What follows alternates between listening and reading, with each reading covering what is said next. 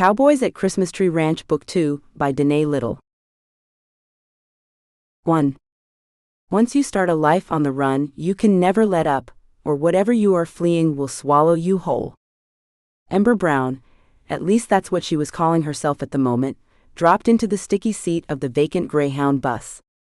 The stale air reeked of unwashed bodies, spilled soda, and she scrunched her nose, not wanting to identify the last stench.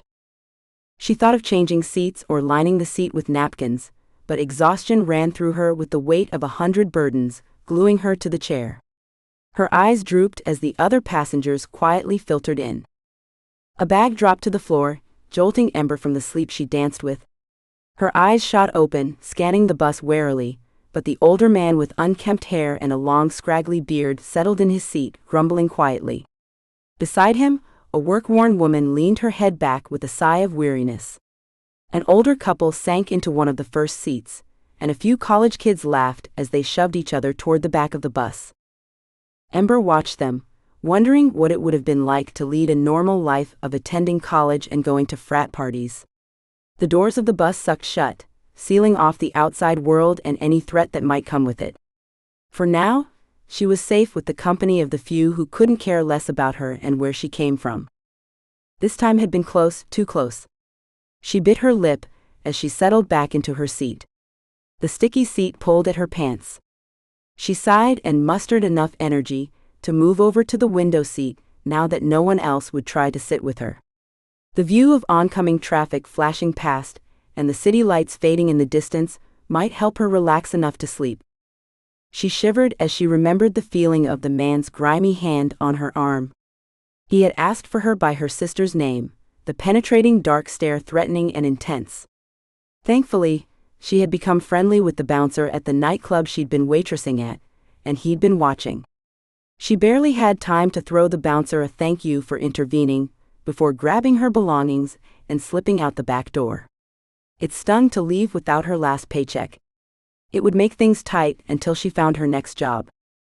Luckily, her roommate had been home when Ember fled there after the incident at the nightclub. Seeing the state of stress Ember was in, as she packed everything she owned into her 2 suitcases, Carrie had come to her aid. Carrie had come from a large country family full of siblings and aunties and cousins, like you wouldn't believe. No matter what state Ember had talked about with her travels, Carrie had a cousin who lived there. A horn blared past the bus, bringing Ember back to the present. She reached down to touch the paper crinkling in her pocket, a sigh of relief that it still was there filling her. These particular cousins lived in a tiny town called Christmas Tree Hill. Just the name of it made Ember smile. The place sounded magical, as if miracles could exist there, and right now she needed a miracle. For a moment she dreamed, convincing herself that as long as she knew it was only a dream, disappointment wouldn't tear her apart. She dreamed of finding a place she could stay forever, live without the fear of having to run at any given moment, and settle down. Maybe she could even fall in love. A sigh that dragged out from the depths of her soul left her as she finally shut her eyes. It was only a dream that she could never have, except in the brief moments she allowed herself hope. The bus came to an abrupt stop, hissing as it settled, waking Ember. The whoosh of the door was followed by the plodding steps of its occupants. Even the college kids barely picked up their feet as they exited. The brisk air of a mountain spring morning filled the bus, gifting those remaining on the bus a few moments of fresh air. The bus driver turned back toward her with a yawn. After stretching, he said, "Your stop is still another couple hours, miss. You want a pit stop before we continue?" "No thanks." Her unused voice cracked, but the driver heard her, answering in a shrug before he stumbled down the steps and out the door. The early dawn light showed a practically abandoned bus depot with tall skyscrapers in the distance, slowly blinking off their lights. Funny, she had always thought a city would be best to get lost in, but so far that hadn't worked. She had left city after city behind, always fleeing to the next location, hoping to keep them from finding her. But was that really what she hoped? Or did she really want them chasing her? She bit her lip, wondering if her next step was the right one. What if she fell off the face of the earth? Would that lead them to look where she didn't want them to? Bouncing her head back against the seat, she tried to push the thoughts from her mind. She was too tired to figure it all out right now. Best to get out of the current predicament first. With space, she would have time to think about the next steps. There was always a next step, and the weight of those decisions nearly made her pass out. The driver pulled himself back into the bus, glancing down the line of seats, then at her. "Looks like you're it." He closed the door and sat in his seat. 2 hours until Christmas Tree Hill. "Do ya mind country music?" "I don't mind," she said as she leaned her seat back once again, letting the crooning love song soothe her back to sleep. The sun woke her as it streamed past the mountains, straight into her window. She yawned and stretched, blinking to make her eyes focus while trying to make sense of the tall evergreen trees. "We're just about there," the bus driver said as he glanced at her in the rearview mirror. Ember only nodded, not feeling up to speaking just yet. She pulled her backpack to her lap and drew out a compact to see how awful she looked. Her red hair needed a good brushing, but nothing could help the circles under her eyes. At least she still had some color on her cheeks and her lips.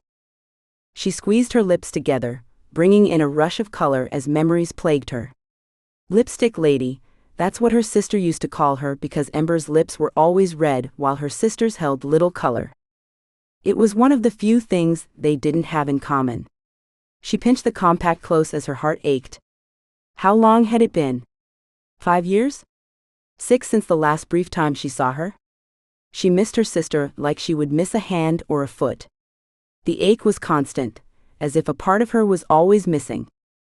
As the bus slowed for a stop sign, Ember tore her thoughts away from her sister and positioned herself so she could pull the crinkled paper from her pocket.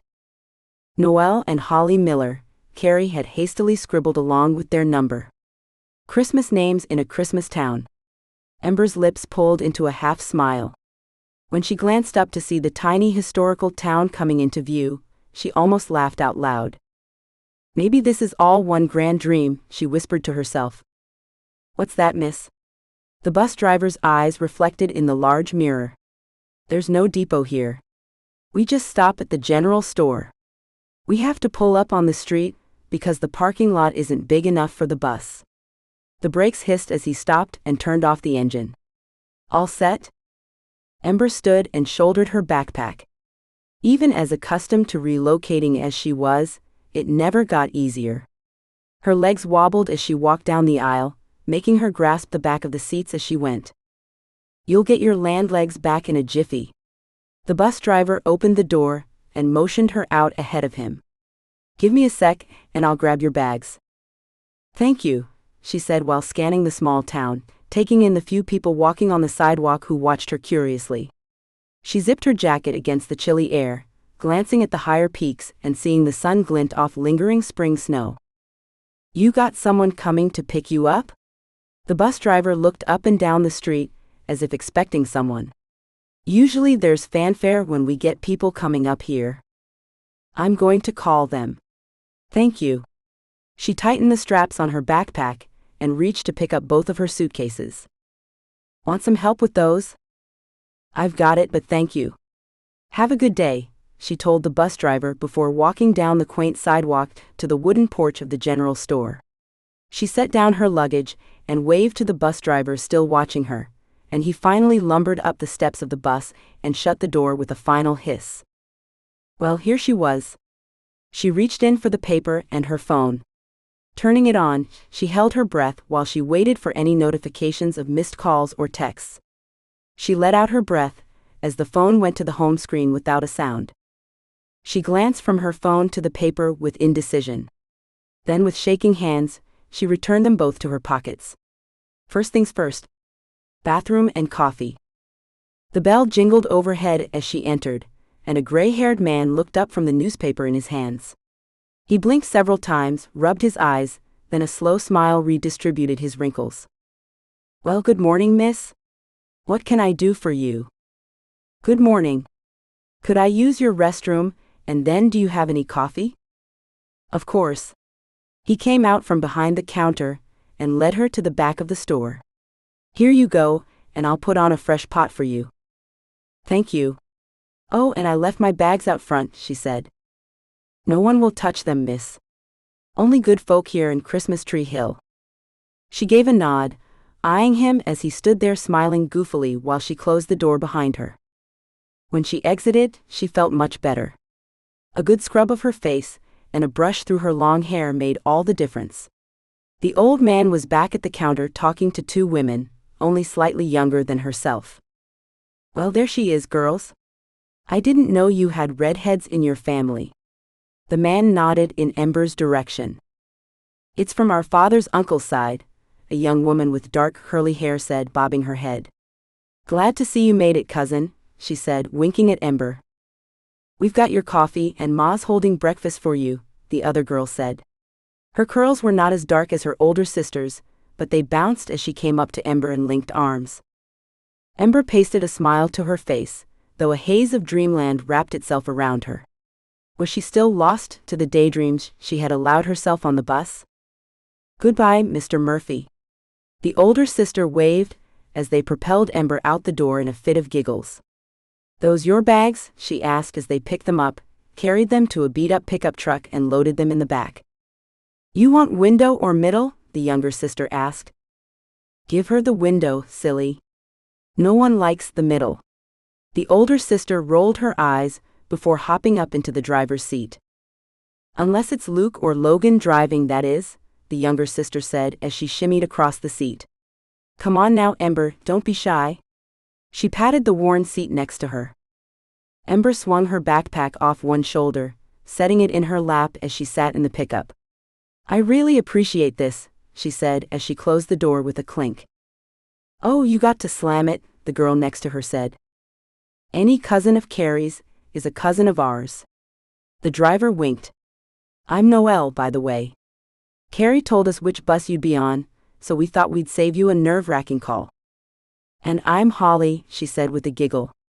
Welcome to Christmas Tree Hill. It's nice to meet you both, Ember said with a grunt as she slammed the door.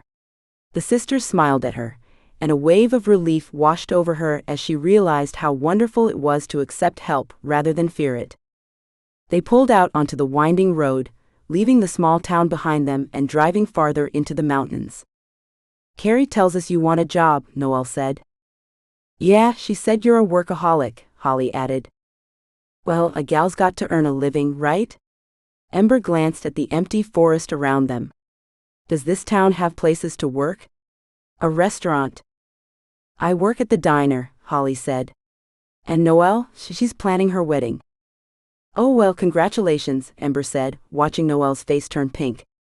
He hasn't even proposed yet, sister, much less made a move at all, she said.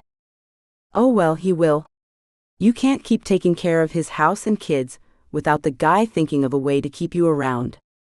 Holly shrugged like it was a known fact. Anyway, Noelle said, clearing her throat. Just so happens that the Christmas Tree Ranch is looking for some help. Tanner and Joy are finally getting married, and they'll be going on their honeymoon soon. Oh, so a temporary position? Ember's heart sank. Well, the Johnsons love the people who work for them like family. So you make yourself easy to like, and I'm sure they'll come up with something to keep you busy if you want to stay. Noelle turned the truck down a dirt road, bouncing Ember off her seat and into Holly, who only giggled. Hold on to the handle there, she said, pointing above the door. It helps. You can stay with us as long as you like, but if you take the job at the ranch, they might offer you living quarters. They're like that. Noelle shrugged. And it's their off-season. Holly shrugged. As far as the town's concerned, you're our cousin. No questions asked. Noelle gave her a serious nod. Thank you, Ember said, gratitude filling her heart. There had been many people who had helped her along the way, but these two had been more open and less curious than most. Maybe it was a sign. Timothy sighed and stretched, his office chair squeaking as he leaned back. His legs bounced with the need to move, and he thrust himself from the chair. The exercise bike in his office was his only reprieve from the hours of sitting behind a desk. In all his teenage years, he never would have pictured himself here, working with his dad in an office, crunching numbers and sweet-talking customers. Yet here he was.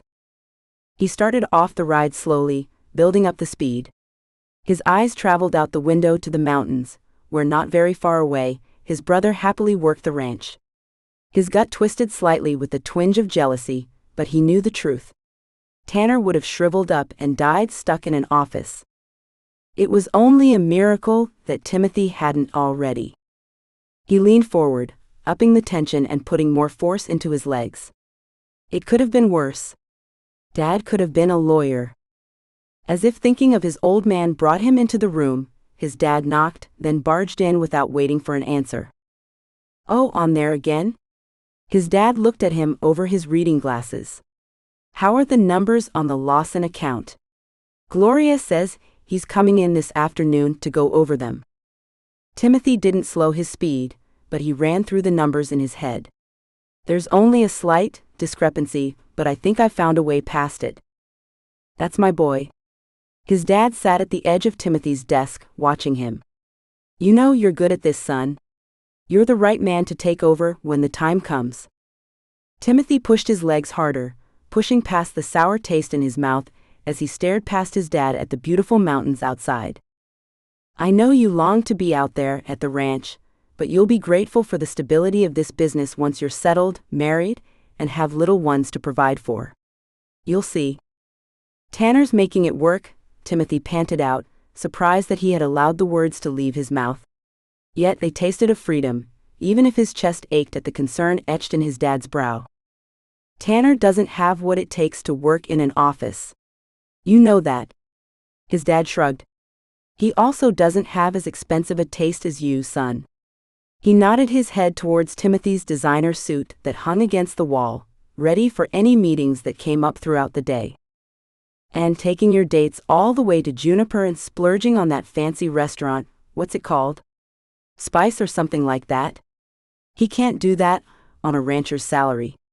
He grabbed a towel off the side table, holding it out to Timothy as he leaned in closer. "Of course, if you settled down with a nice local gal, you wouldn't need to spend that much on wooing the ladies." Timothy slowed his pace as his workout regime ended, and he took the towel from his dad. His stomach sickened that his family saw him as a ladies' man, but he couldn't share what he was doing, not until he knew for sure what would come of it. "Thanks for the advice, Dad," he said after guzzling half a bottle of water. "I think I'll leave the matchmaking up to someone else." "You don't think your pops has any game?" He waggled his eyebrows. "If you did, you used it all up on Mom." Timothy chuckled. "Exactly as it should be. Yeah, she's a winner for sure." His dad scratched his clean-shaven chin. "You know, that Miller gal is pretty sweet." "Which one?" Timothy arched an eyebrow.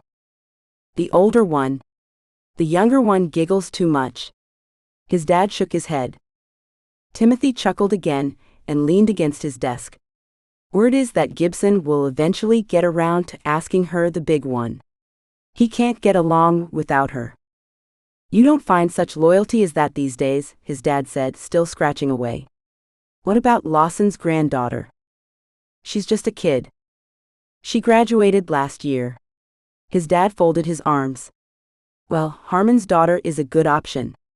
I don't know why you can't see that. They are a prominent family in this town, and she hovers around you like a bee to a flower."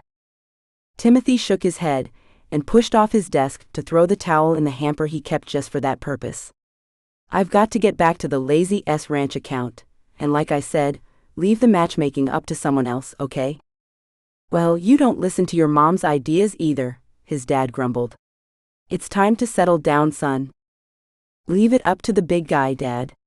I'm sure when he thinks I'm ready, he'll throw the perfect gal in my life where I can't miss her."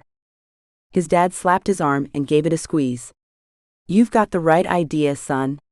When he made it to the door, he turned back. "Oh, I forgot. Tanner asked if you could swing by the ranch after work. He probably needs help with something about the wedding." "Sure, just got to get these last numbers in," Timothy said. He waved as his dad left his office, joking with their secretary, Gloria, as he crossed the reception area to his own office. The ranch. Christmas Tree Ranch. As a kid, he thought it was magical to live in a town named after Christmas. He spent most of his childhood days after school and most weekends at their grandparents' Christmas Tree Ranch. Adulthood had lessened that magic, but being there on the ranch, somehow, he always sensed a note of it lingering. With a satisfying tap of the enter button, Timothy finished balancing the lazy S account. His dad was right about one thing.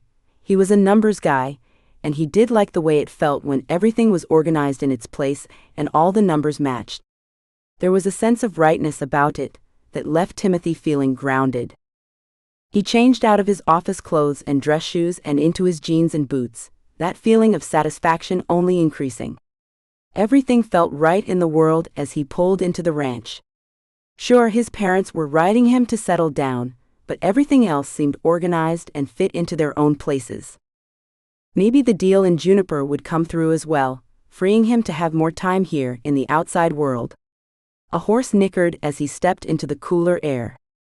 "Hello to you too, Samson." He walked away from the ranch house toward the corral where his horse whinnied and pranced. He pulled out the carrots he had kept from lunch to give to him. "I know, it's been too long, buddy."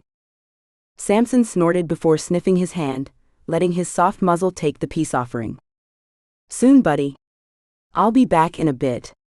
Got to say hi to Grams and Gramps." Timothy gave the horse a pat on the neck, then turned toward the front porch where his grandma stood, wiping her hands on her apron.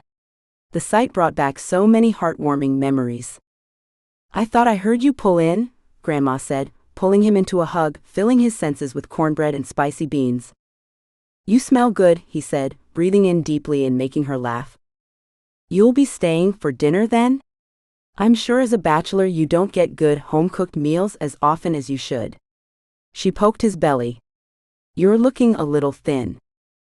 "I won't be after tonight if you have enough, that is." She waved his comment away. "Always."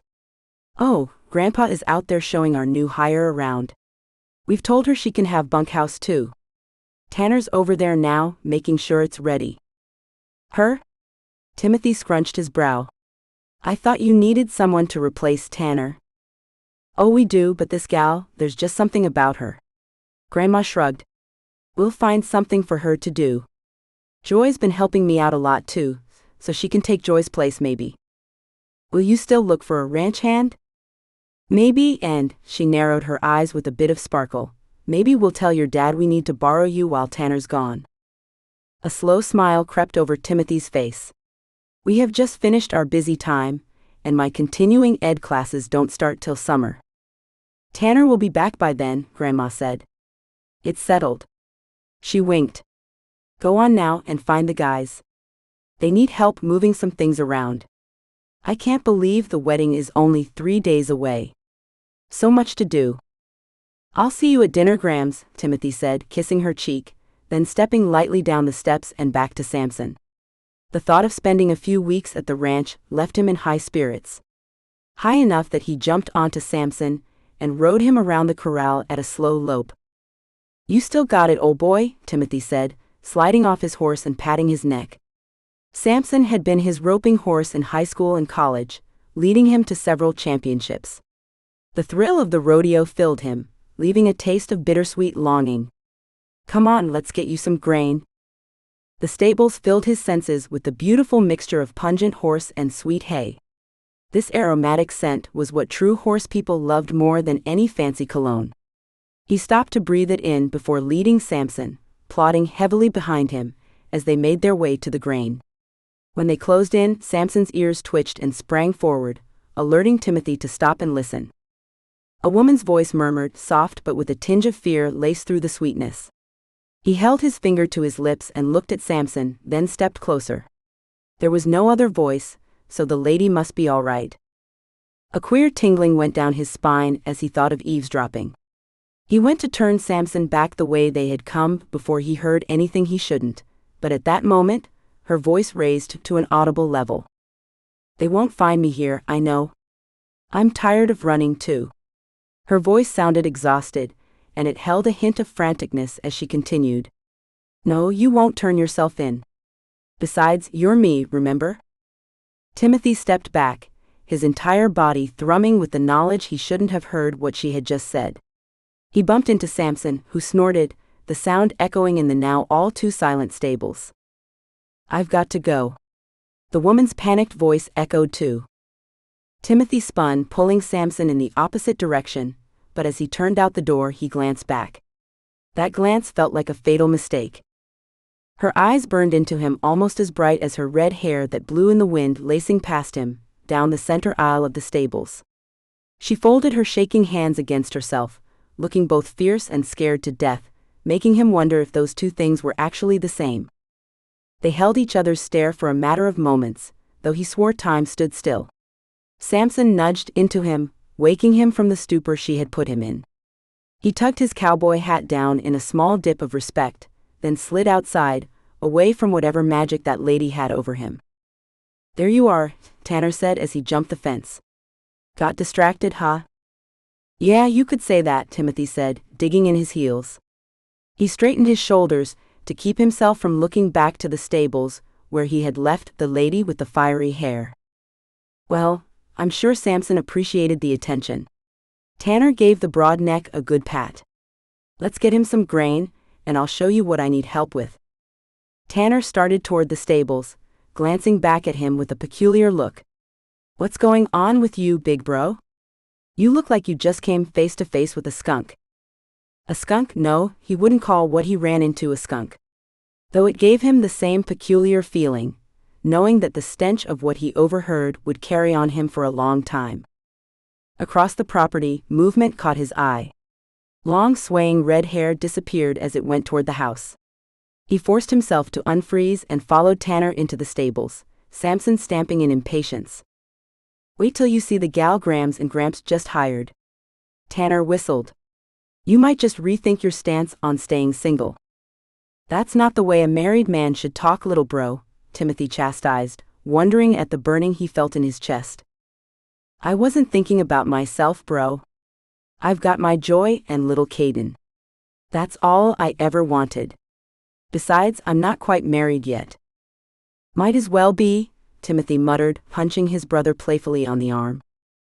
"When you know," Tanner said with a shrug. "Now come on, I need to get this done. She still has 3 days to change her mind." "She's not changing her mind, and you know it." Timothy led Samson into a stall and dumped the container of grain that Tanner handed to him into the feeder. "Good to see ya, boy." "You need to get out here more," Tanner said. "Dad keeps you too busy at the office." "He's doing his best," Timothy said automatically. "You're staying for dinner, right? You've got to meet Ember, the new hire." "Not sure she'll be able to do my chores, but..." Tanner shrugged. "Guess you never know until you try." "Very true," he said absently, but his mind was stuck on the name Ember. What a perfect name for the fiery gal whose stare still burned within him. 2. The adrenaline drained her, but she couldn't get her heart to quiet down since she had seen the cowboy in the stables, the man who she knew overheard her. She had only been at the Christmas tree ranch for half a day, but she already wanted this job desperately. It tore her apart, thinking that she had ruined it with one senseless phone call. She should have just ignored the persistent ringing. "This is the floor mainly for guests," Joy said, drawing Ember back to the present. "How many rooms?" Ember asked, watching the kind gal who led her down the long hallway. "4 on this floor," she said. "And they each have their own bathroom?" Ember asked, peeking into the small but fashionable room hosting a toilet, shower, and sink. "Yes, and a common sitting area here." Joy took a couple of steps out of the room and down the hallway to motion to a small alcove with a TV, a love seat, and a couple of easy chairs. "I know there's a lot to learn, but you'll find your place quickly." "How long have you worked here?" Ember smoothed the crocheted blanket on the back of the love seat, pulling the wrinkles straight. "Oh, years. Tammy and I started actually getting paid way back in junior high." Joy blinked back tears. "Sorry, it's still hard sometimes to remember that she's gone." Ember nodded. "I understand. Grandma had told her all about the family and their granddaughter that they lost last year, leaving little Caden behind. It's nice they have you." Joy dabbed at her eyes. "They are a gift. This family, well, they're just amazing. And you're getting married in a few days to Tanner, right?" Joy sighed, a sound that dripped with happiness. Yes, we're finally doing it. Ah me, a tiny voice called out over a device that Joy carried on her hip. Oh, Caden must have woken from his nap. I'm sorry, I've got to get him. Of course, I'll just snoop around to familiarize myself with the place, Ember said. This floor is for guests, Joy said as she strode back toward the stairs. Come to the kitchen when you're done. Dinner will be ready shortly. I'm told Timmy will be here. She waved before disappearing down the stairs. Timmy, huh? She wondered if that was the cowboy from the stables, the cowboy that held her fate in his hands. He seemed too strong, too solid for a name like Timmy. Would he share his gossip about her at the dinner table? Panic raced through her as she realized too late how trapped she was here. Noelle had dropped her off early that morning. Ember didn't have a way to get back to town other than walking, and she glanced out the window at the steep, mountainous forest settling into dusk. It was beautiful, but she didn't know country like this. There could be bears and mountain lions. A shiver coursed through her. A few deep breaths later, she resolved to face the issue head-on. There wasn't much of a choice, anyway. As she wandered through the halls, she tried to remember her exact words. What story could she come up with as a cover if he dropped the bomb in the middle of dinner? The memory of his eyes holding her gaze broke through her planning. The soft brown eyes were such a contrast to his brother's bright blues, but they held a steadiness that normally she didn't find in a young man. His eyes spoke of loyalty and honesty, and for some reason quelled the sense of anxiety within her, for a moment at least. Voices carried up the stairs. She closed the door to the bedroom she had been walking through as she pushed confidence into her step and held her head high to come down the stairs. Oh, there you are, Grandma said, wiping her hands on her apron. Dinner is ready. She grabbed Ember's arm as she stepped off the last step. You'll get to meet my oldest grandson, at least the oldest of the locals. Ember pushed a smile to her face, secretly loving the feeling of Grandma's warm hand patting her arm. When they entered the dining room, she had promised herself she would not shy away from meeting the cowboy's eyes. It took all of her resolve, but as Grandma introduced them, she held his unnervingly calm gaze with a force that left her almost breathless. Timothy, this is Ember, our new hire. Grandma patted Ember's arm, leading her to the seat directly across from Timothy. Timothy is Tanner's older brother. He works with their father at Johnson's accounting firm. Did you see it when you came into town? I must have missed it, she said finally, once she realized everyone waited, watching her for an answer. It's nice to meet you, she said politely as she sat, refusing to let go of his gaze, despite the heat traveling up her neck and across her chest. She would not give him the satisfaction of making her cower to the cards he held. It's a pleasure to meet you, Ember.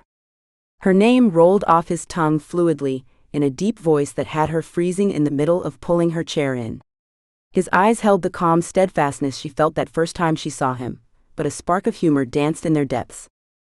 Was he playing games with her? Toying with her, wondering how far he could take the play until she caved?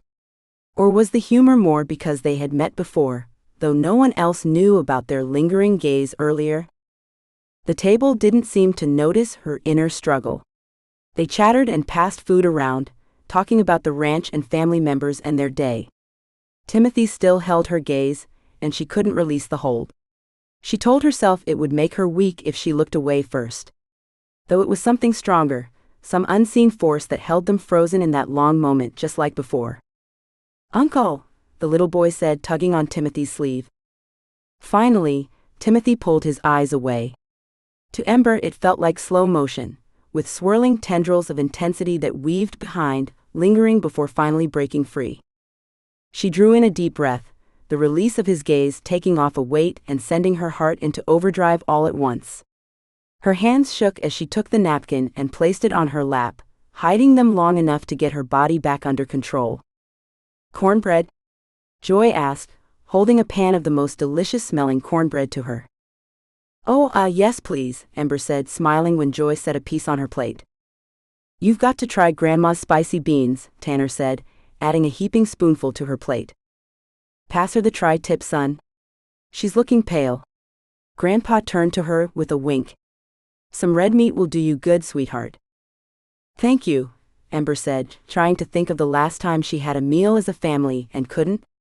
She blinked rapidly, taking up her glass of water to hide her face, even if only momentarily. So what brings you to Christmas Tree Hill? Timothy asked as the conversation calmed down as people ate. Ember had just taken a bite of the mouth-watering tri-tip and covered her mouth apologetically, thankful for the time to think of an answer. She's one of Noel's cousins, Joy answered for her. The famous Miller cousins, Tanner said with a laugh. I swear they have one in every state. Which one did you come from? Timothy asked, his gaze just as probing as before. Ember swallowed, the food catching in her throat. She took another drink of water, aware of everyone's eyes on her. All over, really? She shrugged. I liked traveling. The rest of the table murmured happily about traveling, but Timothy, still staring at her with his penetrating gaze, asked, Liked? Ember's lips parted as she realized what she had said, not realizing the truth in those words until that moment. The murmuring died down, as everyone politely waited to hear her response. I'm thinking it might be time to. She tore her eyes from his to stare at her heaping plate of food, put down roots. Well, Christmas Tree Hill is a great place to do that, Grandpa said. Isn't that so, Timothy? He slapped his grandson's shoulder. It's a good town. He said the words slowly, drawing her eyes back to his. A safe town. Ember swallowed. The air between them was thick with something she couldn't name. Was it forewarning or fate? Whatever it was, she knew his word choice was direct and intentional. But was he telling her she was safe, or that he didn't want her kind of trouble messing with his family? Oops, sorry, Joy said as she bumped elbows with her. Ember tore her eyes away again, smiling at Joy. No worries. You know, Joy whispered, Timmy is right. This town is safe. We don't get many transplants, as the locals call us, but the ones that stick around turn into family. The glow of love that filled the woman's cheeks shined with pure beauty. For a moment, Ember allowed herself to long for such a love, such a belonging. What she had said was true. She had grown tired of traveling and wanted to put down roots if she could disappear. But if she disappeared, what would happen to her sister? A shiver ran down her spine. You cold, sweetheart? Grandpa asked. You'll get used to the chill of the mountains. Our bodies are pretty great at adapting. He turned to Joy.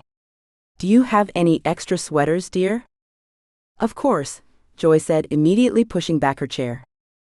Oh no, I'm okay really.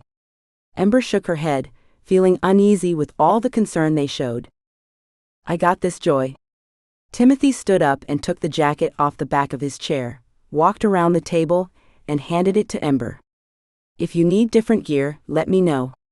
I'll take you down into Juniper. They have a better selection than here in town. He placed the jacket on Ember's shoulders and returned to his seat. Don't be silly. Grandma waved his statement away. Cooper's feed store will have everything she needs. I'm sure Logan can help her get outfitted. There's no fashion show up here. Ember's head swam between the attention and Timothy's warm jacket smelling of horse leather and him. She felt lightheaded and lost in a world that she didn't belong in.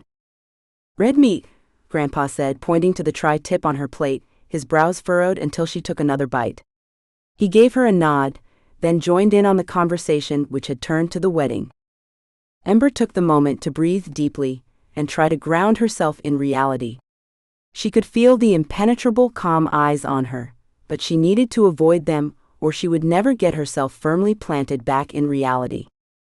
Such as the reality that the man staring at her had all the knowledge to take this idealistic moment away from her, or give her the key to live the dream. She finally met his eyes, wondering which it would be. Timothy paced the small living room in his house in town, trying to tear his mind off the thoughts of the fiery redhead and decide what to do about her. Throughout dinner, he couldn't take his eyes off her. He knew it was rude, and it would start the family talking. There was no choice, it just was.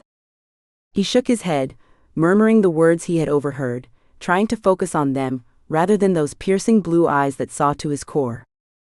Who had she been talking to? The firm words repeated in his mind, "Remember, you're me." Sister then had to be female, and someone that could pass as her. He tried to think of two women as striking as Ember, and his focus became lost again. A reflection from the light as he passed flickered off his computer screen. He moved towards it without thought and opened a browser window. In the search bar he typed Ember, then paused. He pulled out his phone and texted, "Hey bro, what's Ember's last name?" As soon as he hit send, he realized his mistake. Tanner would never let him hear the end of this, and the entire family would know by tomorrow at lunch that he had been asking about Ember. Hey, what did I tell ya, big bro? She's quite something, huh? Timothy ran a hand through his hat-head hair, taking a moment to pull off his boots before responding. Can't a guy just be curious? The phone dinged a moment later. About a woman like Ember? No, I don't think so. Timothy blew out a breath. Maybe he should just embrace it. Let the family talk. Then maybe they'd get off his back about settling down. He settled on texting, "Cut a man some slack, little bro." It took longer for the response to come in, but it finally did. Joy told me to give you a break. Brown. Her last name is Brown. Oh great. If Joy knows, the entire family might know before lights out tonight. He typed in Brown after Ember's name in the search bar, only responding once the page loaded. Thanks. No prob. Just don't play her. Grams and Gramps really like her, and Joy does too. Timothy rolled his eyes. Only they would get attached to some stranger like a stray puppy in one day. But the dig at playing hit him hard. Not who I am. He hit send before he backed out of the message and pushed his phone away. A few Ember Brown profiles came up in his search, but none of them with flaming hair or striking blue eyes. He dug a little deeper, but found no person of her description anywhere, not even a driver's license. Timothy pushed back in his seat, threading his fingers through his dark coppery hair. He didn't know how old Ember was, but she couldn't be more than late 20s, and that would be stretching it. How did a person get that far in life without a single record of their existence? Well, she would have to have a birth certificate somewhere, but those were harder to find, especially if you didn't know what county she was born in. Her words continued to replay in his mind, unless she was using an alias. He shook his head, feeling so alone all of a sudden. He scanned the floor, looking for his dog as he had frequently over the last several months. Poor old Blue, he sighed. Maybe his sister, Tilly, was right. Maybe he should get another dog. Exhaustion wore on him, making his vision blur and his eyes feel grainy. Too much time in front of screens. He rubbed his eyes and moved his body enough to shift it to the couch. Images of a certain redhead kept dancing in his mind until finally, the escape of sleep called him. Sometime in the middle of the night, he had dragged himself down the hall into bed. The filtered light through his bedroom window brought him to his senses. He had lived in town as a child, but summers spent at the ranch had ingrained in him a need to wake up with the sun. Without thought, he swung his legs out of bed to splash cold water on his face. Each morning, he followed the same routine. He would stumble to the bathroom, then cross the hall to the extra bedroom where his workout system awaited. After exercising until sweat streamed down his body, he would shower, eat, and head off to the office. 2 more days of the work week. Though these next 2 days would be short, as he needed to spend his afternoons at the ranch preparing for his little brother's wedding. He walked into the office, his mind fully wrapped around the wedding. He absently told their secretary, Gloria, "Good morning," and entered his office. A moment later, a knock on the door pulled him out of planning how to level the grounds at the ranch without ruining the new sod they had put in. Yes? He glanced at the door. I don't think you heard me, Mr. Johnson. Timothy, he said for the 100th time since she started working for them a few months back. Of course. A slight blush filled her cheeks. Your dad asked you to go to his office when you arrived.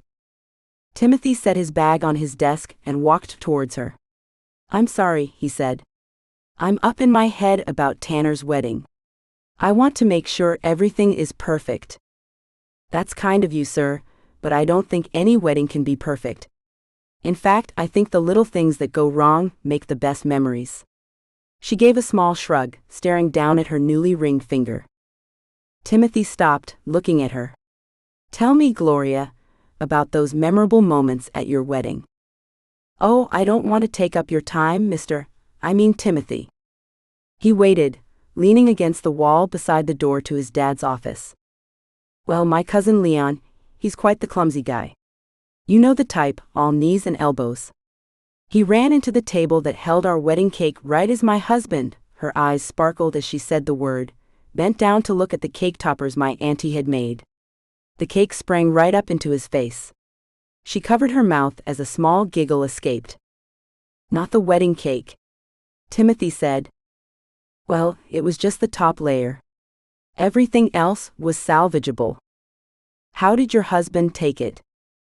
Well, I tried to stop giggling, but I couldn't, so he grabbed a handful of the icing and spread it on my face. She burst out with a full-blown laugh. It was a mess, but no one will forget that moment.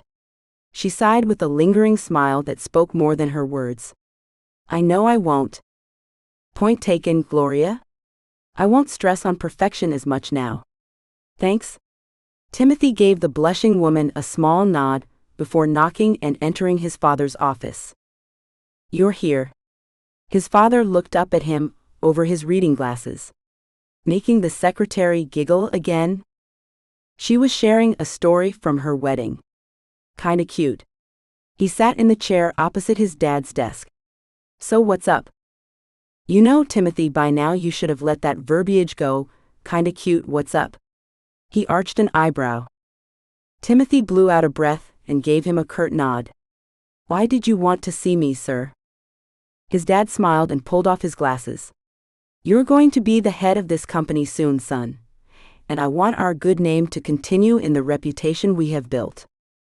Of course, Dad. Is that what this is all about? His dad stared at him over steepled fingers for a moment. I've heard that my parents have hired a temporary female replacement for Tanner? Timothy squeezed the armrests of his chair, preparing for the 20 questions and urging him to settle down. Yes, sir. You met her. Do you feel she's up to the heavy hauling? Timothy gave a quick shake of his head. She's a slight lady, but who knows what kind of toughness lives under that slender body. His dad raised his eyebrows, a little gleam in his eyes flashing for a brief second. They're asking if I can spare you for the 2 weeks Tanner will be gone. Timothy nodded. I'm wrapping up the Gibson accounts now. That only leaves 2 that I have on my to-do list. I know our busy time has ended, but there are always things to do. Well, maybe the time in the fresh air will rejuvenate me after the hectic last few months, and I'll be raring to go when I'm back in the office. Timothy pushed forth a convincing smile. His dad didn't, but he gave a slight nod.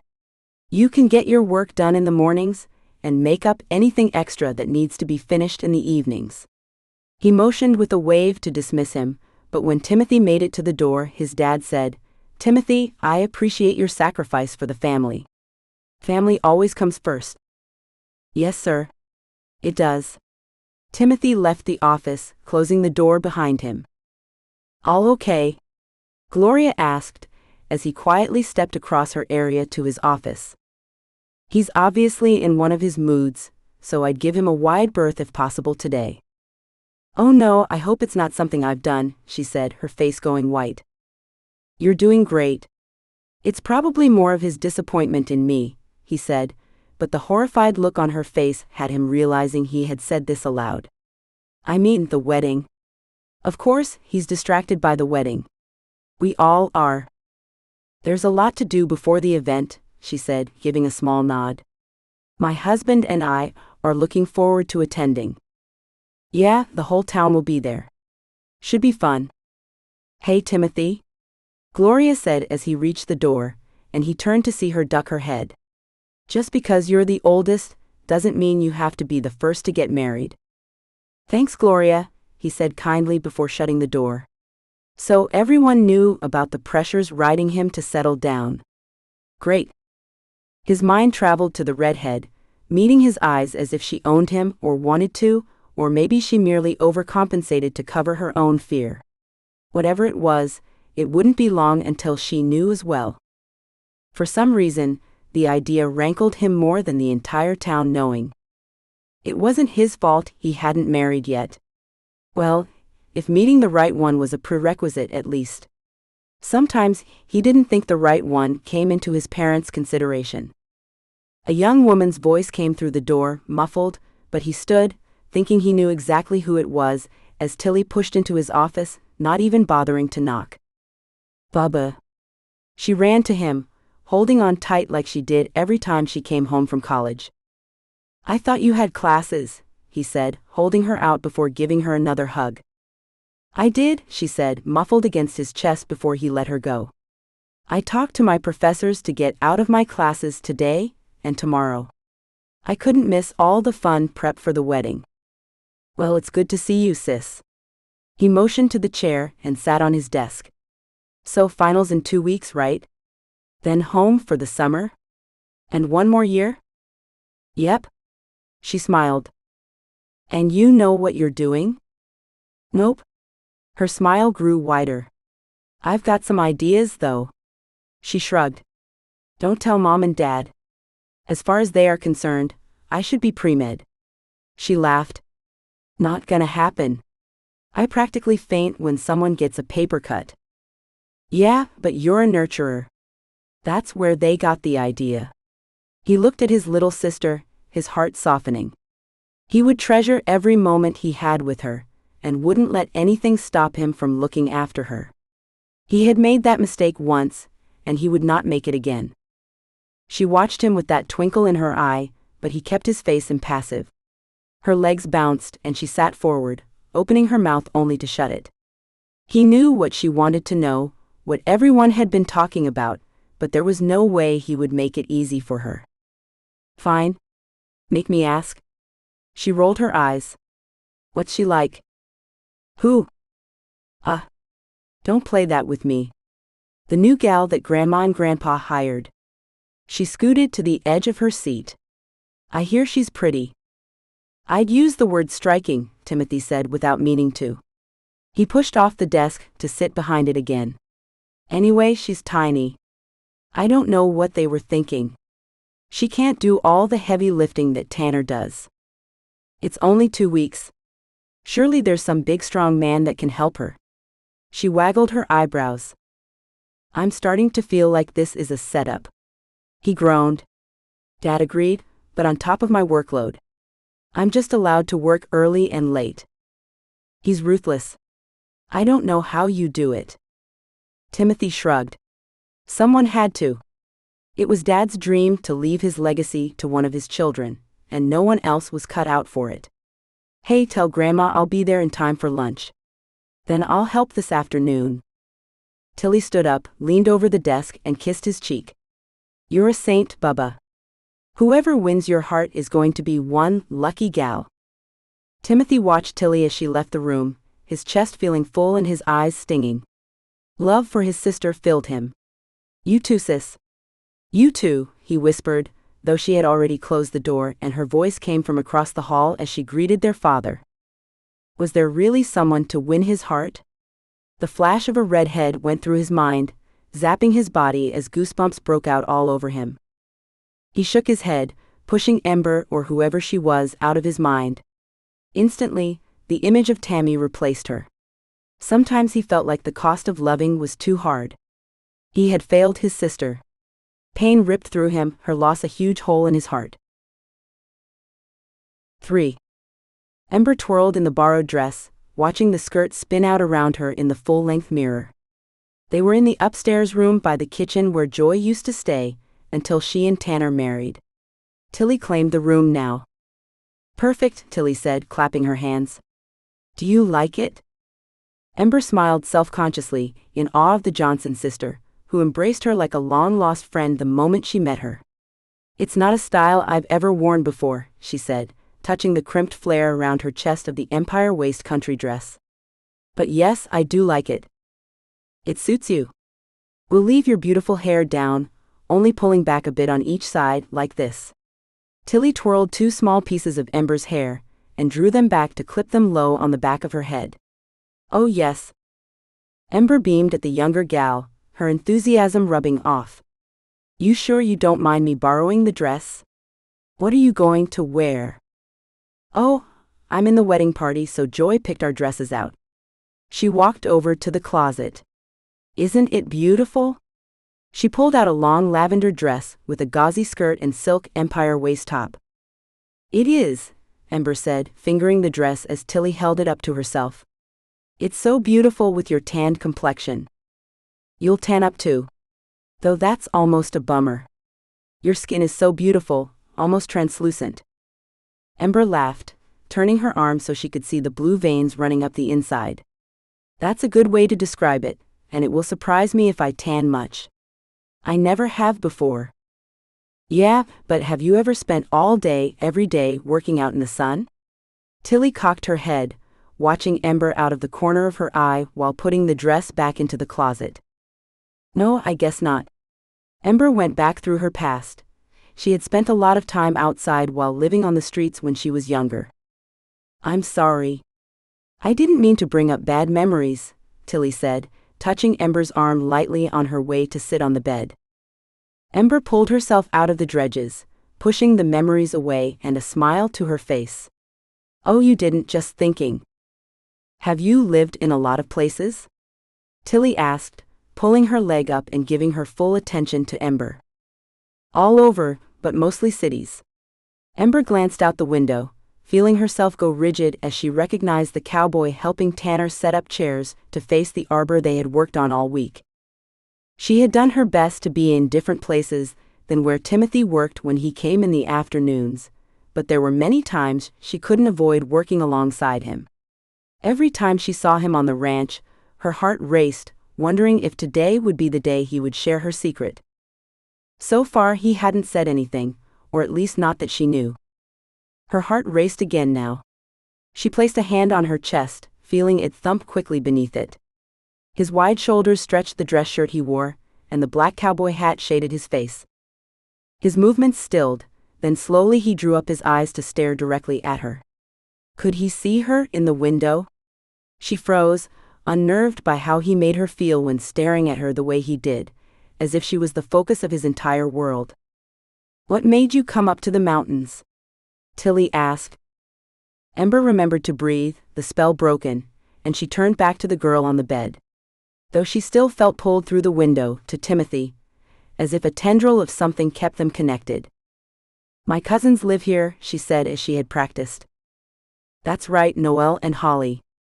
Tilly nodded. Noelle and I graduated high school together. They're coming today, aren't they? Oh yeah. Ember checked her makeup in the mirror before sitting in the easy chair in the corner of the room. From what I hear, the whole town is coming. Pretty much, Tilly said, her eyes straying in thought. Ember let her have her privacy. She could see that Tilly had a lot on her mind, even more than the wedding. Just as she did. When Tilly came back to the present, she smiled, a small blush on her cheeks. Sorry, coming home is always kind of like a high school reunion. You never know who you'll run into, but it's always someone, and today there will be a lot of someones.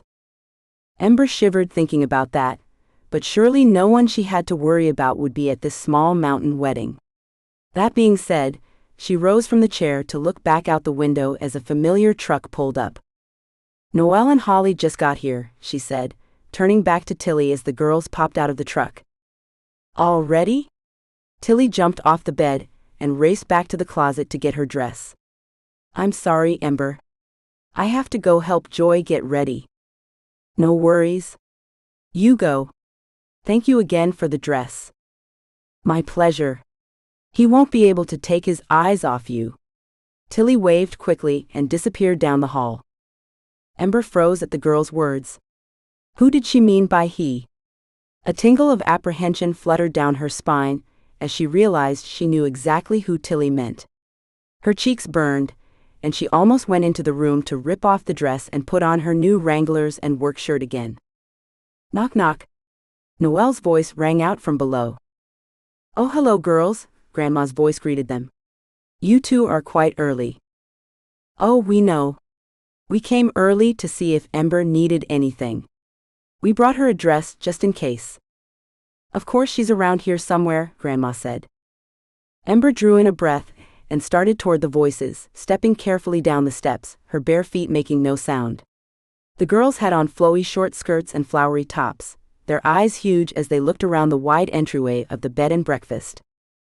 "There she is," Holly said, pointing up at Ember. "Well, I guess she didn't need that dress after all."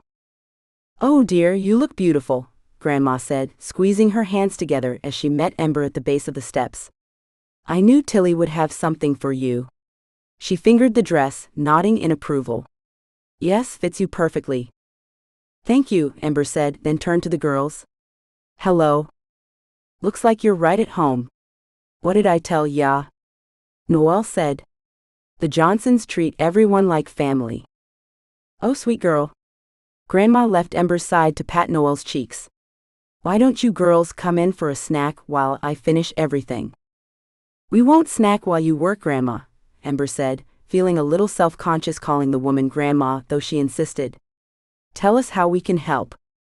They spent the next 2 hours helping in the kitchen until it was time for everyone to convene at the wedding. Even then, Ember tried to come up with more to do. She would be so much happier staying behind the scenes to work in the kitchen rather than mingle with everyone. "No you don't, cuz," Holly said, grabbing her arm. "There are too many hotties out there to swoon on for you to hide away in here." They dragged her out and found seats near the back. Once settled, she drew in discreet deep breaths, trying to ignore all the curious stares from the townsfolk. Tanner looked handsome and a little nervous, standing under the arbor waiting for his bride. He talked to the cowboy beside him, a man she hadn't met yet. They turned to the 3 others next to them, Tanner's younger brothers, and in the middle, solid and smiling, stood Timothy. Ember dropped her gaze immediately, but that pull had her looking back up under her lashes. He seemed so at ease, so confident, and a part of her yearned for that. Had she ever felt confident? Sure, she pretended, but actually felt it. Then she narrowed her eyes, squinting at Timothy. Was he pretending? His eyes met hers, holding steady until the music began, and all eyes turned to the wedding party. When Tilly came down the aisle, her cheeks blushed prettily as she focused down the walkway toward her brother, or was it her brother she watched? A suspicion grew within Ember as she watched the best man and Tilly stare at each other, making a small smile curl her lips. When everyone stood to watch Joy come down the aisle, all other thoughts stopped. "That's what every bride should look like," Holly swooned next to her. "And look at Tanner. He waited so long for this to happen." "They are both beaming," Noelle whispered. Ember had to agree. She had never seen a couple more in love, and that little boy of theirs, Caden, was the most precious little guy alive. Caden clung to Tanner's pants, staring at his ah-me as she floated down the aisle. The ceremony breezed by, making Ember's eyes sting and blur several times. When the cheers broke out at the first kiss, she blinked rapidly, feeling as if she had just awoke from a trance. Tanner and Joy walked by with Caden, all 3 glowing with love. Then the best man walked the wedding party out. As the wedding broke up, a commotion drew her attention to where Timothy was jostling with his younger brothers. As they stilled, their eyes swept the crowd, seeming to land on her and the other gals joining Noelle and Holly.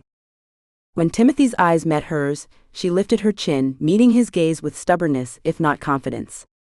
Not only did the man hold her future in his hands, he drew her like a fly to honey, and that infuriated her.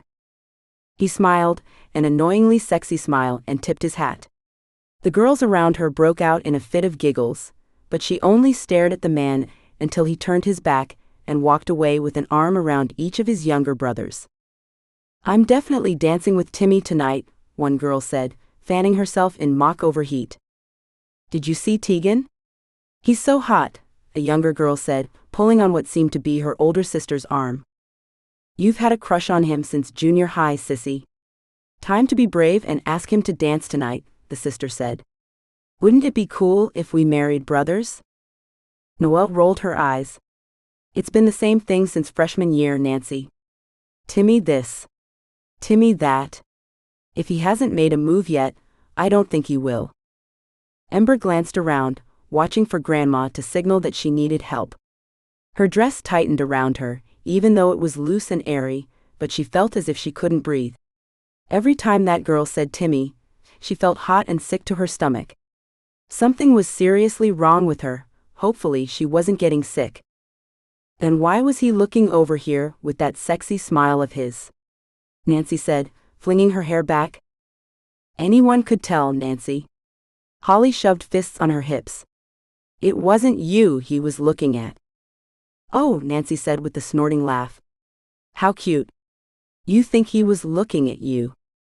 Nope, Holly said, a wicked grin pulling her lips. He was looking at our cousin. You'll see. He'll claim her tonight once the dancing starts. Ember felt as if someone hit her in the chest with a bowling ball. Her vision dimmed and heat enveloped her. The girls continued their banter, but she couldn't make out the words and didn't want to. All she could feel was what it would be like to have those confident, steady arms around her, and how much it terrified her at the same time. Someone calling her name slowly pulled her out of the haze, the voice sounding far away, until at last she returned to her senses as Noelle took her arm. You okay, Ember? Come on. I'm sure Grandma needs our help. The whispers continued behind them, and Noelle chatted beside her, but Ember lived in the nightmare of what would happen if Timothy did ask her to dance. She would just have to stay busy and feign sickness. She couldn't find out what would happen. Timothy increased the distance between him and Nancy as he glided them across the dance floor. The gal kept nuzzling into him, making him increasingly uncomfortable, but any glances he sent his brothers for help only had them covering their mouths and snickering. The last few notes of the song came on like a foghorn of hope that he desperately clung to. The moment it ended, he stepped back from Nancy with a slight bow. Thank you for the dance, he said, then spun on his heel. Oh, but this next song is one of my favorites. Don't you just love Shania? She's way better than all the new singers. Don't you think? Just one more? Nancy skirted in front of him, her lower lip sticking out in an annoying pout. She had been after him for as long as he knew about the birds and the bees, and he'd been fighting her off the entire time. He had hoped by now she would have tied the knot with someone. Scanning the crowd over the top of her head, he still didn't see the one lady he had hoped to dance with. No, hope wasn't the right word. It was more like an innate need that made him seek her out with a one-sided focus that was beyond anything he understood. He hadn't been joking when he told his brothers when a girl looked like that at you, you should run, but he couldn't. There was no getting away from her. I'm sorry, Nancy. I need to get something to drink. Maybe later, he said, giving her one of his work smiles. Oh well, I'm thirsty too. The punch your grandma made is to die for, isn't it? I'll go get some for both of us. She patted his arm, letting her fingers trail off, and he gritted his teeth to keep from shaking off the repulsive sensation of her touch. The moment she turned her back, he stepped out of the dancing area and fled. His stomach growled as he strode past the kitchen window, his decision made. He stepped into the house, shutting the door behind him and leaning against it. A soft gasp told him he wasn't alone. He looked toward the kitchen where Ember stood frozen, a hand on her chest. You scared me, she said, gulping in air. And you're a sight for sore eyes. Timothy pushed off the door. She cocked her head. You came in like a bear was chasing you. Worse, he said, a slow, natural smile coming to his lips. A mountain lion? Ember's eyes widened and she stepped back. Timothy tried to stop the laugh from escaping, but he failed miserably. Ember rewarded him with narrowed eyes. I'm sorry, he said between laughs, holding up his hand. I sometimes forget that you're city. She crossed her arms, and he couldn't help but think how cute she was when she was mad, but he knew better than to say that out loud. He took her hand, pulling her behind him into the kitchen and turning the lights off as he did. What are you doing? Her question came out as a terrified breath. Shush, don't worry. I just don't want her to see us. He grabbed a piece of bread from the bread box, then pulled her to the kitchen window, which overlooked the dance area. Who? Ember asked, watching him suspiciously. See that gal with 2 cups looking around? He bit the bread, filling his rumbling stomach. Ah, she said as if she understood completely, and she stepped back to lean against the counter and looked at him. You've been dancing with her most of the night. You've been watching? He narrowed his eyes. From here. She shrugged. It's not like I'm spying. I've just been doing the dishes, so your grandma doesn't have to. The window is right there. So you entertained yourself by watching me go through a horror show. He crossed his arms. I wouldn't call it horror, there's no blood. Besides, no one can tell that you weren't enjoying yourself, especially that poor lady out there looking lost and hurt. She glanced over her shoulder at the window. Ouch, Timothy said, dropping his arms. You know, she pushed off the counter, if you aren't interested, you should tell her. Better she has a broken heart that can heal than being led on by false hope for another decade. False hope? Another decade? Then it hit him. How? Girls talk. She shrugged again, glancing around the dark but clean kitchen. I'll help with the rest of the cleanup in the morning. You don't think Grandma will stay up to do it tonight, do you? No, I'll make sure of it, but you're not going back to your bunk. He paused his step, wondering what had come over him, and the look on Ember's face showed she wondered the same thing. I mean, you owe me a dance. I owe you a dance? She crossed her arms again. Since when? Since you sat here and watched me in my misery, without coming to my aid. He smiled his most endearing smile. Please? I don't think that accounts for me owing you anything. Yet there was a cautious note to her voice, sparking his memory, reminding him he held something over her. You said it would be best for her to know, right? I can't, I have tried for years, she doesn't understand and I don't want to be harsh about it. He watched her face, hoping this would be enough. There was no way he would use what he overheard as leverage for a dance. Trust is built in different ways, not by force. So you want to make her jealous? Her brow scrunched together. Not jealous, but maybe if she sees us dancing she might think that, I don't know. He shrugged. That your interests lie elsewhere? Ember arched a single red eyebrow. Why is it so hard to be honest? I don't know, you tell me, he said, folding his arms. He knew she goaded him, but this had been a hard subject for him for years, and she had no right to judge when she was obviously living a much deeper lie. Her perfect red lips parted in an O and her eyes widened. She stepped back until the counter stopped her. I'm sorry. I didn't mean. Timothy rubbed a hand through his hair. You know, when people expect things from you, it's hard to let them down. I don't like hurting anyone, not even for the truth. Ember shook her head and lowered her eyes. No. You're right. I'm in no place to judge. Her shoulders raised in an enormous sigh. She straightened and met his eyes in that same stubborn way they did that first night at dinner. Come on. Really? You're sure? Timothy asked, following her out of the kitchen.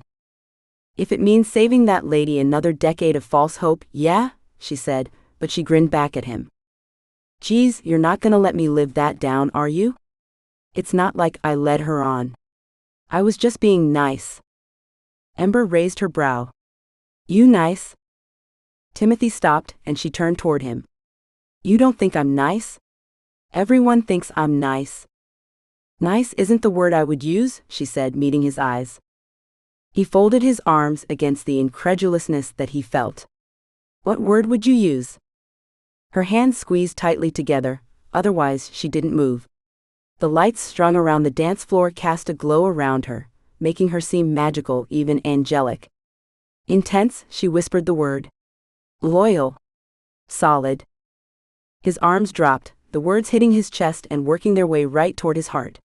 Her eyes slightly widened as if she had surprised herself, but she lifted her chin, holding his gaze as if challenging him to deny the truth that she had spoken. He stepped toward her, the desire to pull her into his arms overwhelming and urgent. She trembled when he reached out and wrapped his fingers around hers. Ember Brown, you are an anomaly. She opened her mouth to respond, but no sound came out, so with his fingers still intertwined with hers, he led her past the crowds and onto the dance floor right as a slow country love song played. The music felt as if it strummed his heart, reverberating the unfamiliar wonder he had thrumming through him. Ember fit into his arms perfectly. He rested the slender hand he had been holding on his chest, feeling it tremble as he held it there. He slid his hand off hers, grasping her waist and bringing her closer to him. Her gaze stayed focused on him, as if she sucked the strength from him. For every moment she stayed in his arms, weakness prevailed. Maybe it wasn't weakness, but a vulnerability that he never felt before, as if his soul was bared for all to see. He felt eyes on them, the heaviness of the attention of everyone around them. It only added to the intensity of the moment. Lifting one hand, he brushed back a long tendril of red hair, letting his thumb caress her cheek. The music switched to a fast-paced song, but they continued their swaying, and he realized she was as lost as he was. Nothing else mattered. Standing in her gaze, time no longer existed. At least not until a deep throat clearing had him blinking and coming back into his tingling body. Son? The DJ is packing up his equipment, and the guests are leaving. His dad stared at him with an expression half filled with humor, and half with speculation and curiosity. Oh! Timothy cleared his throat, glancing at Ember, whose cheeks flamed red while her eyes remained downcast. Well, what can I do to help? His dad slapped him on the back. See the lady gets to her bunk safely, then you can help me gather anything the critters will get into tonight. We'll do the rest tomorrow. Yes, sir, Timothy said, taking Ember's hand and hooking it into his elbow. I should help, Ember said, her voice soft and wavery. No, my dear. His father smiled down at her. You have done more than your share of work today. My mother is very grateful for your help. He turned to Timothy. Don't dawdle. They walked into the dark in silence, as the lights slowly faded behind them. She stepped closer as they traveled beyond the stables, into the darkness, to the row of bunks that lined the area, 10 tiny studio cabins his grandparents used for employees and to rent out to guests. What critters did your dad mean? Ember asked, holding his arm tighter. Mostly raccoons, foxes, mice. The little night animals. She relaxed slightly. I was afraid he meant bears. Or mountain lions, he asked, enjoying teasing her. She smacked him lightly. Don't make fun. They are valid concerns, but nothing's going to get you here. You're safe. He covered her hand on his arm with his. Do you think it worked? She asked as they came to the only cabin with its light on. What worked? She narrowed her eyes. Oh, Nancy, he said, feeling his rueful smile change to chagrin as he shrugged. I lost track of her. She cocked her head as if trying to read past his words and glean his innermost thoughts. He reached up, tracing a gentle thumb along her jawline. You should probably get back to your dad, she said, but her body remained frozen. Thank you for dancing with me. He locked his gaze with hers in that way that made time stand still. I'm sorry I took up the rest of your time. I'm sure there were others who wanted a chance. She bit her lip. No one that mattered, he said. I was right where I wanted to be. She ducked her head, breaking their gaze. Good night, Timothy. He stepped back, leaving her on the small porch alone, his body fighting him every step of the way. Good night, Ember. He watched until she slipped into her cabin and locked the door behind her. City girl, he murmured, but his happiness only grew as he walked back to help with taking things down. 4. Ember wiped her tears and crawled out of bed. The dawn glow slowly brightened. Knowing the Johnsons started work early, she had to get moving. She let the warm water of the shower soothe her while she composed her mind. As she dressed, she put on her outward shell as well. She had allowed herself to fall asleep in the warmth of Timothy's attention. Her lips had tingled as if he had actually leaned in and kissed her, but now, in the morning's light, she was glad he hadn't. As she woke up, reality hit her hard, making her feel as if she had been run over by a Mack truck. She couldn't allow herself the fantasy of Timothy. It could put her life and his in jeopardy. That realization broke her heart more than any trouble life had handed her before, and that scared her. By the time she stepped outside the cute cabin that she had fallen in love with, she feared the best thing for her would be to leave Christmas Tree Ranch. She couldn't see Timothy as often as he was here, and not slip up in a way that let her feelings show, like allow him to kiss her. If she allowed her feelings to guide her, it could put them both in danger. She knocked on the ranch house's door before opening it, greeted by the delicious smell of bacon and pancakes and the sound of laughter. Her heart ached with the idea of leaving. Her knees went weak, and she didn't know if she had the strength to walk away from this dream. "Good morning, Auntie Ember." Caden ran to her from the long hallway that came from Tanner and Joy's section of the house. Ember sucked in a breath, but composed herself to squat down to the little boy. "Good morning to you, Caden. Did you have fun last night?" "Oh yes. Wasn't the dancing fun?" Caden boogied beside her. Even as cute as he was, she couldn't help remembering how being in Timothy's arms had made the world disappear. "Why you look so serious?" Ember blinked down at the little boy, still unable to shake the feeling of Timothy's arms around her. "Oh, I didn't realize me looked like that when I met Daddy." "That same serious?" He scrunched his eyes together and thinned his lips. Ember laughed. "Did I really look like that?" "Yes, you did. Just like me, but she happy now. When she looks at Daddy, her smile gets really big." He showed her an example of an exaggerated grin. "Maybe you need someone like Daddy." The blood drained from her face, leaving it tingling. Joy came down the hallway, politely clearing her throat and smiling down at her son. "Give Auntie Ember a hug, and then get on to breakfast. We have to leave soon." Caden jumped up and down, clapping his hands. "We're going on a long drive to see the ocean." "I never seen the ocean." "Will I see a whale, me? Or a shark?" "Oh, I certainly hope you don't see them close up," Ember said. "Maybe at the aquarium, sweetie. We won't go deep enough to see them in the ocean itself." "I want to swim with them." He air swam all the way to the kitchen. "He's adorable," Ember said, smiling after him. "He's something special, that's for sure." Joy sighed. "He's brought miracles to my life in so many ways." "I hear having children can do that," Ember said. "Well, I may not have been the one to birth him, but in many ways, it makes him even more special because he's a part of Tammy that's still here." Joy's eyes misted. "I'm sorry." She fanned her face to dry her tears. "I guess I'm still emotional from yesterday. It was a beautiful wedding." "I'm sure Tammy thought so too," Ember said, squeezing Joy's arm. "And your parents," Ember added quietly. She had heard nothing about Joy's parents, so when Grandpa walked her down the aisle and no parents showed up, she assumed that Joy was a kindred spirit. "Oh, my parents aren't actually, they're still alive, they're just absent." Joy shrugged. "I didn't mean to bring up, I just thought." Ember bit her lip before she blubbered more. "It's okay. The Johnsons pretty much raised me. It's nothing new." Joy searched her eyes. "But I heard a touch of understanding when you said it." "Ember, are your parents gone?" Ember blinked her eyes, feeling quite ridiculous. "Yeah, but it's been a long time." She swallowed.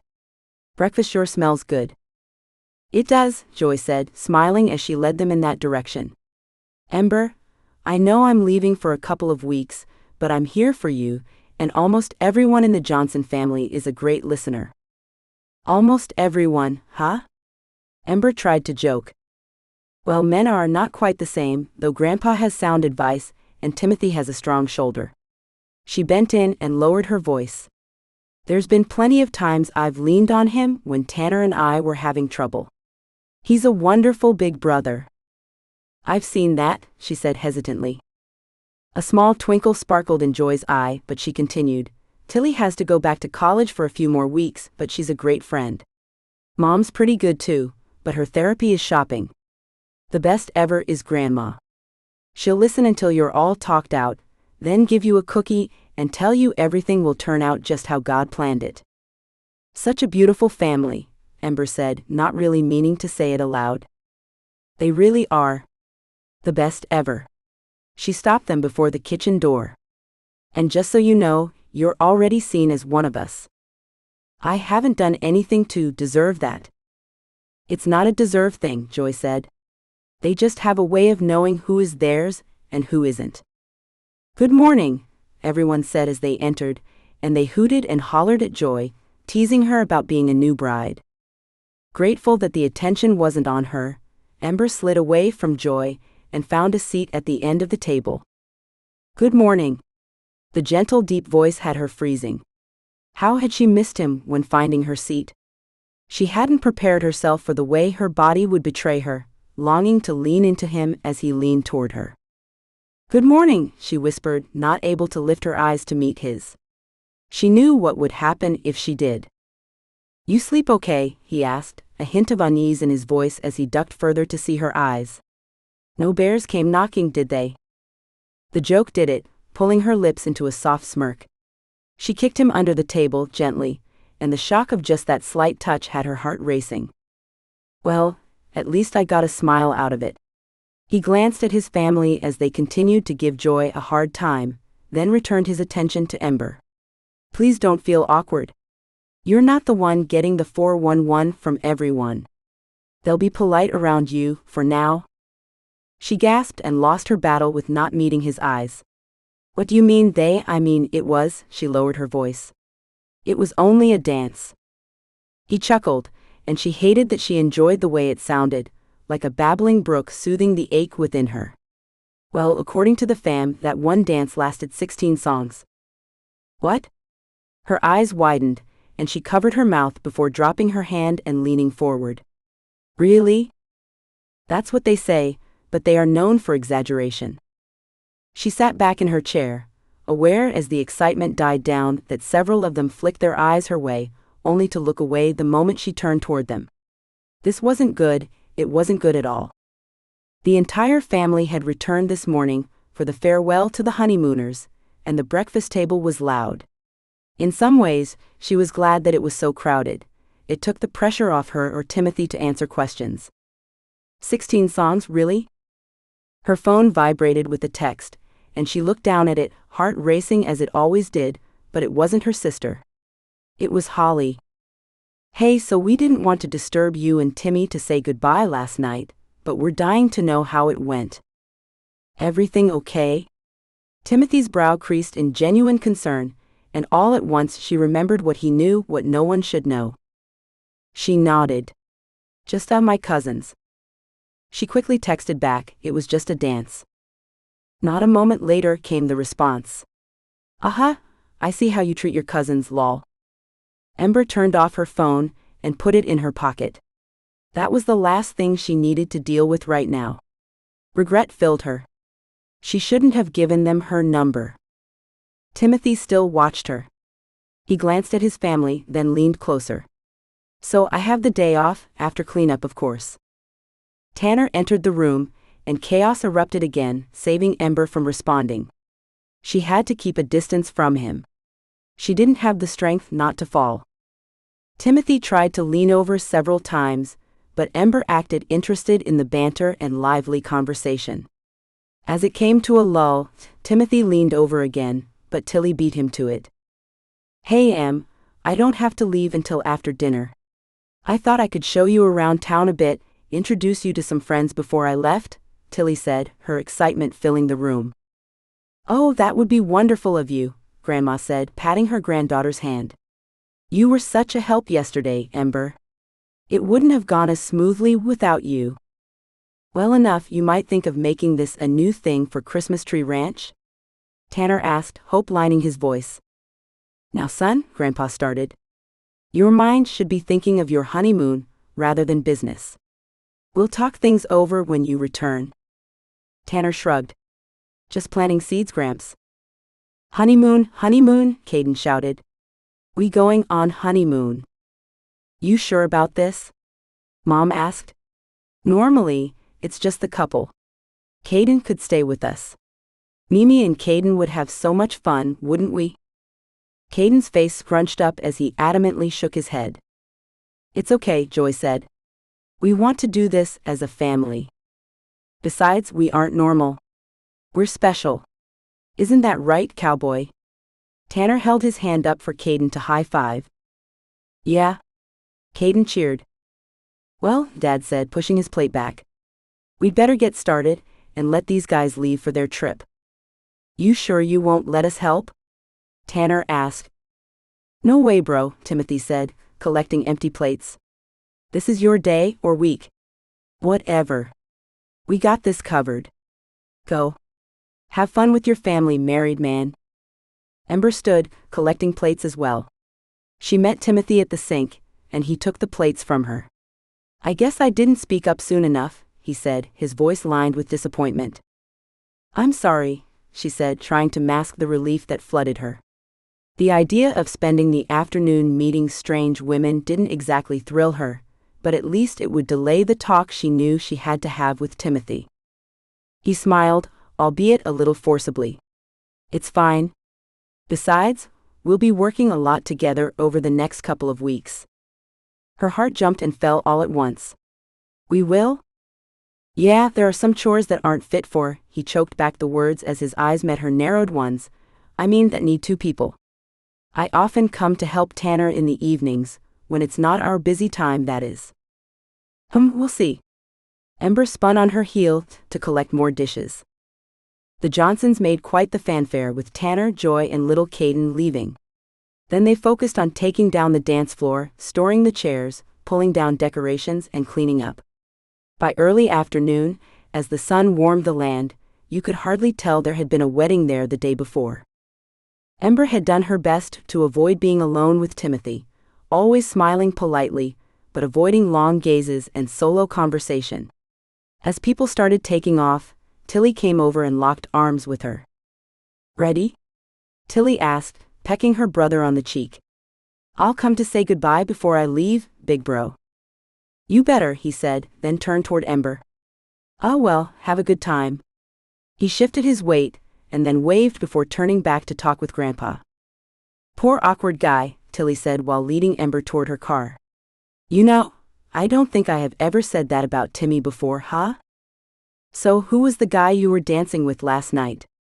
He was the best man, wasn't he? Ember asked as they climbed into the car, hoping Tilly wouldn't wonder why her brother was acting awkward. She felt it, and she knew she had to do something about it, but what and how when all she wanted to do was see how far he wanted it to go. Timothy didn't understand women. Something magical happened on the dance floor at Tanner's wedding. He knew it. His family knew it. How could the woman who shared that moment with him not know it? He had spent the last week rushing over to the ranch every day, after waking up early to get his work in, fighting to find a moment to get Ember alone and in a space to talk. Then he dragged himself home to put a few more hours of work in, without even a step toward figuring Ember out. He couldn't pinpoint it. It wasn't like she was ignoring him or mad. She smiled, joked, and talked with him, but it was all done with distance and no opening to talk about what had happened. By week's end, frustration filled him. Friday afternoon, exhaustion filling every step, he stomped into the dust as he slid from his truck, intent on having that conversation the moment he saw her. One way or the other, this was getting solved. Instead, Gramps met him before he had the chance to get to the tree farm where he and Ember planned to work that day. Hey son, Gramps said, meeting him at the fence. It sure has been great seeing you every day this week. Thanks, Gramps, Timothy said, looking past him to the rows of Christmas trees. Ember out there already? Oh yeah. She's one determined young woman. Timothy grunted. Determined to make him crazy. We want her to stay on. Grandpa watched him. Is there a reason we shouldn't ask her? Timothy stopped short, leaning back to look at Grandpa better. What do you mean? Well, there is obviously some tension between you two. I don't want to make things uncomfortable for you. Family comes first, but the people who work for us become family too. Will you be okay with that? Timothy drew in his breath. Would he be okay if Ember refused to see what was between them? Movement from the trees caught his attention, silky red hair blowing in the breeze. I'll tell you before I leave. Grandpa kept his eyes on him, that expressionless stare that meant he allowed his children and grandchildren free will, even when he had his own opinions. Would Timothy grow to have the same control as him? He often wondered and hoped. There had to be a balance between his father's blurting and his own swallowing of desires. Maybe Grandpa's way was it. I just need to clear the air, Gramps. I'm sure it will all be okay. He squeezed his grandpa's shoulder. Go rest. We'll take care of this today. Grandpa gave a brief nod. You have the most level head of the bunch, son, but sometimes a man has to speak his truth for better or worse. Thanks, Gramps. He let go of his grandpa's still powerful arm and strode toward the trees, intending to get this out of the way once and for all. Ember gave a little squeak as he came from behind a tree. Goodness. You scared me. Can't you walk a little louder? She forced out a little laugh, flicking her eyes at him, before coming back to meet his gaze full force. You have a look, what's going on? Where's Grandpa? I told him to take a rest. He continued to hold her gaze, mustering up the courage to speak out for once. She swallowed and sighed, straightening her shoulders as if she was meeting a disaster she'd known would come. I really like it here. I'm glad to hear that, he said. I don't want to do anything to ruin this. I need this place. She blinked rapidly and sucked in her trembling lower lip. And you think somehow I will ruin your place here? He pushed out the words, holding his breath as she shifted her weight and dropped her eyes. You could. She drew in another breath and rose to meet his eyes. You have the ability to. I know you overheard me. Timothy took a step back, her words feeling like a punch to the guts. I thought you said I was loyal and solid. What kind of man do you think I am? You are loyal and solid and intense. Loyal to your family. Solid to those you care for. She twisted her hands together.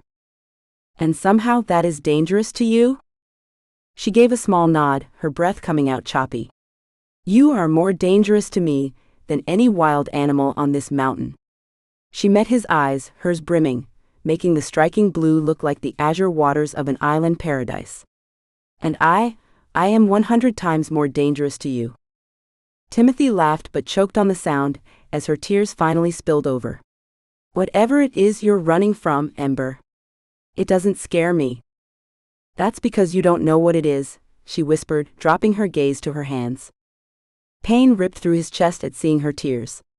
He pulled her into his arms, holding her head against his chest. She stiffened at first, but he soothed her as he had Tammy and Tilly and even Joy. Eventually, she softened into him and released the fears she had obviously held in too long. She didn't speak or even make sobbing sounds. No, she remained silent as her body shook and her tears soaked through his shirt. When she quieted, he gave her the bandana he always stuffed in his pocket when working on the ranch. She gently wiped her face and sniffed as she handed it back to him. I want to know, Ember. He kept his voice steady, though he wanted to rage. I won't pretend to understand how you feel us together equals danger. Just tell me one thing. Did you not have the same experience as I did on that dance floor? Ember met his gaze with such palpable sadness, he almost broke his resolve. How could I not, she said in a whisper. But you're unwilling to take the risk for reasons you won't, he caught his breath as he saw her eyes shift or can't share. I can't put either of us in that danger. A low growl emitted from Timothy, surprising him and making Ember flinch. Tanner's the one with the temper. He brought her into his arms one last time, unable to look at her face as he told her what he needed to. I should go pack, she murmured against his chest. No. You feel safe here. You'll stay. I won't bother you with. He drew in a deep breath, feeling her head against his chest as he did, and realizing he couldn't say what he felt he should. He had to speak the truth. I can't say that, but I'll give you space, for now, until you have realized that you can trust me. He let her go, the shock she felt so clear on her face that he almost laughed. Picking up the tools, he nodded toward the trees. "Come on, tell me where you left off." That night, Grandpa walked him to his truck after dinner. The stars were bright overhead, and though the air still had a chill, it also held a promise of the summer to come. "So?" Gramps asked as they came to his truck. "Keep her and keep her safe," Timothy said, opening his truck's door. "What about?" Grandpa motioned with his head between him and the house, where Ember helped Grandma clean up. "I took your advice and followed your lead." He smiled, though he felt it was a sad, wistful smile. "It worked for you and Grandma." He shrugged. "Maybe it will work for me." "That a boy," Grandpa said, drawing him into a hug. "Everything in its own time, in his time." As he drove home, Timothy fleshed out a plan in his mind, a plan to earn Ember's trust and finally find out what she was running from. His initial response, that he wasn't afraid, might have been presumptuous. It wasn't that he was afraid for himself, at least physically, but afraid of losing her one way or the other. That thought cut him to his core as he realized he was already in deep, too fast. Yet, there was nothing he could do about that. It was there. It had happened. Now he needed to create a plan to make it work out. The following Monday, Ember watched him warily for the first hour, but slowly loosened up. Timothy felt a freeness he hadn't felt around Ember since he first overheard her around the corner. With everything out in the open, well, as much as he could glean from her at least, he finally felt he could just be himself. He sensed the same opening in Ember as well, as they worked together side by side. They only had one more week like this, and then he'd have to be more creative about how to spend time with her, without coming on too strong. As summer came on, he was busy with continuing ed classes and his trips into Juniper. His plans for his business were coming to fruition, and he hoped that by biding his time, so would his plans to be with Ember. As the temps cooled and fall came on, so did the mood of Christmas, his family's favorite holiday. The busy time of year for the ranch brought him to it more often than not. As he left the office early one afternoon to finalize matters in Juniper, he ran into his dad. "Oof," his dad said, stepping back. "Off to the ranch again?" "Actually, no. I have plans in Juniper." Timothy pulled at the collar of his work shirt. Another date." His dad scowled. "You got dates in Juniper, and you spend all of your free time with that redhead at the ranch, but no signs of settling down." Timothy shrugged. "It will happen when it's time. The Harmons invited us over for dinner next week." Timothy flinched, drew in a deep breath, and met his dad's eyes. "Dad, I'm not interested in Nancy." His dad kept his face expressionless for several seconds, until a twinkle came into his eyes. "Then I'll tell them you'll be bringing your fiancée with you. It's time to choose one, son." His dad left him there, shock rolling through him, only to be replaced by the question of how he would pull off getting a fiancée in a week. 5. Ember had learned her lesson and had run to her cabin when her sister called. She shut the windows and glanced out before returning her attention to her sister. "So you're doing okay?" "Oh yeah, Alex is a dream. He says I don't have to worry about anything." She sighed. "Do you think we can finally stop running, sis?" Ember looked at the ranch out her window and let out a contented breath. "It sure would be nice." "You are happy where you're at?" A slow smile pulled Ember's lips as she saw Timothy's truck come up the long drive. "Yeah. I think I am." "You think you are?" her sister asked. "Well, it's been such a long time since I've even had time to think about my happiness, but it's just so peaceful out here. I wish you could come to visit." "Do you think it would be safe?" "I would really love to see you and, well, there are things I really want to tell you, but in person." Emotions choked Ember's throat as she thought about seeing her sister again. "It's been too long, sis." "I'll work on Alex. It's only a long drive to see you now. We're closer than we have been in years. Keep me updated. As soon as I know there's a chance, I'll talk with the Johnsons and see what our options are." Ember couldn't quell the tingling excitement building in her chest.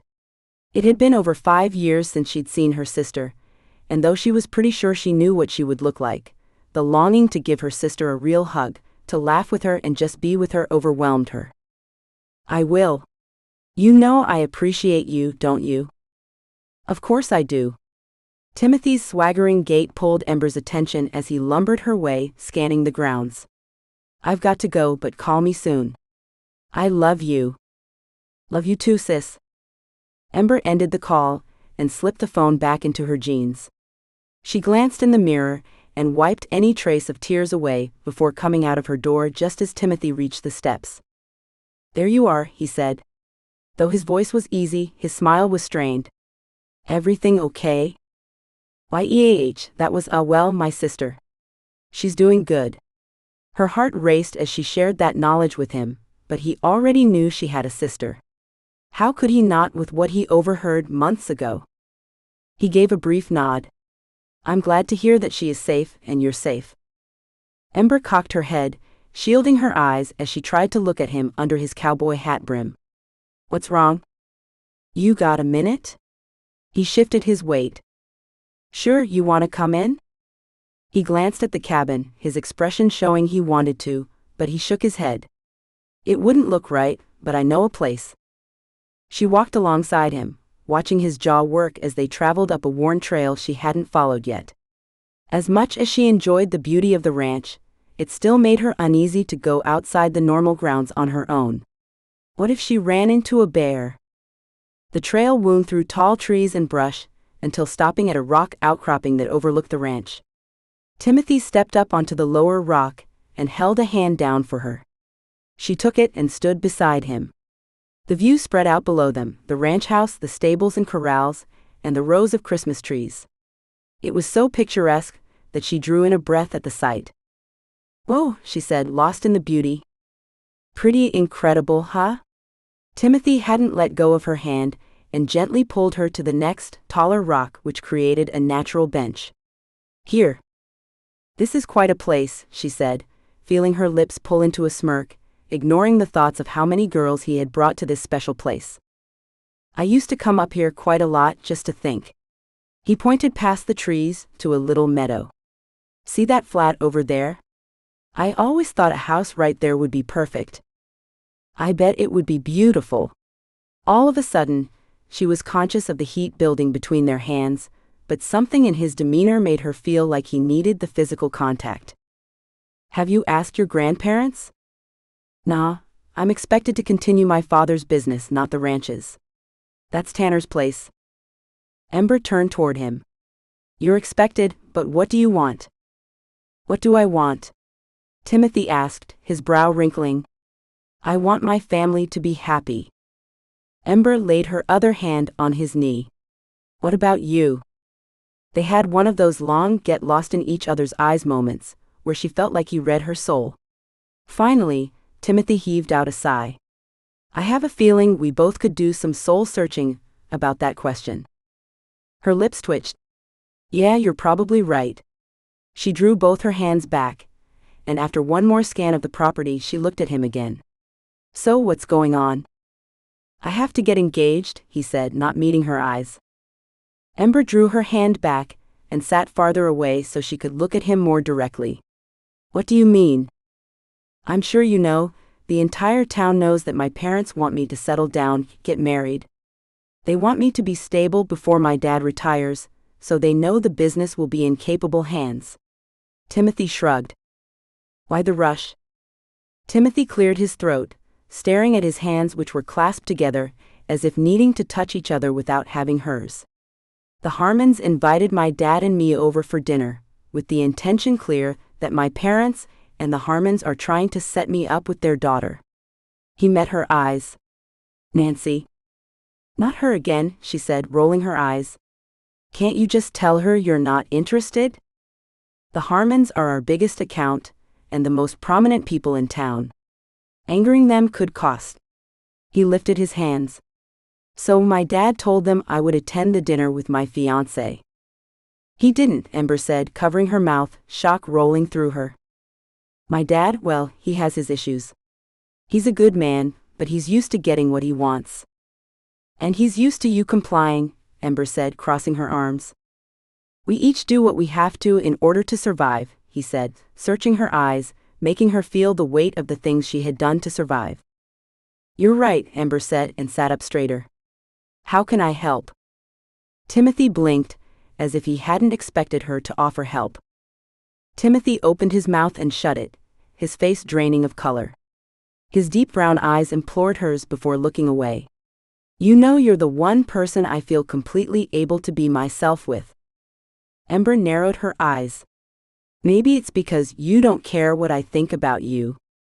He swung his head back to meet her gaze. That's not true. He took her hand in his. I do care. Then I don't know why. A small tug pulled on the corner of her lips. Maybe you think I have to be nice to you because you hold my life in the palm of your hand. She turned his massive hand over, seeing how hers looked tiny within his. I don't either, he said, licking his lips and searching her eyes. Is that really what you think? I mean, is that why you are nice to me? She considered that for a moment, then shook her head. No. If I am nice, it's because you deserve it. She rolled her shoulders back. Now come on and spit it out. Spit what out? He asked, but his eyes bounced in a panicked way. You don't ask for favors much, do you? No, except, well, you did dance with me. He smiled, a tenuous pulling of his lips that touched deep in her heart. Then this is good practice for you. One day you will stand up respectfully, of course, to your parents, and to anyone else, for what you want out of life. You might as well start with me. She settled in front of him, holding his gaze and wondering where she had gained the confidence to do what she was doing. You don't think I stand up for myself? Timothy rolled his shoulders back. Quit changing subjects and stop procrastinating, she said, staring him down. Ask me. He licked his lips again and adjusted his position several times. Then finally took both of her hands in his. Ember Brown, will you please be my fake fiancé? A self-conscious smile came to his lips, making her heart skip a beat. She knew this was dangerous, more dangerous than she would even admit to herself. Her heart and his were the ones in peril, but the way his soft brown eyes held hers, promising to uphold his word, she felt her lips give her answer before her mind had even made itself up. Yes. Timothy's hand squeezed hers, and he lowered his eyes as he drew in long, deep breaths. Then he raised his gaze to meet hers again. You're sure? There is potential for awkward situations, and with the holidays coming up. What are your other options? She arched an eyebrow, her heart racing and indecision flooding her, but she wasn't one to go back on her word. Well, my family thinks I go on dates in Juniper, but they aren't dates. That's something I'll have to share with you soon. So really, I don't have any options other than face Nancy. He gulped. Ember rolled her eyes. Coward, she said, but she smiled as she did. Yeah, I guess I am. You know she'll give me the dog eye the entire night, don't you? Ember pulled her hands from his warmth and stood up to shake them out, as reality came crashing down to sit heavy on her shoulders. I'll make it up to you. I'll take you into Juniper and get you some new clothes, take you out to a fancy dinner, and, he paused, seeing her expression. That's not your style, is it? She shook her head. Well, what would you like? She bit her lip and shifted her weight, and finally went for it. I want to learn to ride a horse. Timothy pushed up to a stand. You've been working here for almost 6 months. Why haven't you said anything? She lifted her shoulders and let them drop. It didn't feel right to ask, this is my job. Done, he said. And I'm buying you some real boots. What's wrong with these? She looked down at her muddy work boots. Nothing. They're great for working at the ranch, but you should have a dress pair for when we go out. What do you mean, when we go out? Well, I can't have my fiancé going to dinner at the Harmons in muddy work boots. What will they think of me? That you love your gal just as she is? She crossed her arms. Which I do, he choked and pushed out the next words quickly, but they will see it as I don't take care of you, don't value you. I can't have that. Indulge me, please. Ember pursed her lips. If you feel you have to, she said. But I'll pay you back. Nope. That's part of our deal. Anything I feel you need to fulfill your role, it's my expense. And, she swallowed, not really wanting to ask, but for her heart's sake she had to. When will this role be over? Timothy froze, the excitement draining from his eyes. Through the holidays would be preferred? After that, if you no longer, if you're ready, well, if that's what you want, we can have an amicable breakup. I'll assure my grandparents that we are still good friends, and in no way should this jeopardize your work here. I know how much you need this. Her throat swelled, though she didn't want to think of why, so she just gave a nod and hopped off the rock. Well then, when does this charade begin? Now? He asked sheepishly as he hopped down beside her. So, this is where you proposed? She scanned the rocks and the area, thinking that it was really the perfect place. This is where I always thought I would, he said, his voice trailing off. Okay, so I know your family. The girls especially are going to be asking me for every detail, so while we finish work on the trees, we need to make sure we're on the same page. He turned back to her. Wow. You're good at this. She shrugged. We learn the skills we have to in order to survive, right?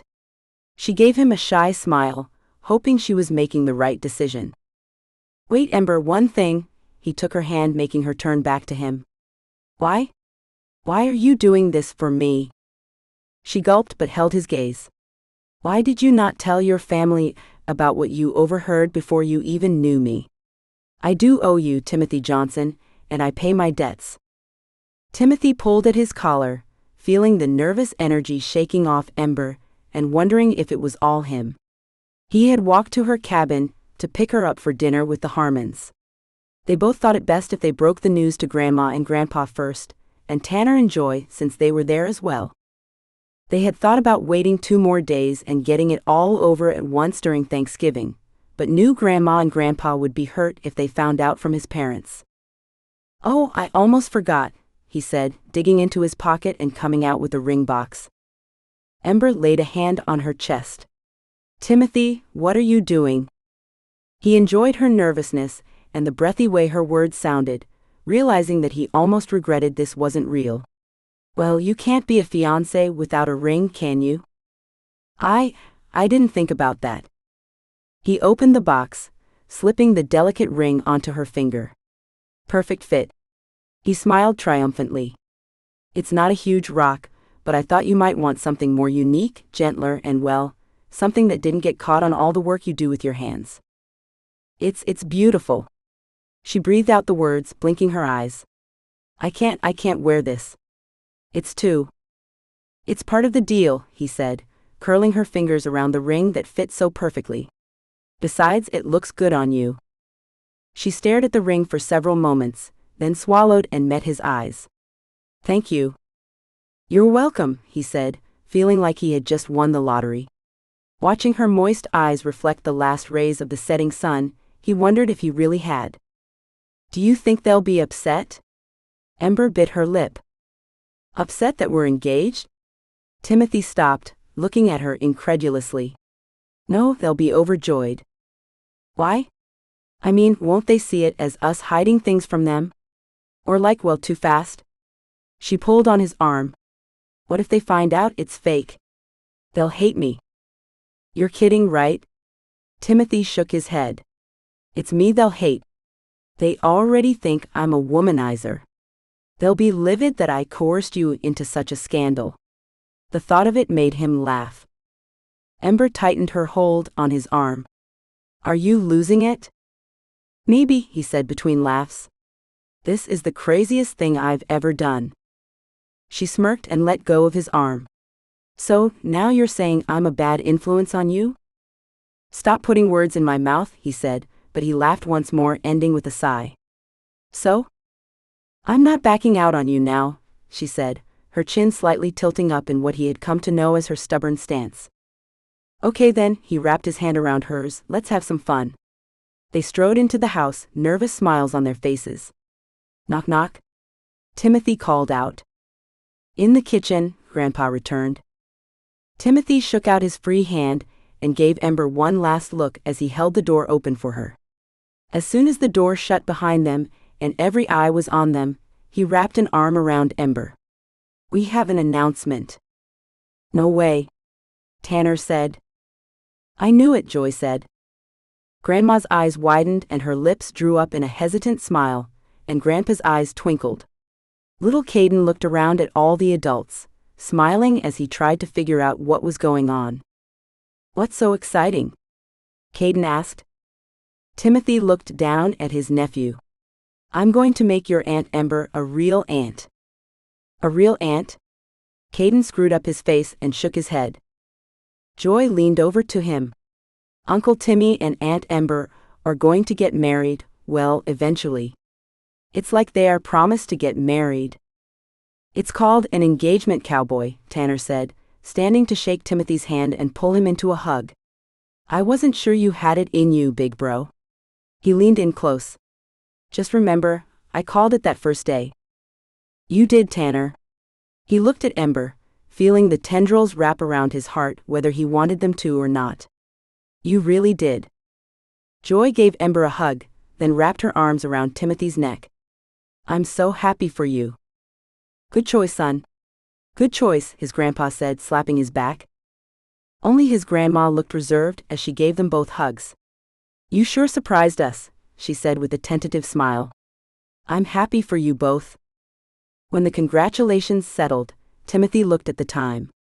"Well, I hate to drop a bomb and run, but we have to be at the Harmons in a half hour." "Not sure Nancy will be too thrilled," Tanner said under his breath, and Joy smacked him. She patted Ember's hand. "You'll be just fine. The Harmons are too big on social etiquette for there to be a scene." "That's true," Grandma said. "Give them my best." "We will," Timothy said, waving as he wrapped his fingers around Ember's, feeling like he could get used to holding her slender hands.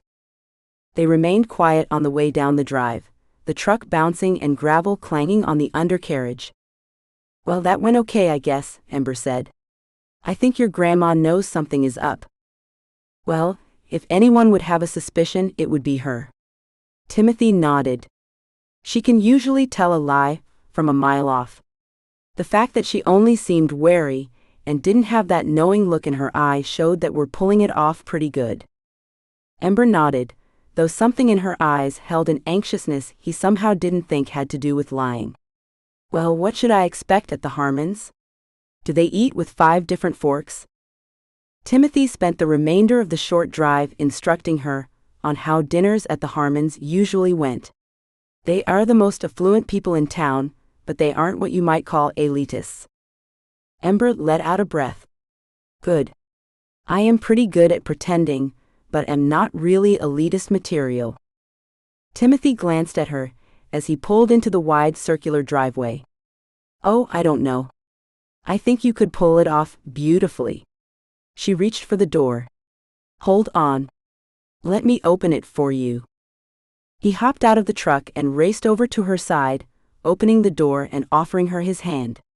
"My lady." She giggled, and he realized it was the first time he had heard it.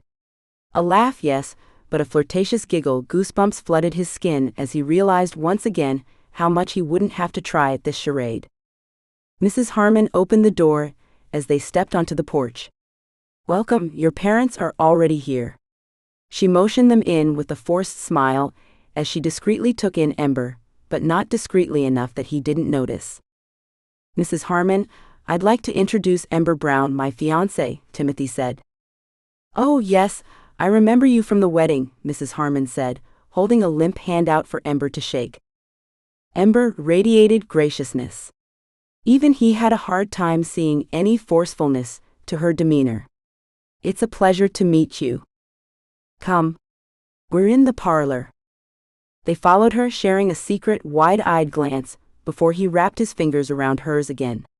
The following greetings with Mr. Harmon went about the same, and Nancy couldn't hide her pout even if she had attempted it. "You didn't bring Tegan with you?" Meredith, Nancy's younger sister, asked. "No, I'm sorry, he had homework to finish," his mom replied, her face a mask of cheerfulness. Then she turned to Timothy with a "we'll talk later" look. His dad eyed him with a mixture of humor and suspicion as they followed their hosts to the dinner table. He didn't even wait until the appetizers were over before he looked Timothy squarely in the eyes and asked, "So, we're all dying to know how you did it." "Did what?" Timothy asked, feeling the sweat drip down his neck. "How did you propose, dear?" his mom asked. Timothy glanced at Ember, who took his hand under the table. "It was really romantic, actually." Nancy let out a small moan before covering her mouth. "But I'm sure you don't want to be bored with the details." Ember turned to Nancy. "Nancy, Timothy tells me you are an excellent cook. Did you make these delicious appetizers?" Nancy startled, her face going red. "Don't be bashful, dear," her mother said, smiling with pride. "She has quite the masterful touch, doesn't she?" "She really does." Ember smiled genuinely, and if Timothy hadn't already felt himself falling for her in that moment, he knew it without a doubt. By the time dinner was over, Nancy thought Ember was her new best friend. The Harmons gave them an open invitation to return any time they liked, and made them promise to be invited to the wedding. Mr. Harmon shook his dad's hand. "Another great addition to the family, Johnson. And hey, next time, why don't you bring your younger boys with you? I'd like to get to know them better." Timothy swallowed the laugh that wanted to escape, covering it with a cough and a wave, and hurrying Ember toward the truck. Maybe they'd escape before the Harmons let go of his parents. There was no such luck, because his mother followed them, stopping him short the moment they were on the other side of the truck. "Timothy Jameson Johnson, you hold it right there." She crossed her arms, pinning him with her narrowed-eyed, "You're in deep, buddy" look. "Yes, Mom?" he asked innocently. "How dare you ask Ember to pose as your fiancé, rather than face that sweet Harmon girl like a man?" She stood with her fists on her hips. Timothy's mouth dropped open, but a warm hand slipped around his waist, and Ember looked up at him. "But I'm not posing, Mrs. Johnson." Ember turned her smile on his mom. "I'm sorry it came as such a surprise. I told Timothy we should have told you two first." She touched his dad's arm as he joined them. "He wanted it to be a surprise." "Surprise?" Timothy said, knowing he sounded tentative as he did, yet still trying to pull it off, but a funny feeling grin came to his lips as his body tingled where Ember caressed his side. His mom pursed her lips, looking from him to Ember and back again. "So, when is the wedding?" I mean?" Timothy started. "We haven't talked about a date." Ember blushed becomingly. "It was kind of fast, so we're thinking a long engagement might be best. But you never know." Timothy looked down at her, warming with her touch and feeling an honest love flow from him, and hoping that Ember really wasn't that great of an actress. His parents just stared at them, slightly slack-jawed. "Well, I didn't know you had it in you, son, but looking at how you're looking at her." His dad shrugged. "Congratulations are in order." His mom blinked back tears and dabbed her eyes. "This will truly be a special Thanksgiving. Oh, Tilly is going to be overjoyed." "I should call her," Ember said at once. "Oh no." Timothy shook his head. "We're going to make everyone swear to secrecy and surprise her when she comes home Thursday morning. Tilly loves surprises." His mom clapped her hands. "Oh, I can't wait. We get to plan another wedding." Ember's smile faltered, but only for half a second before she beamed at his mom. "We'll let you know when we have a date." Once Timothy untangled them from his parents, and they were in the truck headed back to the ranch, he pulled loose his shirt, unbuttoning it so he could breathe. He glanced at Ember, who stared at the dark road as if transfixed. "You did really well, Ember." He laid his hand on top of hers. "If I didn't know any better, I would have, well, you know." He gulped, watching her from the corner of his eye. "Yeah, you too," she said, glancing quickly at him, then back on the road. "Another month and a half to go, right?" "Yeah," he said, the elation deflating as a mixture of emotions swirled around within him, wondering how he had gotten himself in such a tangle of, well, of whatever this was. 6. Ember had played many roles over the last 10 years of her life, and this one was both the easiest and the hardest, all rolled into one. On the one hand, she didn't even have to pretend to be the love-struck fiancé. It came as natural as breathing did, something she could barely acknowledge herself. On the other hand, she knew it would all end, and that tore her apart. It had to end though, for his safety. Should she have to run again, she couldn't do that with a fiancé, or a husband for that matter. The idealistic side of her brain told her that her sister said things were going well with her new boyfriend, that maybe they could settle down. If they all remained hidden in their isolated spots, maybe their dreams could come true. But what if they couldn't? What if her sister slipped up again? What if someone came to Christmas Tree Hill who recognized her? Maybe she should feign sickness every time new lodgers or groups came to the Christmas festivities that the Johnsons had every year. She blew out a breath. If she did that, she wouldn't have a job for long, fiancé or not. After today, the busiest time of the year hit the Johnsons' Christmas tree ranch. Seasonal employees that came just to help over the next month would start arriving, and the place would be hopping with guests and events. She couldn't let them down, but what if that put them all in danger? "Hey, you okay?" Timothy asked, letting his hand trail gently down her back before he turned to lean against the railing next to her. "Yeah." She smiled, though not one of her fake beaming ones, a smile that held the truth, and she knew his soft brown eyes could see it. "Liar," he teased.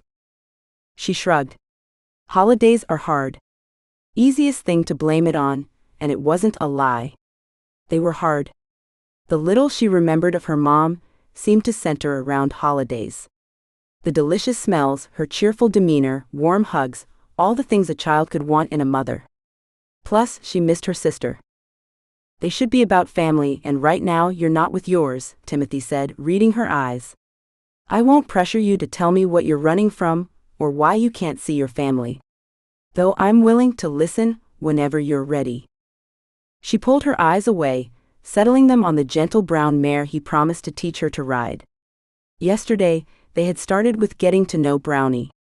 He showed her how to lead her, how to feed her from her hand. She brushed the sleek coat, checked her hooves, and bonded. Next time, she would get to ride for the first time in her life. Timothy nudged closer into her. "Until then, you're a part of my family. Whether you like it or not." He held out his hand. "Come on. Tilly and the others will be here any moment." She blew out a breath, shook out her hands, then took his, letting the strength of his touch soothe her. "Do you think Tilly will be upset?" Timothy shook his head. "No," he said in a laugh. "She loves surprises, and she's been trying to set us up since the beginning." Ember's step faltered, but of course a part of her knew that. That's why she avoided topics of Timothy with her.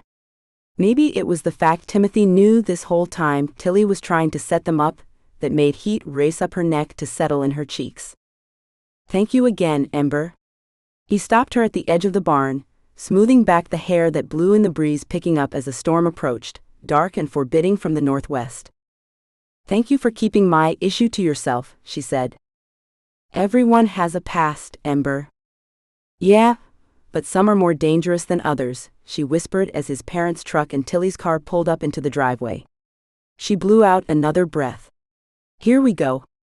He wrapped an arm around her. "At least we get to shoulder it together," he said with a soft smile. Then leaned in close. "And I'm here to shoulder yours with you as well. All you need to do is let me know I can." His warm breath tickled her neck, but the soothing warmth that filled her came from his words, not the touch of his breath.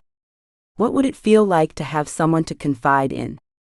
Someone to help her shoulder a burden that had been hers alone to carry for the last decade, well, her and her sisters. "Timmy? Ember? Happy Thanksgiving," Tilly shouted with a wave. As she closed the distance, her eyes shifted from his face to Ember's, to his arm around Ember. Tilly's mouth dropped open. It finally happened? Timothy took his arm off Ember and held her hand up with the ring. "Surprise," he said, a goofy grin filling his face, making him even more irresistible. "Oh my." Tilly's hand went to her chest. Then she reached out to look at the ring and draw them both into a hug. "This makes me so happy." She let them go and bounced up on her toes. 2 sisters in 1 year, Tammy would have been. She choked up and brought them into another hug. "Congratulations," she said, her voice muffled and emotional. When Tilly stepped back, she wiped her eyes and beamed, looking from Ember to Timothy and back again. "For the record, I knew you two belonged together the moment I heard Timothy describe you." She clapped her hands together. "I'll never forget the word he used." "Sis," Timothy said, eyeing her. "Striking," Tilly said with a swoon. "Striking, huh?" Ember smirked at Timothy, enjoying the red that creeped up his neck and how he pulled at his shirt collar. "Yeah, well." He cleared his throat. Tilly clapped again with a little squeal. "I can't wait to tell everyone." She started away, but turned back. "Wait, everyone else knows, don't they?" "Well, the twins don't." Timothy shrugged. "Yay?" Tilly ran off to their little brothers, who stood at his dad's truck. "They're engaged." "They're engaged?" The boys watched them as they approached. Tegan smirked, but Ty narrowed his eyes, giving Timothy a distrustful glance. Ember didn't know what that was about, but when the kid turned toward her, there was only a grin and congratulations. Maybe she had imagined it. "Happy Thanksgiving, everyone," Timothy said, passing hugs out through the family that was there. Ember stood back, watching until Tilly brought her into an embrace, then passed her off to one of the boys, and on down the line she went. The hugging continued into the house where Grandpa, Grandma, Tanner, Joy, and Caden greeted them. This family saw each other at least once a week, with the exception of Tilly, who had been away at college. Yet, they greeted each other like families you saw in Christmas movies. "Well, the others should be arriving soon, so let's finish setting the table." Grandma gave out orders, and Ember found herself placing silverware with Joy. "Just how many more are coming?" Ember asked. "Well, Grandma and Grandpa had 4 boys, but I think only Uncle Roger and his family are coming this year. Every year is different." Joy radiated happiness, then seeing Ember's face, she continued. "They're all very nice. Uncle Roger lives in the next town over, but the other 2 are out of state. They trade off with their wives' families for holidays." Ember pushed a smile to her face, relieved that only another small-town family would come. "It sounds like a wonderful, extensive family." Joy set down her silverware and grasped Ember's arm. "I'm so sorry. I hadn't thought about how much you might be missing your family. You said you have a sister, right? Any other family?" "Only her, and we haven't seen each other for a long time," Ember said, her throat swelling with the thought. "That's why the Johnsons mean so much to me. They are so welcoming." "They are," Joy said, pulling her into a hug. "And soon you will be one too, in name as well as in spirit. It's a wonderful feeling. I mean, I had been coming to their family functions for as long as I could remember, but this holiday season is the first where I share their last name." Ember loved the blush of pride on Joy's cheeks. I help." Caden picked up the rest of the silverware and passed them out. "It smells so good." Caden lifted his nose to the air. "Doesn't it make you hungry, Auntie?" "Yes, it does." Ember laid her hand on the boy's head. The realization of how close she had become to this family filled her, almost choking off her air. Yet along with the gratitude came the fear. She would have to leave them all one day, and that thought broke her heart. "There you are." Timothy came into the room and wrapped his arm around her waist, his touch becoming calmly familiar and a lifeline. "You two really are a beautiful couple," Joy said with a sigh. "Your kids are going to be gorgeous." Ember sucked in a breath, choking and falling into a fit of coughing. Timothy pounded her back, his own expression strained. His neck had turned red, but he looked down at Ember in concern. "You okay?" "Yeah, I must have tried to breathe and swallow at the same time." Ember dabbed at the tears streaming from her eyes. "I'm sorry," Joy said.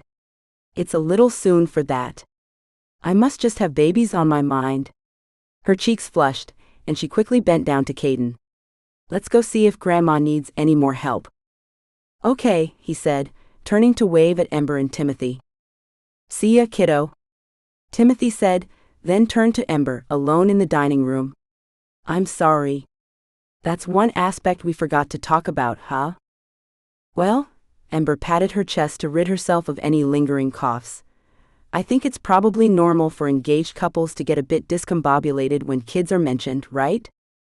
Timothy smiled a sideways smile that made her want to reach up and touch his lips. Yeah, you're probably right, but since we're on the subject, do you want kids?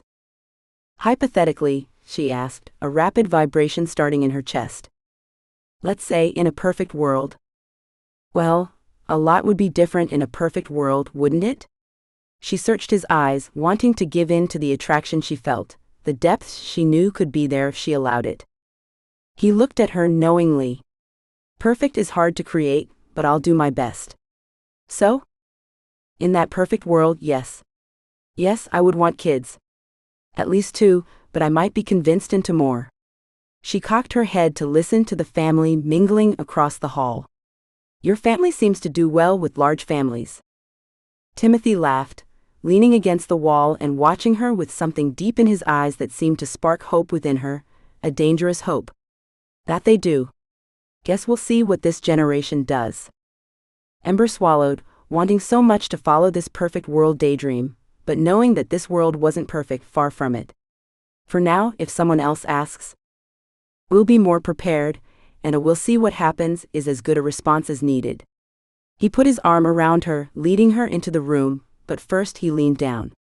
Let's watch what Tanner and Joy do and take notes.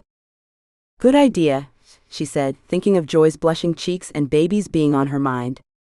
She had an idea that Joy and Tanner might soon be sharing news that they could take notes on. Timothy stood with his arms around Ember, feeling so comfortable with having her in his arms that it was becoming a natural movement for him. He had never had that before.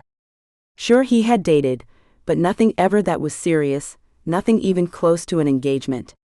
There were several times he found himself going down a forever train of thought, only to remind himself they were only pretending. A flash brought him out of his thoughts as he saw Tilly smile after taking a picture of them. Ember stiffened in his arms, and he turned toward Tilly. Now sis? You know how I feel about social media. Timothy narrowed his eyes. I know, she said, rolling her eyes. I won't put it up, but what about an announcement for the paper? Ember stepped back into him. He could feel her heart pounding rapidly, and her breathing come into gasps. That's something we'll have to talk about later, not today, okay sis? Tilly shrugged, moving on to the next group to take more pictures. His uncle's family had arrived, and everyone milled around the massive living room while they waited until the turkey was done. I better see if Grandma needs help. Ember pulled from his arms, but he caught her hand and walked with her a ways. You okay? He searched her eyes, seeing the flickering gaze as a sign that she really wasn't. I'm sorry, Timothy. I can't. Pictures are dangerous. If they get into the wrong hands, or are seen by the wrong people. She bit her lip and looked down at their intertwined hands. Okay. No pictures. Tilly knows better than to put pictures of me on social media. She will honor this request. Ember let out a held breath. I'm sorry. Hey, Timothy reached out with his free hand and tipped her chin until she met his eyes. I want you to be safe. To feel safe. Ember nodded. Thank you. She turned away, but he pulled her back.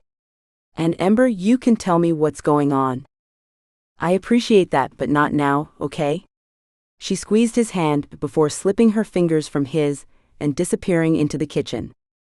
During Thanksgiving dinner, they sat side by side in the middle of the extensive table, surrounded by his family. Ember, though somewhat shy, fit right in. Joy sat on her other side with Tilly across from her.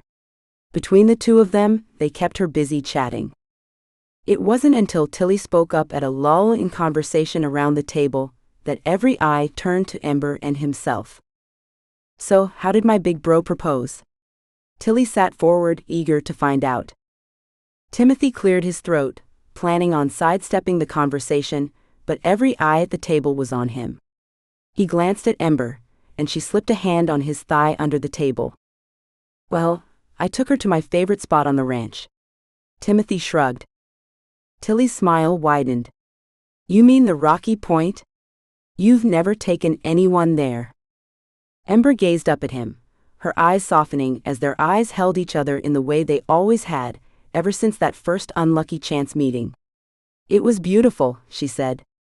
You can see the whole ranch, and I even showed her the meadow. His voice trailed off, and his eyes slightly widened as he realized he almost mentioned his dream cabin on the meadow to his family. Where the ranch flattens out a little, Ember finished for him, never taking her eyes off him.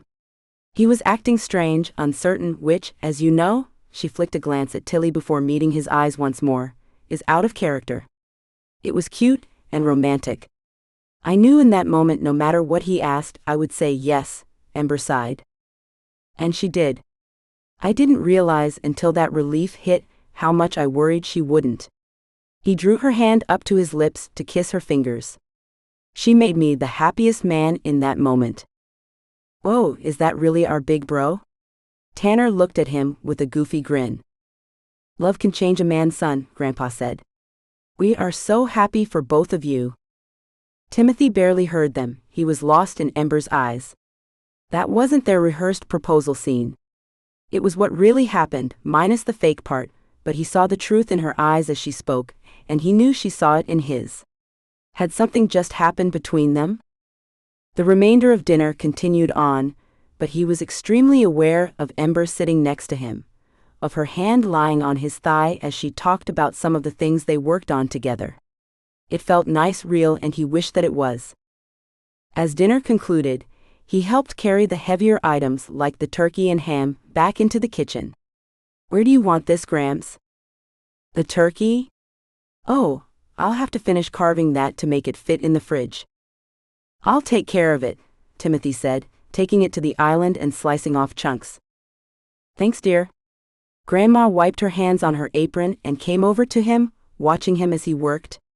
You know, I need to apologize. When you and Ember first came in 2 nights ago to tell us, I thought you were pulling our legs or pretending or something.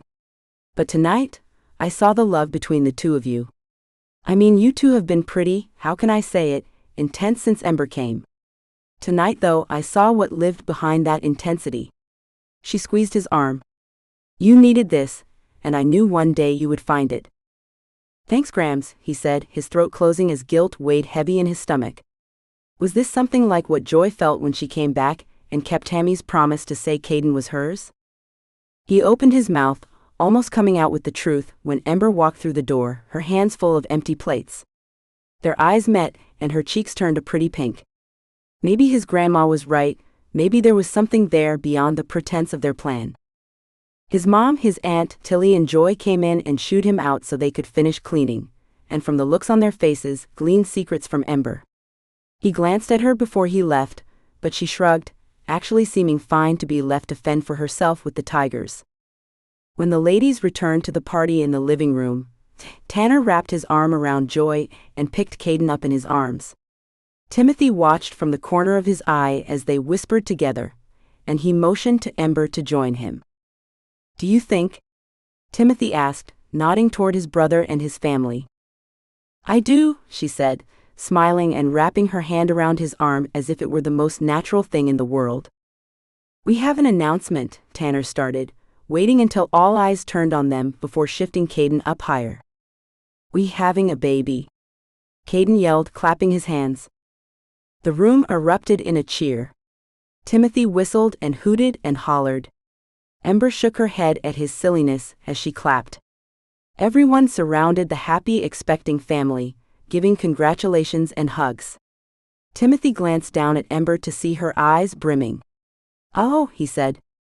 Hush. She nudged him but settled against him, and he wrapped his arms around her. They deserve that happiness. He leaned down to kiss the top of her head. You do too. Ember slid her arms around his waist, nestling against him as they silently watched his happy family. He could have remained in that position forever, but his uncle and family took their leave soon after, which meant walking them out. Then his parents left with the twins. In the end, he found himself standing next to Tanner, alone under the stars, as they waved goodbye to their parents. "Where'd everyone go?" Timothy asked. Grandpa put the game on with Caden in his lap. Grandma's cleaning up, and Tilly took the girls upstairs for whatever it is girls do. Tanner turned to him. "I can't say I'm not surprised, bro." Timothy shrugged. "I mean, we didn't even know you two were dating." Tanner shook his head. "Well, with all the stuff going around about me being a womanizer, why would I open myself or her to that banter?" Timothy said, a little shocked he had allowed it to come out. "What else do you call someone who goes on multiple dates with random women?" Tanner asked, folding his arms. "And who told you I was doing that?" "Dad." Timothy pushed up his hat and ran a hand through his hair. "He creates a story he drums up and spouts it as truth." Tanner's mouth dropped open slightly, then he narrowed his eyes. "How about starting by telling him the truth, so he doesn't have to drum up his own stories?" Timothy opened his mouth, then shut it. "I didn't want to upset him." "About what? Your trips into Juniper?" Tanner faced him full on. "What are you doing down there?" "Well, it has nothing to do with women," Timothy said, crossing his arms. "Then why didn't you tell Dad that?" Timothy shrugged, glancing toward the house to the upstairs room that lit up, shining down on the driveway. "Sometimes it's easier to just let people believe what they want." Tanner opened his mouth but closed it without saying anything. Timothy was pretty sure that he was remembering when Joy and Caden first came back to town, and everyone assumed Caden was his, even Tanner. He hadn't corrected everyone either. "You're sure this is what you want? It's moving awfully fast, especially for you." Tanner kept his voice even, but Timothy could hear the underlying current. Timothy thought about how to respond. The truth of the matter, the more he pretended to be in love with Ember, the more he felt he truly was. It was fast, especially since they hadn't even kissed, yet. "Not everyone gets to fall in love with the girl next door, little bro." Timothy had no hostility in his voice, he didn't feel any. Tanner and Joy belonged together. Everyone had known that since practically junior high. They hit some bumps along the way, but what relationship doesn't? With that thought, he looked back up to the window. A shadow filled the window now, a tiny one with long flowing hair. A smile pulled at his lips, knowing she looked down at him. He always knew when she was looking at him. He lifted a hand, and the shadow moved, then turned away. Ever get that feeling that life has just been on hold until a certain moment? Timothy asked his little brother. "Yeah, the day Joy came back to town. That's exactly how I felt." "So you understand then. Fast or not, you have to move forward." "Yeah, I get it," Tanner said, holding his belly. "I think I ate too much." Timothy laughed and slapped his brother's back. "Didn't we all?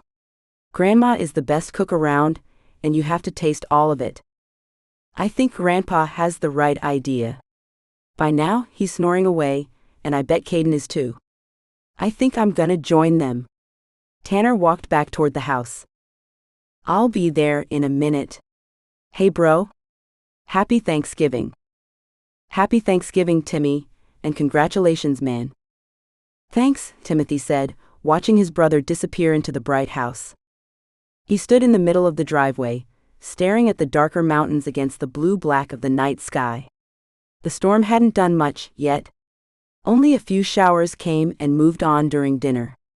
The moon must be close to full, for it was bright enough to backlight the billowing clouds in a beautiful but eerie way. A shaft of light shone as someone came through the front door. "Happy Thanksgiving to you too," Ember said as she waved and closed the door behind her, slowly making her way to him. "Hey." "Hey," he rocked back on his heels, but even though he told himself he wouldn't, he opened his arms to welcome her into them. Her steps didn't hesitate. She came and relaxed into him. When she stepped back, she glanced around the dark night. "Care to walk me to my cabin? You think I would have it any other way?" He reached out for her hand, letting her warmth fill him as they walked under the stars. 7. Ember's body vibrated with the loving energy, of the Johnson family. The entire day, she felt a part of something bigger than herself, forgetting for long moments at a time her own predicament. The Johnsons had a way of welcoming a person into their family, as if they had always belonged. Ember could actually see herself as a permanent part of them. Their nuances filled her with joy. Each family member had their own personality and quirks. "Your family is wonderful," Ember said, leaning into Timothy. "I'm glad you can see them that way," he said with a small chuckle. "But yeah, they're a blessing. Family means a lot." "I know. It's pretty special, you know." She looked up at the moonlit clouds. "Besides my sister, I haven't had family for a long time." Timothy came to a stop and turned toward her. "What happened to your parents?" Ember dropped her gaze to his, where the moonlit clouds reflected in his eyes. "They're gone. I don't remember my father, but my mom, she was wonderful. She passed when we were 10. Geez. I can't imagine," Timothy said, pulling her into his arms. "Today was wonderful. Are all of your holidays like today? It's like the picture-perfect family Thanksgiving." She snuggled against his chest, letting his warmth fill her, although she knew she shouldn't allow herself the luxury. His laugh vibrated through her. "I'm not sure I would say picture-perfect, but yeah, most holidays are like this. Sometimes they're busier when all my aunts and uncles and cousins come. Christmas Eve might be like that, but Christmas Day will just be us. Thankfully. It's enough to bankrupt us if we had to buy presents for all the cousins and their kids." "Presents?" Ember pushed back. "You guys do presents." "Of course we do. Don't you get Christmas presents?" Not for many years." She started them walking the last few feet to her cabin. "I'm not sure what I can get for everyone." "Hey." He grabbed her hand as she stepped onto her porch, putting her almost eye level with him. "You don't have to. We'll give them presents together." "I couldn't ask that of you." She bit her lip. "It would be awkward not to, in this situation, don't you think? And if you feel too bad about it, you could go shopping with me?" "You sure?" "Sure, I want you to come Christmas shopping with me." "Well, yeah." He stepped closer, their mingled heat warming her against the chilly wind now whipping through her hair. "I'm kind of getting used to having you around." "It's been pretty easy, hasn't it?" she asked, her voice coming out in a whisper. "As easy as breathing," Timothy said, reaching up to pull back the hair that whipped into her face. "The hard part is stopping." His fingers threaded through her hair, warm and comforting around the back of her neck. At this height his lips were right at the level of hers, and his warm breath caressed them in bursts that fought back the chill wind. Ember flicked her gaze off his full lips to meet his eyes, deep expanses in the dark that seemed to swallow her whole. Maybe it had been safer watching his lips instead. Her own lips parted, drawing in the breath she couldn't seem to find, breathing in his exhale. The moment lasted only a second, but it felt like a lifetime before he closed the small gap between them, his lips reaching hers in a warm promise. He didn't deepen the kiss, and she was too afraid to move. She knew they played with fire, standing at the edge of the cliff, and she had to fight the desire to jump. Being too weak to back off either, she froze. When he pulled away, his eyes were still shut. She watched as they slowly opened and focused on her, and a sweet, almost boyish smile pulled his lips up at the corners. "Happy Thanksgiving, Ember." She opened her mouth to respond, but had to clear her throat before it worked. "Happy Thanksgiving, Timothy." She let her fingers loosen from the grasp she still had on his. He let them slip through, but didn't fully let go until she turned to open the door. "Thank you for sharing your family with me," she said, ducking her head, feeling a shyness blooming within her and overtaking her tingling body. "What's mine is yours," he said gallantly with a small bow. He stood upright again, a silly smile plastered on his face. "Until the morrow." Ember giggled, actually giggled, and covered her mouth, astonished at herself. "Good night, good sir." "Farewell, fair lady," he said, stepping backward and half tripping over a tree root. Ember laughed. "Walk safely," she said, then slipped into her cabin, resting against the closed door as her heart raced. What had just happened? Ember tried to push the sweet, almost chaste kiss from her mind, but her lips still tingled when she woke up the next morning. Every time she told herself that she had to stop this, had to set boundaries and keep this fake engagement to public places only, a single word came through her mind in her sister's voice, maybe. She sat at the small table, sipping her tea and watching the sun lighten the sky through the window, daydreaming and fighting it at the same time. A knock startled her out of the war within her. She glanced at the clock, wondering who had come an hour earlier than what had been planned. Opening the door, the sun chose that moment to stream over the mountains, shining brilliantly on Timothy as if he were the chosen one. "Good morning, beautiful," he said, his features blending in the sun lighting his face. "Morning," she said, feeling her own lips pull into a smile. "You're here early. I'm glad I didn't wake you." He glanced toward the main house. "Tanner is sick." "Oh no, was it something he ate?" "If so, I think we'd all be feeling it," Timothy said. "And I don't know about you, but I'm feeling pretty dang good this morning." Ember leaned against the door jamb. "I'm glad to hear that. How are you?" He stepped closer so the roof of the cabin shaded his eyes, taking off the shroud of light that had covered him. "I'm okay." "Feeling strong?" "Without Tanner, we've got a lot to get done." "Sure, but I thought there were going to be 2 tours at a time. I don't know how to drive a team." The thought sent waves of panic through her. "I called Logan.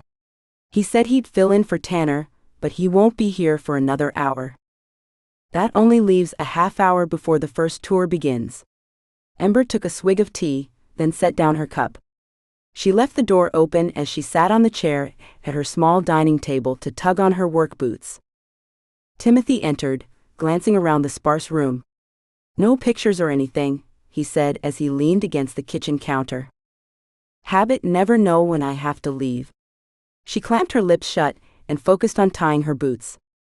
He kneeled in front of her. "Hey, that won't happen here." She mustered cheerfulness as she stood. "Come on. Those horses won't get groomed by themselves." Timothy hesitated, but he followed her out, closing the door behind him. The walk to the stables was thick with unspoken words, but now wasn't the time, if there ever was one, to talk about the past or the future. They had a busy day, full of people who paid the bills for the ranch. From what Grandpa said, these 3 days were the busiest of the year, bringing in a solid chunk of what they needed to continue running. "Ember," Timothy said as they made it into the barn, and she took up the halter for the large Clydesdale Big Ben that she would start grooming. "I want you to know that your past doesn't matter, that I—" "Okay, tell me what needs to be done," Tilly said as she came breathlessly into the barn. "Joy said she would take care of getting the rooms ready so I can lend a hand out here. And the boys are on their way over, but we all know how slow teenage boys are in the morning." Timothy and Ember froze. Ember dropped her gaze to the halter in her hand, and Timothy rubbed the back of his neck. "Oh, I didn't mean to interrupt." Tilly stopped. "Should I come back?" "No, sis," Timothy said, pushing a smile to his face. "It's nothing. You want to start with Henry?" He motioned to the black draft horse. "Ember has Big Ben, and I'll get the wagons." He gave her a side hug as he walked by. "Morning, by the way." "Good morning, Bubba." Tilly raised her eyebrows at Ember as soon as Timothy walked out of the stables toward the holding shed for the wagons. "I'm sorry," she said, grasping her in a hug. "Oh, it wasn't anything." Ember gave the girl a slight squeeze back. "Thanks for helping. Is Tanner doing all right?" "He looks miserable, and Caden is grumpy and lethargic. I think he has it too." She grabbed another halter and made her way to Henry. "I'm worried it's going to go through the family. I mean, we were all sharing food and drinks and hugging." Tilly made the face. "I really can't miss any more school. I've got finals in just a couple of weeks." "Let's hope our immune systems fight it off," Ember said, worrying about getting sick herself. They couldn't afford to do that this weekend. Grandma and Grandpa needed them. So one more semester, right? "Actually," Tilly paused and leaned toward her. "I'm going to graduate at the end of this semester." There's no walking ceremony, and I had to finagle some classwork, but there's an opportunity that I feel is just right. You said nothing about this last night, Ember said, watching her. Well, she shrugged, I'm not sure how my parents are going to take it. I thought it would be decent of me not to tell them in front of everyone else. That's thoughtful. Ember swept the brush along Big Ben's coat, breathing in the scent of horse as she did. So, what's this opportunity? Teaching. Tilly bit her lip, looking under the horse's neck at her. Do you think they'll flip? Why wouldn't they be proud of you, unless the position isn't far away, is it? No, this is the cool part. It's right here in Christmas Tree Hill. Tilly's eyes sparkled. A girl that graduated with Timmy, actually. She's going on maternity leave, and an insider scoop. She's going to stay home after the baby is born. Which means the long-term sub could turn into a full-time position. And this is what you want to do? Well, I love kids. It's a 4th grade class, and that's such a fun age. I think I would fall in love with it, but I tend to hop around a lot. What if I don't like it? Tilly glanced at her while she brushed out the horse's tail. I know little about teaching, but it sounds like the perfect way to test the waters. If you don't like it, you could get through the rest of the year and not take the full-time position, right? Yeah, you're right. I'll have to start the credential program, but even that I could just not finish. Or I could, and it could be something to fall back on. She smiled at Ember. Thanks, Em. The nickname filled her with warmth. No problem. And hey, could you not say anything? At least until I have the chance to talk to my parents? Of course, Ember said, thinking it admirable that she wanted to be the one to break the news to them.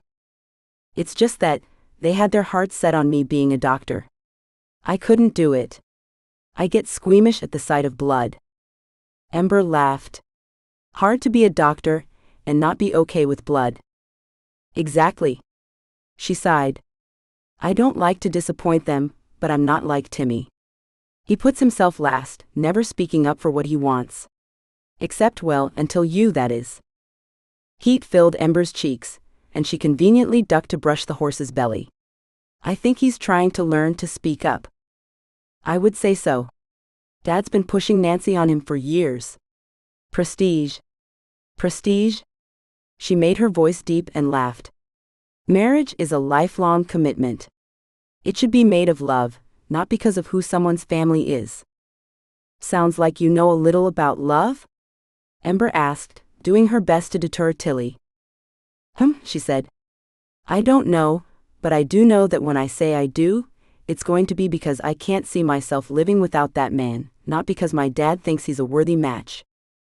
Ember sucked in a breath as she realized his dad might think her unworthy, and Timothy's plan might fall apart. Tilly glanced at her, from under Henry's head. If you're thinking what your face says you're thinking, don't. My parents were afraid that Timmy would never settle down. They're just happy he is. Ember let out a breath.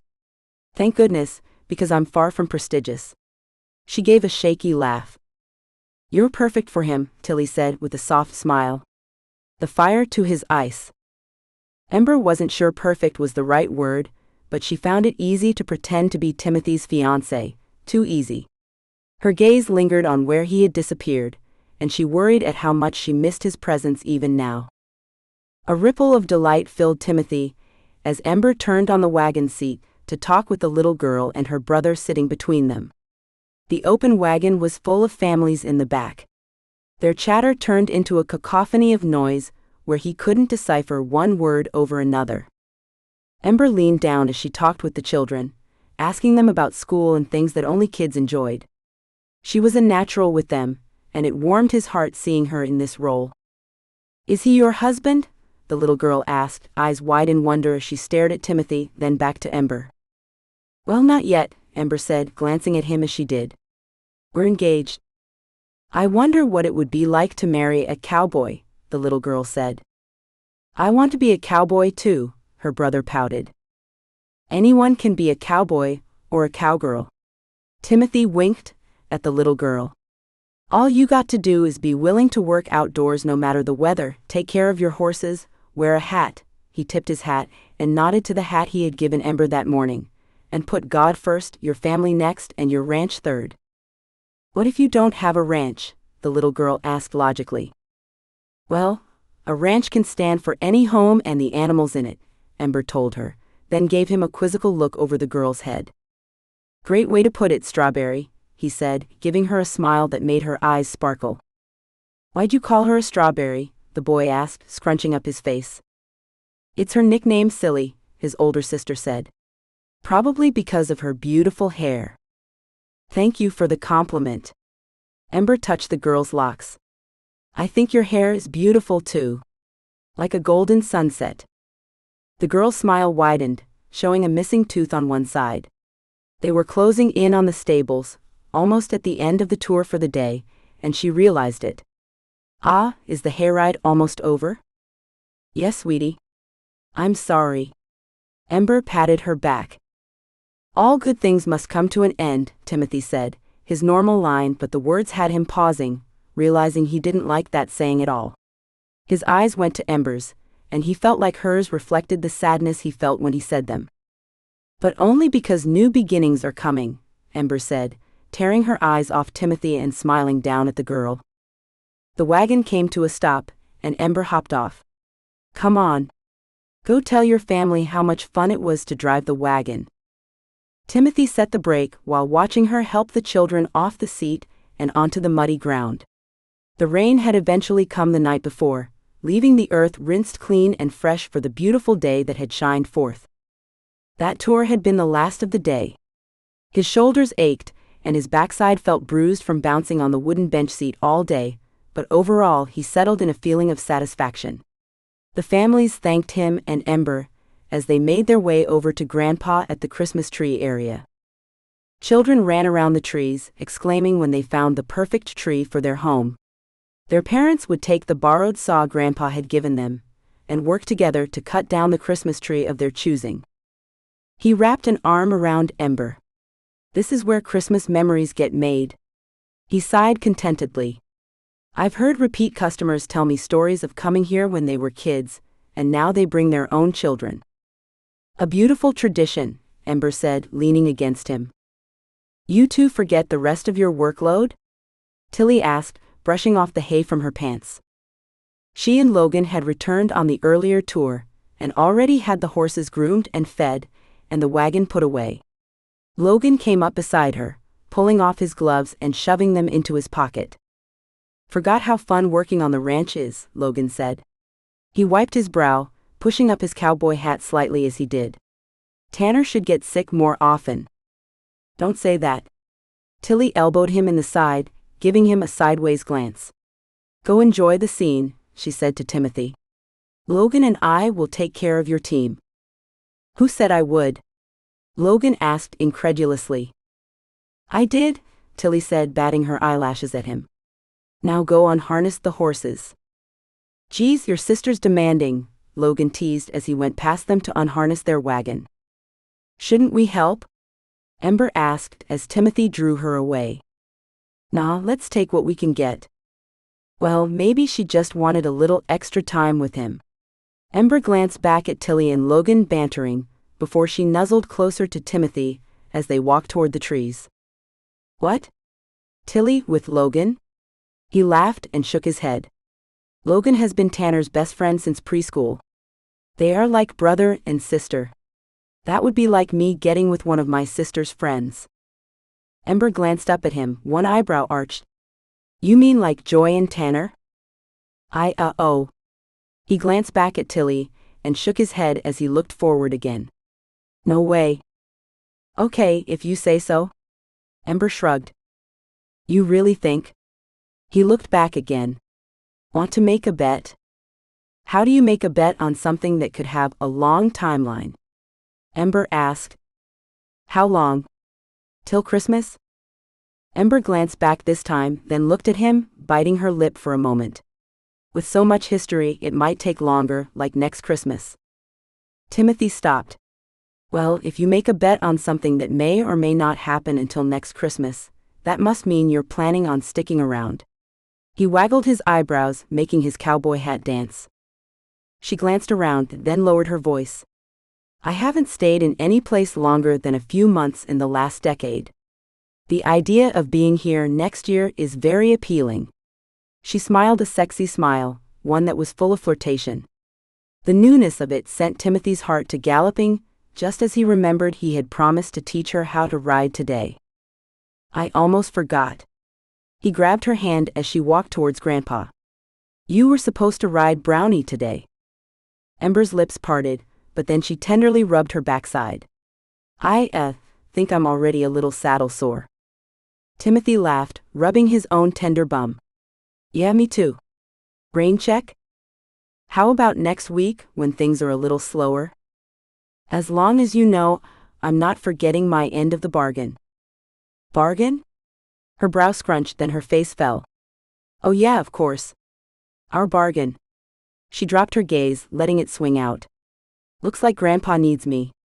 See you around. Timothy stood dumb, realizing his mistake the moment her face fell. She had been getting as lost as he had in their arrangement. Now he'd ruined that, and he didn't know how to fix it. Timothy stayed at the ranch for dinner. Made little sense to rush off to his dark, cold house and put a microwave dinner in, rather than eat a delicious meal cooked by Grandma. How is everyone feeling? She asked after prayers while everyone dished up. Tanner was still in bed and Caden too. Joy had come out to get them soup and returned herself to eat, but exhaustion showed in the dark circles under her eyes. Let's just hope Tanner can keep down the soup, she said with a yawn. And that Caden continues to sleep through the night, even though he slept most of the day away. Poor little guy. How are you? Grandma asked pointedly.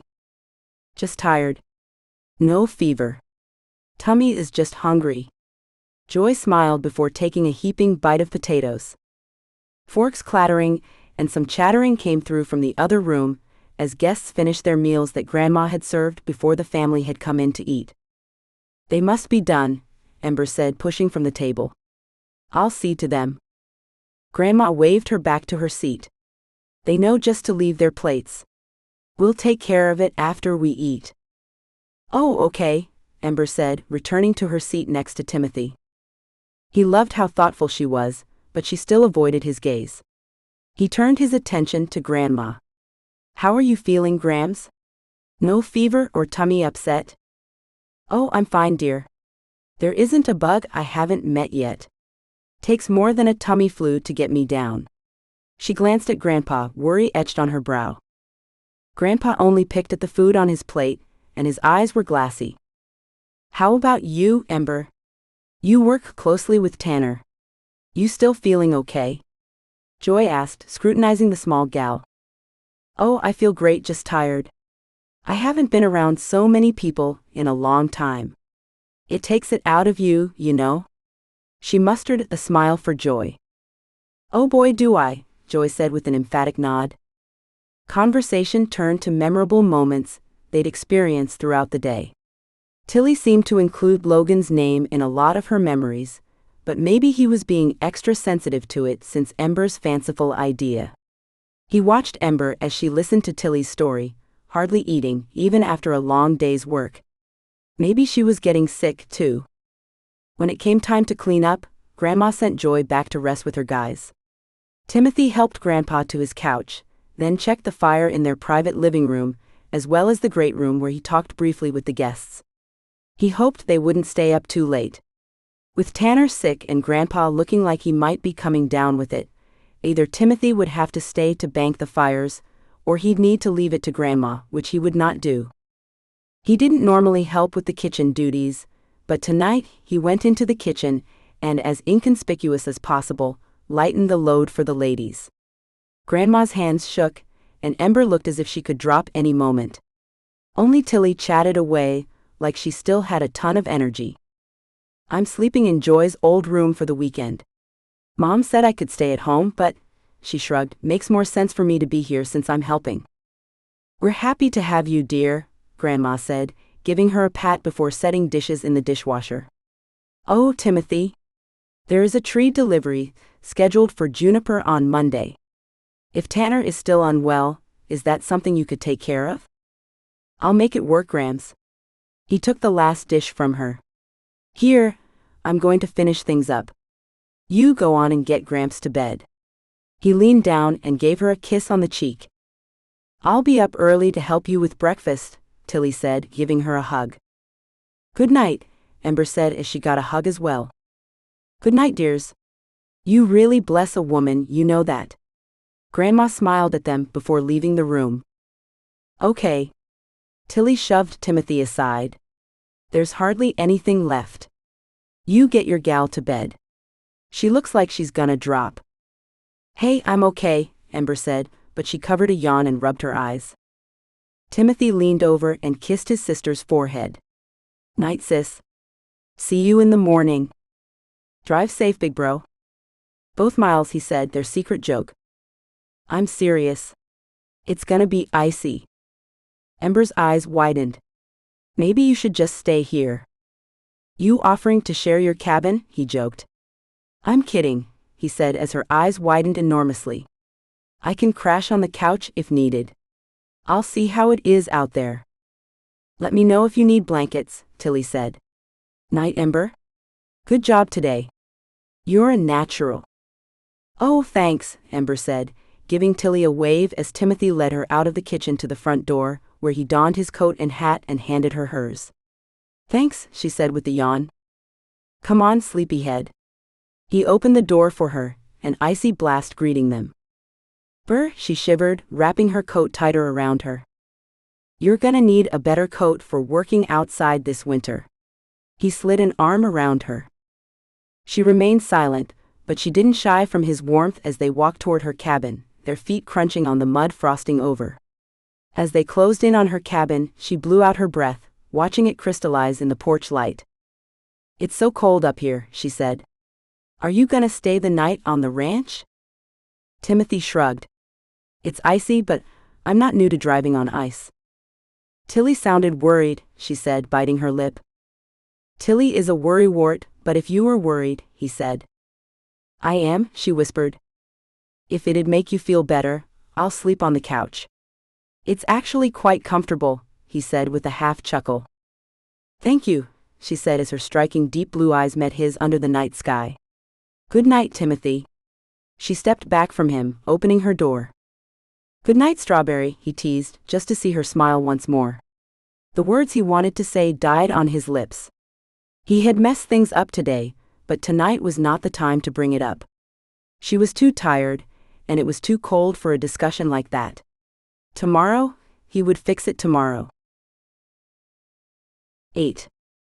Ember's hand could hardly hold the brush as she smoothed Big Ben's shiny coat. The horse had worked another hard day pulling wagon load after wagon load of cheerful families through the ranch. She didn't remember the last time she had worked this hard for this long. The first day had seemed exhausting, but by the end of the second night, she hardly got a good night out to Timothy before she crawled into bed and fell asleep. Tonight, she didn't even know if she'd make it through dinner. Grandpa hadn't made it to the tree farm for the last 2 days. Logan had stepped in for that section, leaving Tilly to drive the second team by herself. Part of the day, Ember had ridden with her to give her a little break from the management part of the job. Tanner still hid in his room, though little Caden had come out that morning, almost back to his normal chipper self. Grandma still worked away, as if believing she wouldn't catch the illness was all that was needed to keep her healthy. I got the wagons all set, Timothy said as he walked into the stable. She hated the way her heart sped up every time he came near, but she couldn't help it, even as tired as she was. Big Ben's just about done, and Tilly helped with Henry. So we're good. You don't look good, Timothy said, his brow furrowed. I mean you do, but you look past exhausted. He raised his hand and she flinched slightly. His hand froze momentarily, before pushing on to rest against her forehead. You still feel cool, but that could be the air. He glanced out of the stables to the darkening sky, darkening with clouds, not night. Another storm's coming in. Don't you have to take those trees to Juniper in the morning? What if it snows? Ember shivered, the motion leaving her weak and the chill not leaving. Her hands ached. She set the brush aside to lead Big Ben to his stall where he eagerly ate the grain that Timothy dumped into the feeder. Depends on how bad it is, but you've got to remember, I've been driving in the snow since I learned how to drive. I'll be fine. He took her hand in his. You, on the other hand, don't look like you will. Come on. Where are we going? I've got to help Grandma get dinner for the guests. They all left today, and what you need is rest. Timothy led her to her cabin. You go on in, take a shower or a bath or whatever will make you feel better, and I'll get a plate for you and bring it here. But Ember's mouth dropped open. No buts, he said. Go on. You probably have an hour until I can be back with a plate. Ember didn't have the strength to fight, and couldn't argue that a hot bath didn't sound like heaven right then. She pushed a smile to her face, trying to match his, and shut the door as he turned with a wave. The hot water was heaven. Her aching muscles relaxed, and the chill in her bones abated. It soothed everything but her mind. That kept running like a wild horse. Timothy had been sweet, caring, and a perfect gentleman. If he had never said that word bargain, she could almost have lost herself in the charade. He had said it, had reminded her that his intention was to meet a specific goal, and it wasn't to give her a happily ever after. A horrific feeling ripped through her as she thought of how disappointed the Johnsons would be with their fake breakup from their fake engagement. How could they ever look at her the same? Would they treat her with diffidence or sympathy, like Timothy thought? Either way, she didn't want them to feel sorry for her, nor did she want to lose that warmth that they had been giving her. As the bathwater cooled down, she drew out the plug, letting the water drain away, taking her problems with them. There was nothing she could do about them tonight, and she was too exhausted anyway. She dressed in sweats, not even caring if Timothy saw her that way or not, and dragged herself to the small love seat in front of the TV. Glancing at the bed, she half wanted to just slip under the covers, but her stomach rumbled, reminding her she needed to eat. The TV stared at her, and she finally relented to turning it on, finding a comedy show to distract her until Timothy showed up with food. Getting up to answer the door felt like too much effort, so she called out when he knocked, "Come in." It took Timothy a moment or two fiddling with the knob, long enough that Ember had put her hands down to push up to get the door for him, wondering if she had locked it behind her. Right as she pushed up, though, he came through the door, balancing 2 plates on one arm. "Oh goodness," she said, scooting to the edge of the seat. "I got it. Stay there." Timothy kicked the door shut behind him and set the plates down on the counter. "Did you think I was that hungry?" Ember asked, covering a yawn. "No, just hoped you wanted company while you ate." Timothy smiled, a sheepish grin. "Want to eat on the couch so you're more comfortable?" Ember eased back onto the love seat, unsure of what to say. The idea of having him stay to eat filled her with a sense of comfort. Yet at the same time, a nagging warning urged her to refuse. She argued with herself, countering that she couldn't refuse when he had gone out of his way to bring her food. "Everyone is worried about you," he said, handing her a plate and sitting next to her. "I told them it was only exhaustion." He turned toward her with a furrowed brow. "That's my hope, at least. I'm sure I'll be fine after a good sleep." The grin felt wan on her lips. "Well, I was going to ask if you wanted to deliver trees with me tomorrow, but Grandma forbade it. She said you're taking the day off tomorrow, and she won't take no for an answer." Timothy's expression showed the love he had for his grandma. "She's the boss," Ember said, uncovering her plate. "How does she make such delicious meals every night? She really is amazing." "Yes, she really is. They don't make them like Grandma anymore." Timothy sighed. Ember took a bite, giving him an ironic gaze as she did. When she swallowed, she said, "So is that what you really want in a wife? All domestic and nurturing and take charge like your grandma?" Timothy blinked several times, as if struck by an idea he hadn't thought of before. "Actually, I never thought of what I wanted her to be like. I just want her to be the one person I can't live without." A goofy, self-conscious smile tugged at his lips. That's not asking a lot, is it? Ember's fork froze halfway to her mouth as she lost herself in his eyes. She didn't know if it was her exhaustion or hope, but she almost swore he looked at her like he thought she might fill that role for real. Her heart raced and her mouth gaped. As she realized it, she shoved the food in, giving her time to compose herself.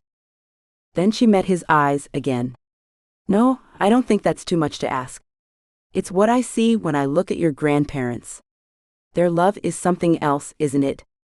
Yeah, it really is. You'll have to ask Grandpa about it one day. He can tell it way better than I can. Timothy chewed for a few moments. You know, even though my dad is well, my dad, he and my mom really love each other too. Theirs is a story of love as well, not prestige as you might believe. That makes me happy to hear, Ember said honestly. She had been a bit worried, with all the comments she had heard from the Johnsons about his dad. Though he had been nothing but courteous with her, she wasn't sure what lived behind the facade. Tell me more about your dad. Timothy's actions tensed for a moment before he turned toward her more. You want to know more about my dad? Yeah, she said with a shrug. I never knew my real father and my stepdad. She trailed off, letting her mind go to the horrors of the past before she shook her head, sending the memories to the recesses of her mind where they belonged. To raise such amazing kids, there has to be something about him. There is, Timothy said hesitantly, like he was trying to figure her out. I'm sorry about your past. Ember waved that away, watching him in anticipation. Well, my dad is loyal. He grew up here on the ranch and is loyal to his town and his family, but he's not one for that way of life.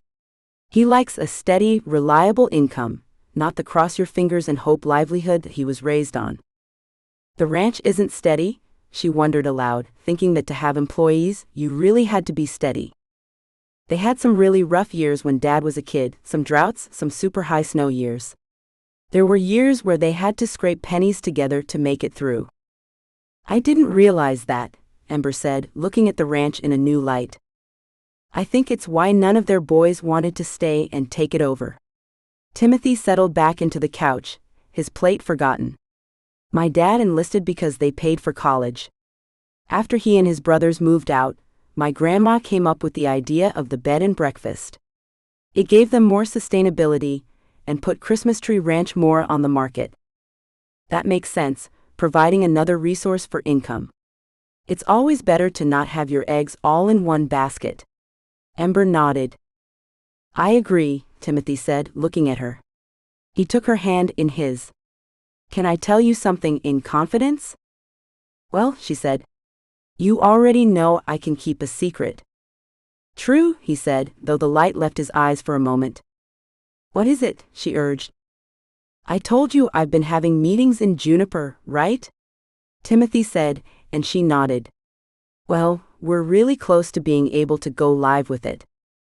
With what? Timothy licked his lips. With what I've been working on. He scooted to the edge of his seat. You see? So much of our job, my dad's and mine, is well monotonous. Entering numbers, a bunch of data entry, and then entering them in a different location to see what that does for tax purposes or whatever. Ember nodded, knowing that accounting work seemed boring with computers and data entry. She'd had a few data entry positions before, and her neck cramped with the thought. She absent-mindedly rubbed the muscles in her neck and shoulders. I see you understand. Timothy nodded with a knowing smile. So I came up with an idea, a way to speed up that process. I met with my college roommate, who is a computer engineering major, and we are creating an app that makes that part of the job take only minutes. Well, that sounds pretty amazing. Ember set aside her half-eaten dinner. Her head swam, but she gave her attention to Timothy, knowing this was important to him. My dad would balk. He likes things that are for sure, he doesn't like chances. I knew I couldn't make this happen with him belittling the project, so I have kept it secret. Timothy ran a hand through his hat-head hair. You see, Dad is a great guy. If he comes across as judgmental or controlling, it's only because he wants the best for us. He doesn't want us or our kids to go through the hard times that he had.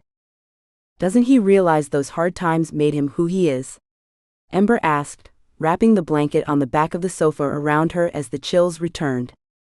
Timothy watched her, his eyes taking on that intensity she knew him to have. You do realize what you just said, right?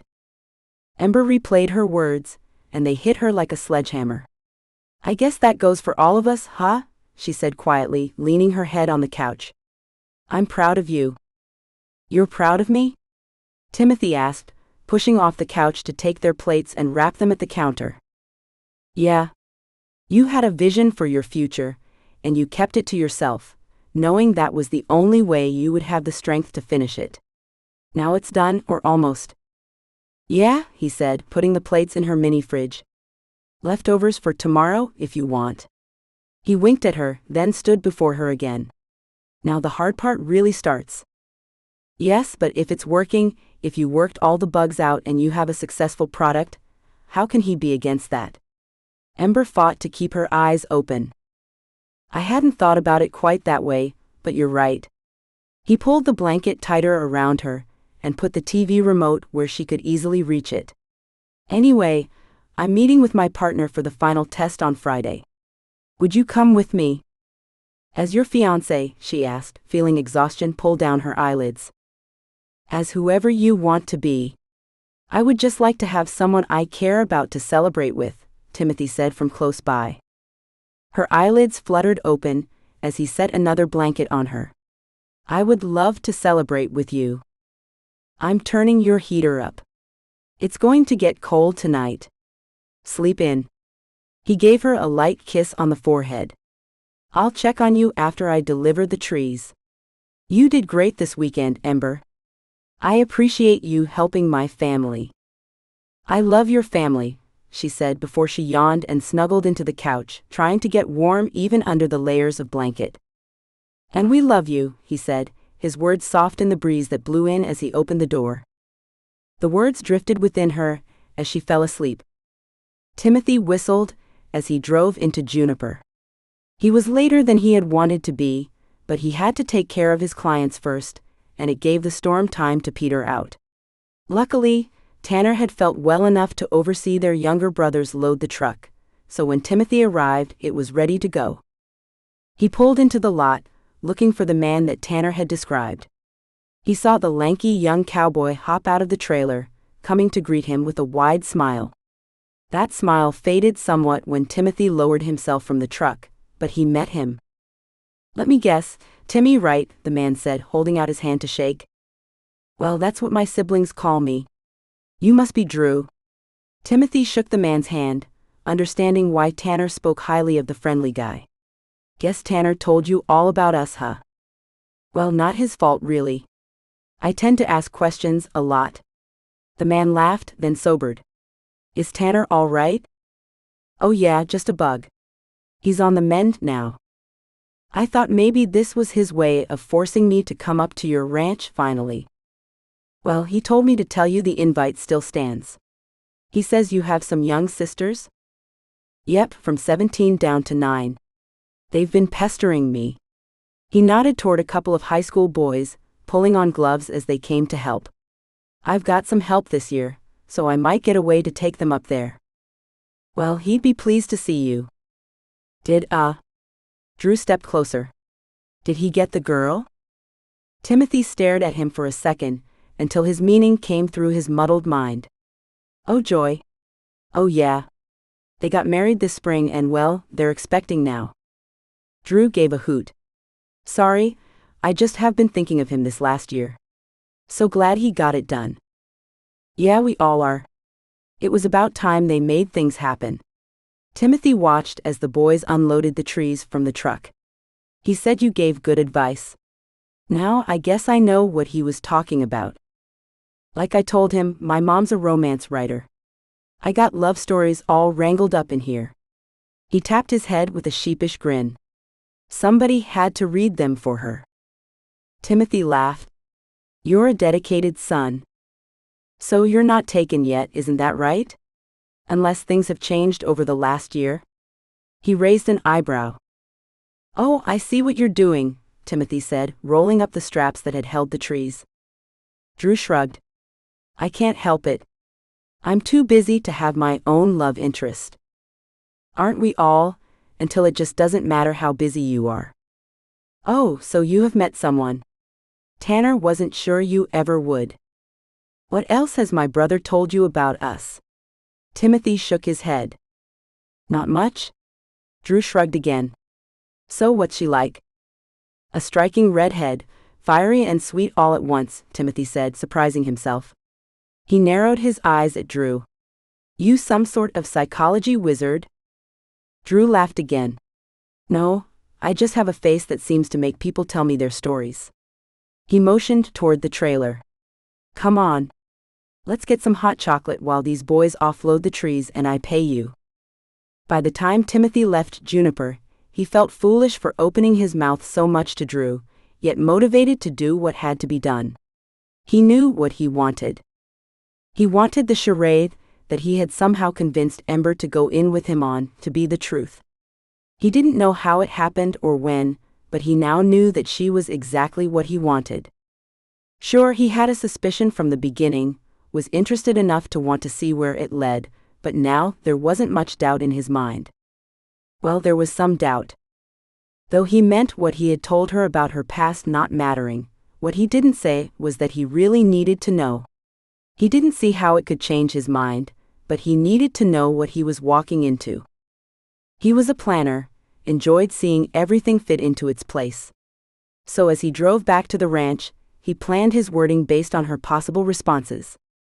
Ember had told him it was too dangerous for her and him to be a couple, but she was okay with pretending. So he had to think of ways to combat that fear, to prove she was safe. By the time he pulled the truck into its spot at the ranch, he thought he had every scenario worked out. He waved to Grandpa as he hopped out of the truck. Grandpa sat on the deck swing with a blanket on his lap as he swung gently. Thanks, son.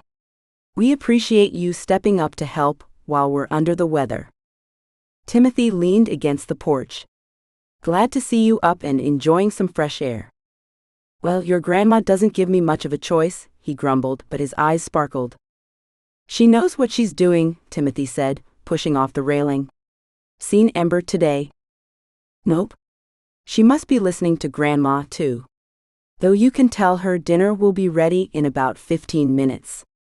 Will do. See you in a bit, Gramps. Timothy made his way through the ranch, slowing his breathing to ease his galloping heart. You can do this. Speak up for what you want for once in your life. As he came up to her cabin, he shook out his hands and knocked on the door. There was no answer, but he heard the soft murmuring of the TV. He leaned in closer, semi-afraid of eavesdropping again, but there was something about the murmuring that had his heart pounding for a different reason altogether. Straining his hearing, he heard the sound again, independent of the background noise of the television, a soft moaning. He knocked again, harder, and listened closely, but when she didn't answer, he opened the door a crack and called out. Ember? Ember, are you okay? A slight, murmured, unintelligible sound came through the darkened cabin. He let his eyes adjust, until he could see her still huddled on the couch where he had left her the night before. Ember moaned again, her eyes tightly shut, furrows in her brow and her lips chattering. Ember. He raced to her side, touching her forehead, not caring that she flinched away from him. She was flaming hot. Goodness, Strawberry. You're burning up. Her eyes blinked open, squinting as if she couldn't quite make him out. Timothy, she murmured between her chatters. You shouldn't be here, you'll catch this. Maybe, maybe not, he said as he pulled the blankets tighter around her. It doesn't matter. You need to be taken care of. But. No buts. I'll be right back. I'm getting provisions from the main house. Just hang tight for a few more minutes. He took one last glance at Ember, huddled and shivering on the couch. Worry raced through him as he sped toward the main house. What is it? His grandpa rose to his feet as Timothy ran up the steps. Ember's sick. Timothy paused long enough to give his grandpa an arm as they came into the house. The scent of a delicious dinner cooking filled his senses. Upon the shutting of the front door, his grandma came from the kitchen. Just in time. Her voice trailed off, and her smile faded as she met Timothy's eyes. "Ember's sick." Timothy gave her a quick, hello hug. "Same symptoms as the others?" she asked, motioning for him to follow her into the kitchen. "Not sure about anything except she's shivering and burning up. She hardly seemed to recognize me. What should I do?" He ran a hand through his hair, realizing he had forgotten to take off his cowboy hat upon entering the house. "First you calm down, dear." Grandma patted his arm. "She'll be okay. You didn't see her." "Fevers are scary, son," Grandpa said. "Thankfully, mine didn't last that long this time around." "How are Tanner and Caden?" Timothy asked right as Tanner and his family entered the kitchen. "Much better," Tanner said, lifting Caden into his arms. "Isn't that right, Cowboy?" "Yep. All better." Caden giggled as Tanner hung him upside down. "What's got you all scrunch-faced?" Tanner asked, righting Caden and plopping him at the table. "Ember's sick," Timothy said, feeling very repetitive. "Oh man, I had hoped it passed her by." Joy didn't get it. Neither did Grandma. Tanner leaned forward. "Is she losing her cookies?" I didn't ask." "She's out of it, man. Her fever is so high she can't stop shaking, and her eyes are all glassy, like she didn't really see me." "Tanner was like that," Joy said with a shiver. "Lasted 2 days, but as you can see he's back to himself mostly. Listen to Grandma. She'll tell you how to take care of her." Grandma was busy putting things together as they talked. She came over with a tray of tea, soup, medicine, and a rag. "Okay, so this is what you do, dear. Have her drink as much tea as possible. Use the cloth with cool water to dab her forehead and pulse points. Get her to drink this broth. And this is for you." She handed him a glass with a nasty-looking substance. He whiffed it and drew his face away from the stench. "I'm feeling fine, Grams. Now, but if you don't buffer your immune system, you'll end up right where she's at." She shoved the glass into his hand. "Go on." "It's not as bad as you might think," Joy said, though her nose scrunched. "It worked. I'm not sick." "The things you put yourself through for those you love," Grandpa chuckled, doing a sign for bottoms up. Timothy almost gagged as he downed the bitter liquid, eagerly grasping the orange juice his grandma then offered.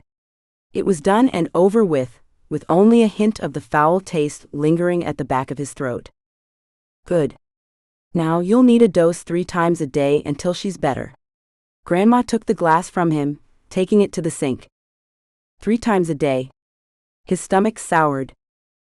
"Ah, love," Tanner said with a smirk. "I think I'd rather take the fever," Timothy muttered. "No, bro, you don't want that. It feels like your bones are splitting in two and that you're loose from your body, and when you're not, you're wishing you were because the pain is so bad." Timothy gulped, looking down at the tray. "Is there something for Ember, for the pain?" "The tea has willow bark, but also there's the medicine. She'll need that at first to get this under control," Grandma said. "You fill it up to here, and she gets some every 6 hours." Timothy rehearsed Grandma's directions as he carried the tray, along with the addition of a plate of dinner for himself, to Ember's cabin. He knocked, then let himself in, finding Ember in the same state as before. She murmured and mumbled unintelligibly as he set things in place, getting things ready to administer.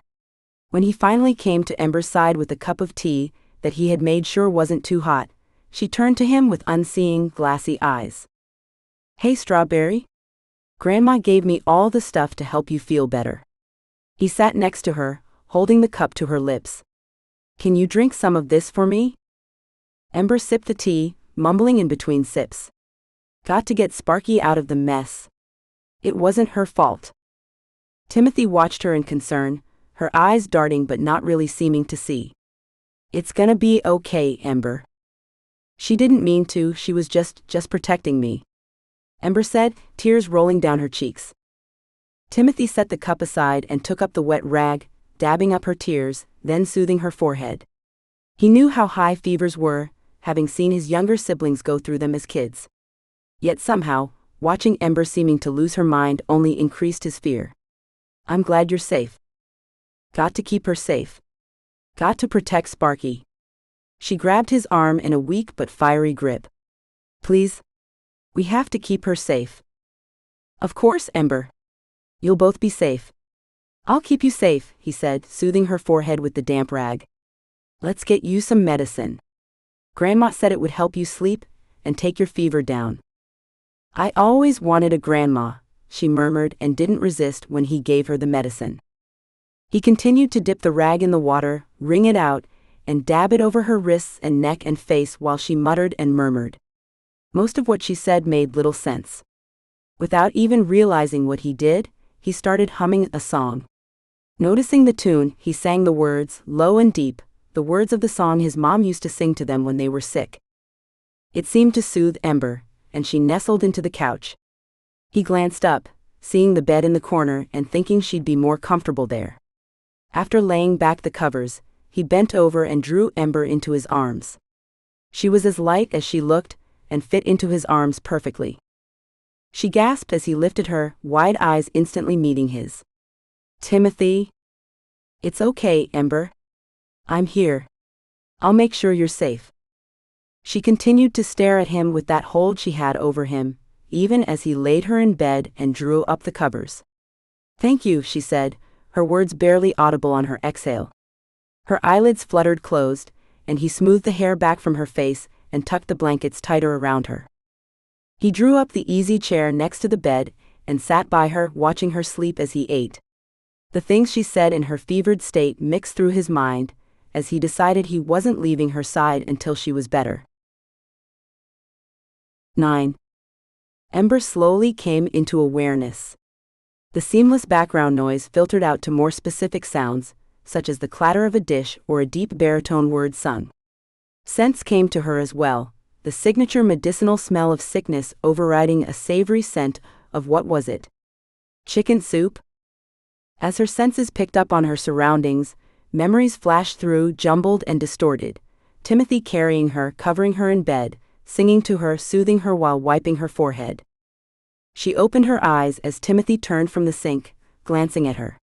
Catching her awake, he set down the dish he held and dried his hands on a dish towel. Hey, you're awake? He came toward her, his brow furrowed. How are you feeling? She tried to speak, but her voice only cracked. He handed her a cup of warm tea, and she gratefully took a sip of the herby drink sweetened with honey. Thank you, she said. You still look flushed, he said as he laid his hand on her forehead and swooped it down her face. But your eyes are clear. I don't know what's going on, she said, feeling heat fill her cheeks and not just from the fever. You've been out of it, fevers will do that to you, he said, sitting next to her. I bet you're on the other side now. Tanner said the worst was the first 3 days. 3 days? She tried to push up, but weakness plagued her. I have been out of it for that long? Timothy shrugged. If we count Sunday night, which looking back, I think that was when you came down with this bug. Ember ran through her memories, thinking of the hot bath and having dinner with Timothy on her couch. Why hadn't she thought about herself getting sick then? You've been here the whole time? She gulped. Well, not until I came back after the tree load Monday evening, he said, handing the tea mug back to her. You need to stay hydrated. She took the mug absent-mindedly. But, Timothy, you're going to catch it now. Timothy shook his head, a wry grin tweaking his lips. Not with the nasty concoction that Grandma keeps making me drink. He screwed up his face as if remembering the taste, and it didn't seem good. Oh no, she covered her mouth, trying to hide the smile. She had seen Joy choke it down before carrying trays of tea, medicine, and other things to Tanner over the weekend. It had smelled awful, and Ember always made a hasty getaway before Grandma sucked her in to take some as well. Now thinking of it, maybe she should have. Well, Grandma is still healthy and so is Joy, so... Timothy shrugged. Maybe it's worth it? Well, a few seconds of gagging seems like quite the deal, considering what I've seen you go through the last couple of days. He soothed her forehead, and as if her body had been trained, she closed her eyes and lay back again. I can't believe you've been taking care of me this whole time. Her eyes fluttered open again. What about your work? Tegan brought me my laptop. He nodded toward the small table covered with his laptop and files. Ember blinked back, the tears brimming in her eyes. Her throat swelled, and she didn't think it was from illness. How long had it been since someone had taken care of her? Hey, Timothy said, his voice soothing and gentle as he dried her tears with a damp rag. What's this? It's been so long since someone cared. Well then, it's about time someone did. He reached over and tested a bowl of what looked like soup. It's still warm. How about trying some? She pushed up, feeling weak, but with Timothy's help and pillow positioning, she sat upright enough she could hold the bowl.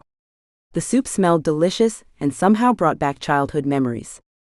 Her mother had cared when she was still there. What is it? Timothy asked, the furrow back in his brow. You have that forlorn look going again.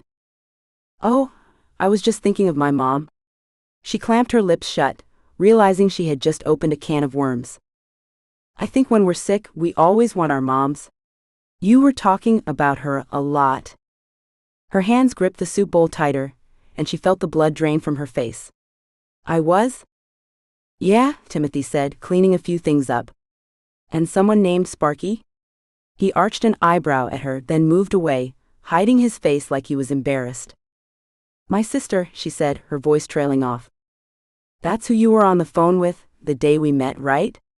He had turned back to her now, but with the couch between them, like a barrier to hide behind, but was it for him or for her? The straightening of pillows and other small items wasn't necessary, and she realized he was trying to act casual, though he knew as well as she did that this was no casual conversation. She swallowed but didn't respond right away. I don't want to, but I should ask how much, I said. It could put you in danger. Me or you? Or Sparky? Possibly all of us, she whispered. He sighed, putting down whatever he had in his hands, and returned to sit on the edge of the bed. He nodded to the soup. You need to eat. She held his gaze as long as possible while she forced the soup down her tight throat. If she could have tasted it, she knew it would have been delicious, but right now her heart raced 1,000,000 miles an hour as fear coursed through her. In 10 years, she had only been tempted to tell her secret twice. The first time was to a woman she saw as a mentor at a job she had picked up when she was 16. Maisie. She had told everyone she was 18, of course, but she was pretty sure Maisie knew she wasn't quite that. Maisie had seemed so supportive, so understanding, and Ember had longed to have someone to confide in. Telling Maisie their secret had been what had caused Ember and her sister to have to go separate ways. Sharing their secret with Maisie had been the worst mistake of her life, well, almost. I'll take that before it spills, Timothy said, lifting the half-full bowl from her hands. It was a good start. He set down the bowl, then met her gaze full-on with his signature intensity. I think it's time to tell me what kind of trouble you're in, Ember. Ember gulped. A sensation of wooziness filled her, and she lay back. When Timothy reached for her hand, his warmth gave her strength and solid ground to stand on, figuratively at least. The last person I told got me in a lot more trouble, she said at last. I don't want to ruin what I have going on here. She felt her eyes brimming again, and it fueled her anger. I promise it won't ruin things with my family or with me. How can you promise when you don't know what you're up against? Then tell me, he said, his voice level and gaze intense. She closed her eyes, the weakness invading her along with the heat that somehow left her chilled. Please, Timothy, don't ask me to do this. Timothy sighed, a long, low sound. Answer this one question, for now at least, and I'll let you go back to sleep. His tone was one of a question, but she knew it wasn't a request, so she nodded, keeping her eyes closed. You're running to protect your sister Sparky, right? She bit her lip, and nodded again. A cool cloth touched her forehead, and Timothy murmured soothingly. Thank you. Now just rest. We have plenty of time once you're feeling better to talk. For now, you just get better. The following morning, which Ember guessed to be Wednesday, she woke to find Timothy sprawled across the love seat, legs hanging off one end and his head tilted back at an awkward angle on the other. Had he really been sleeping there for 2 nights now? As if he had some sixth sense, his eyelids fluttered open and met hers over the back of the couch. He blinked a few times, then pushed up to a sitting position and raked his fingers through his hair. He stretched as he stood, and by the time he turned back to her, a small grin played at the corner of his mouth. "How are you feeling?" She took stock of herself, realizing that sometime in the night she had woken drenched in sweat, and now her skin felt cool to the touch. "I think the fever broke."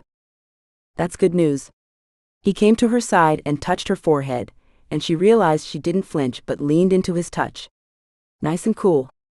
Think you could muster enough strength to eat a proper meal?" "I think I'd like a shower," she said, feeling sticky with the sweat from last night. "First you build up your strength, then you take a shower, unless you want help."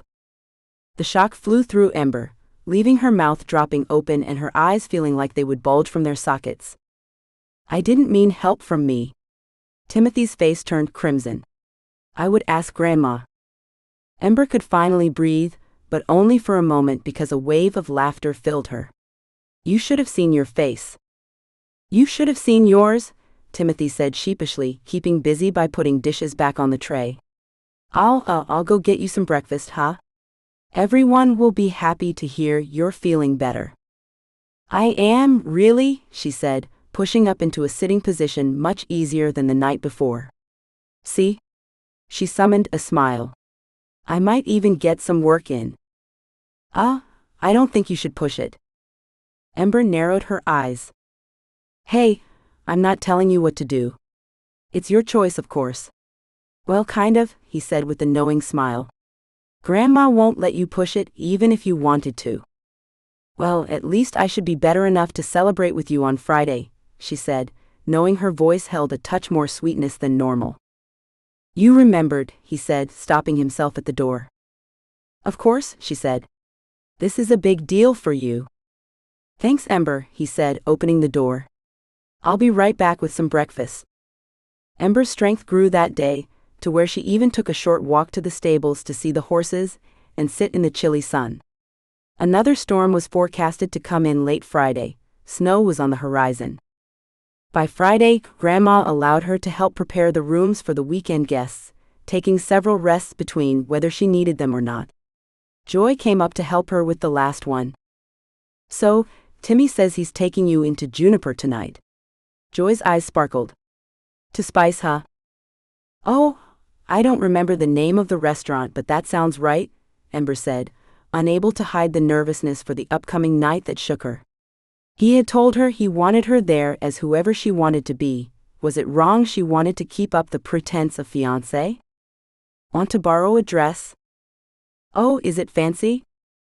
"Oh well, it's the fanciest restaurant I've been to, but that isn't saying much. We can go look at what I have when we're done."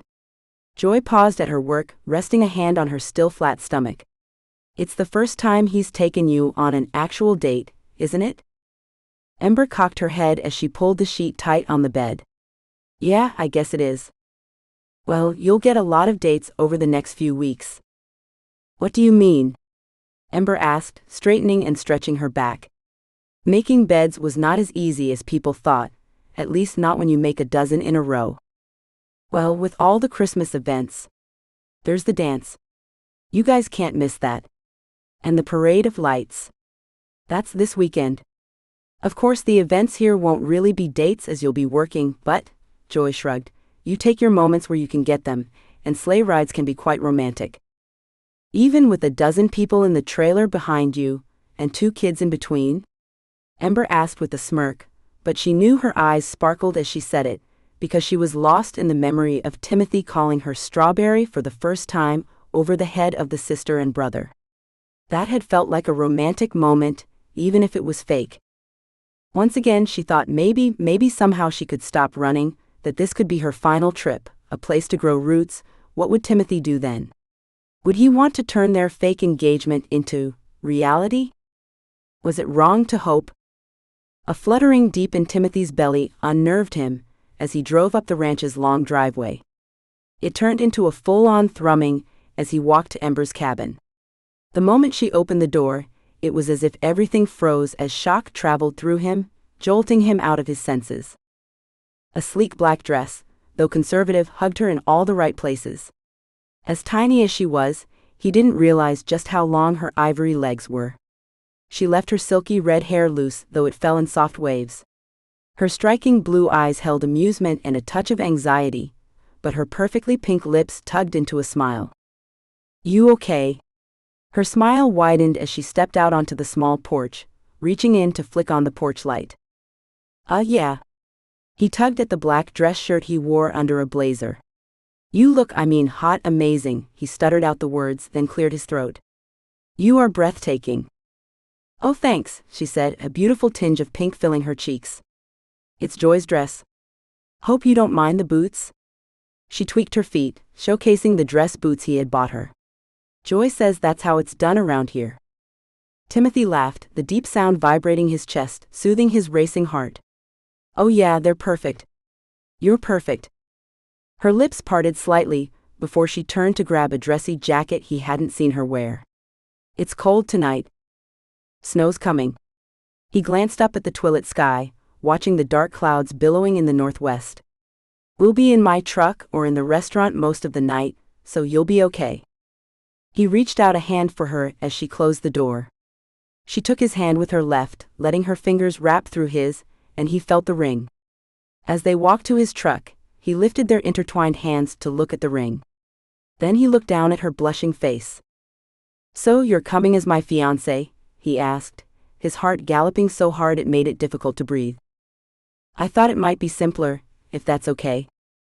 Small towns talk." She bit her lip as they stopped at her side of the truck. "It's perfect," he said, repeating the words that had become the theme for the night. His hand brushed back the hair that the wind blew across her face. "Ember, there's something I've been meaning to talk to you about." "Hey," Tanner called out from the porch as he came down the steps toward them. "Going into Juniper, right?" "Yeah," Timothy said, swallowing the words and trying to swallow his irritation for the interruption. "The storm's all over the news. Maybe you should dine in town?" "No can do, bro.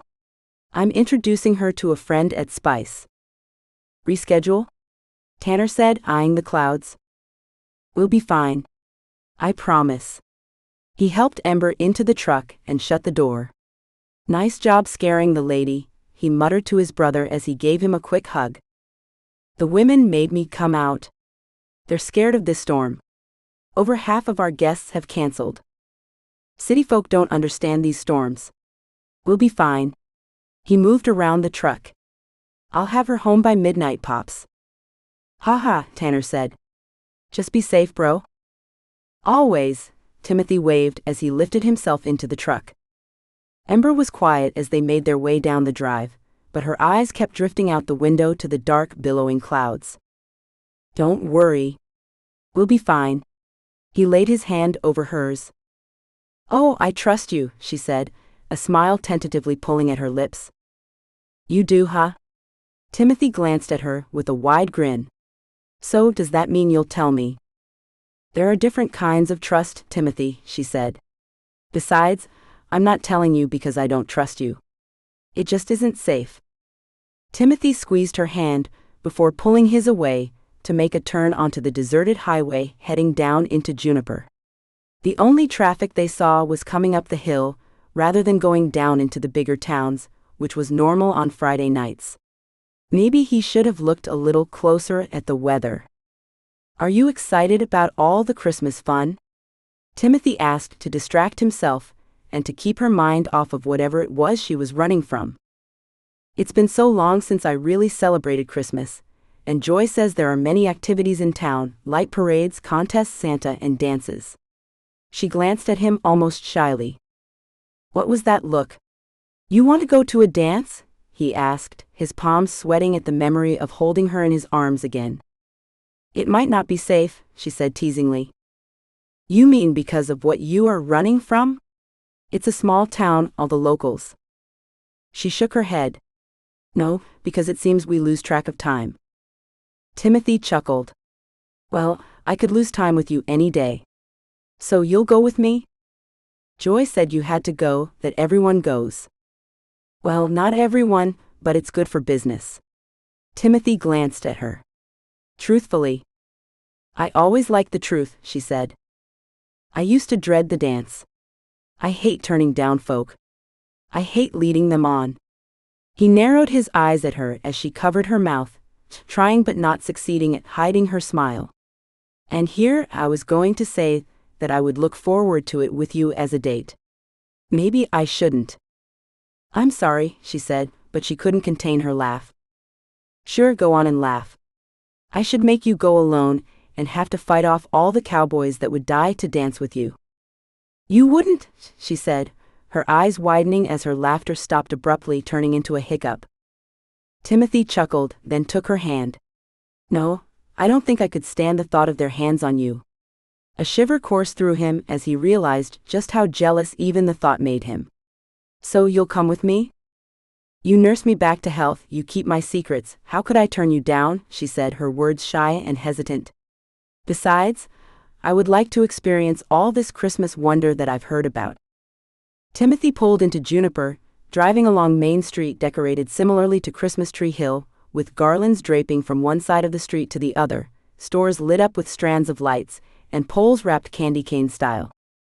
It's so pretty, Ember said, leaning toward the window to watch the holiday-themed town go by. It really was pretty, especially in the dark as it was now. The lights gave a nostalgic appeal that filled his heart. He loved this time of year. Wait till you see the parade of lights, he said. It makes this look like a pony, compared to a Belgian in full dress. Ember giggled at his analogy, but her smile widened as she looked at him. I can't wait. He pulled into the busy parking lot, trying to find a place for his monster truck, but ended up in the empty dirt lot behind the restaurant. We'll have to walk. I'm sorry. I'm feeling up to it, she said. He ran around the truck to her side and held out his hand to help her before she did it herself. The wind whipped through his clothes, chilling his bones, though it wasn't near as icy as it was on the ranch. He wrapped his arm around Ember and led them into the restaurant. We're meeting someone, he told the hostess as he scanned the restaurant. There he is. He dropped his arm from Ember, letting his hand trace down her arm to her hand where his thumb swept over the ring. You're sure? She nodded, her eyes slightly wide as she scanned the dark restaurant and bar, as if wary to see someone she might know. By the time they made it to his friend's table, she had plastered on her smiling, everything is wonderful face. Neil? Timothy held tight to Ember's hand and used his other hand to embrace the smaller man. It's an exciting day, he said. Neil stepped back, grinning at Ember. It sure looks like it. Oh, Neil. This is Ember, my. He hesitated, reading her eyes. Fiancé, Ember finished for him, holding out her hand to shake Neil's. It's nice to meet you. Timothy has told me a lot about you. You did. Neil held tight to Ember's hand, then drew his away, abruptly realizing that he still held it. Timothy sent him a warning glance. He had never thought that Neil would meet Ember, so he was the one person that he had told the truth to. It's nice to finally meet you too, Ember, Neil said, once again composed. Thank you. She glanced around the restaurant again. Do you know where the restrooms are? Timothy pointed to the back corner, only 20 feet from their table.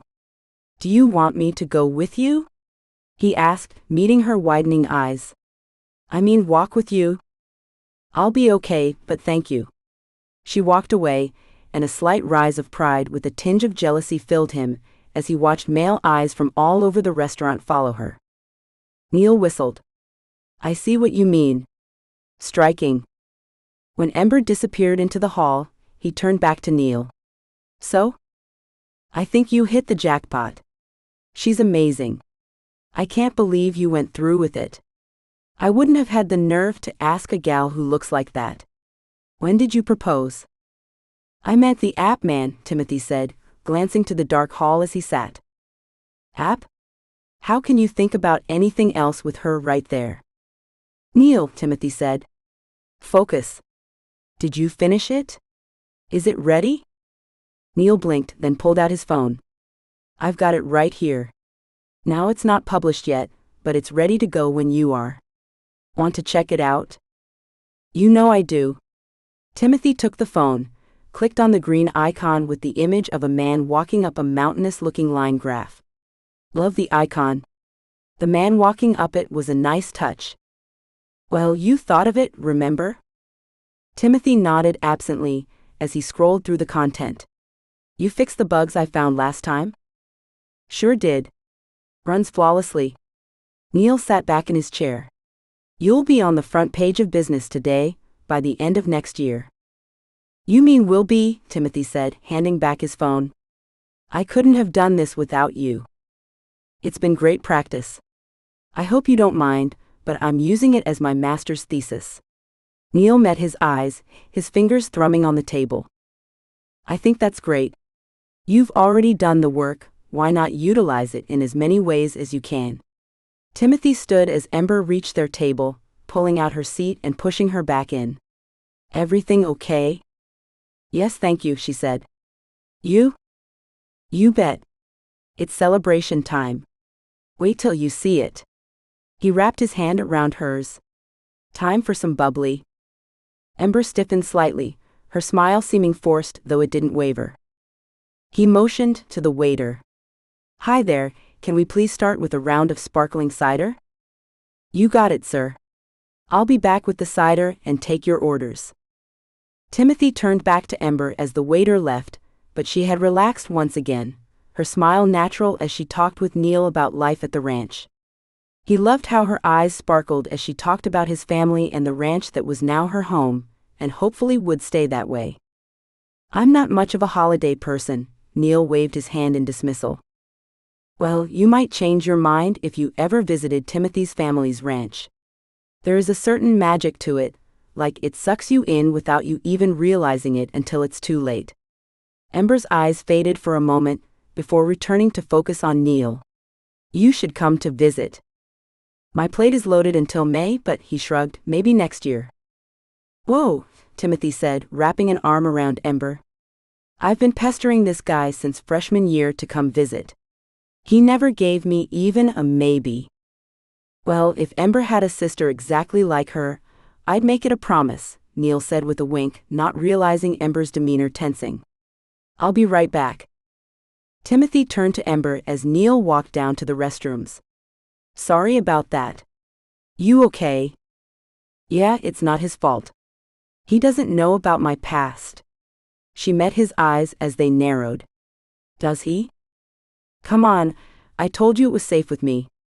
No one knows anything beyond what you have told them. I know how to keep a secret. Their gazes locked in that intensity he only felt with her. Though there are some secrets I wish didn't exist. Such as the secret their engagement was fake. What if they continued pretending until it just became their reality? 10. Ember held on tight to Timothy's hand as they ran to his truck, the wind fighting them and sending shards of icy rain into their faces. She squealed as a tremendous gust blew her back into his arms, giggling as he held tight. Timothy scooped her up, laughing, to carry her the last 100 feet to the truck where he deposited her into its safety. After closing the door against the storm, he raced around to clamber into the driver's seat. Raindrops dripped from his hat brim, falling past his wide grin. Ember pushed her wet strands from her face, her eyes sparkling with humor. Well, there goes the curls Joy painfully put in. You're amazing, Timothy said, his intense gaze stopping her laughter. I'm a soaking wet mess, she said with a laugh, shrugging out of her soaked-through jacket. He turned on the heater full blast, then turned toward her again. It's a sexy look, he said, waggling his eyebrows. Drenched is sexy, huh? She asked, unable to meet his eyes. It is on you, he said in a voice even deeper than normal. The heater blasted on them, but her warmth came from within, from the way that Timothy looked at her now. The air between them felt thick and steamy, charged with a current not unlike the lightning that chose that moment to flash right in front of them. A startled cry escaped her as the lightning disappeared, and the thunder clapped above their heads. The shock rolled through her as the thunder rolled around them, then she laughed. Holy cow, that was intense. Timothy smiled but turned away to start the truck. It's going to be a wild ride. We better get started. As the waves of rain hit the truck in blinding sheets, Ember's emotions swirled with it, going from disappointed to relieved to lost in wonderment at the weather.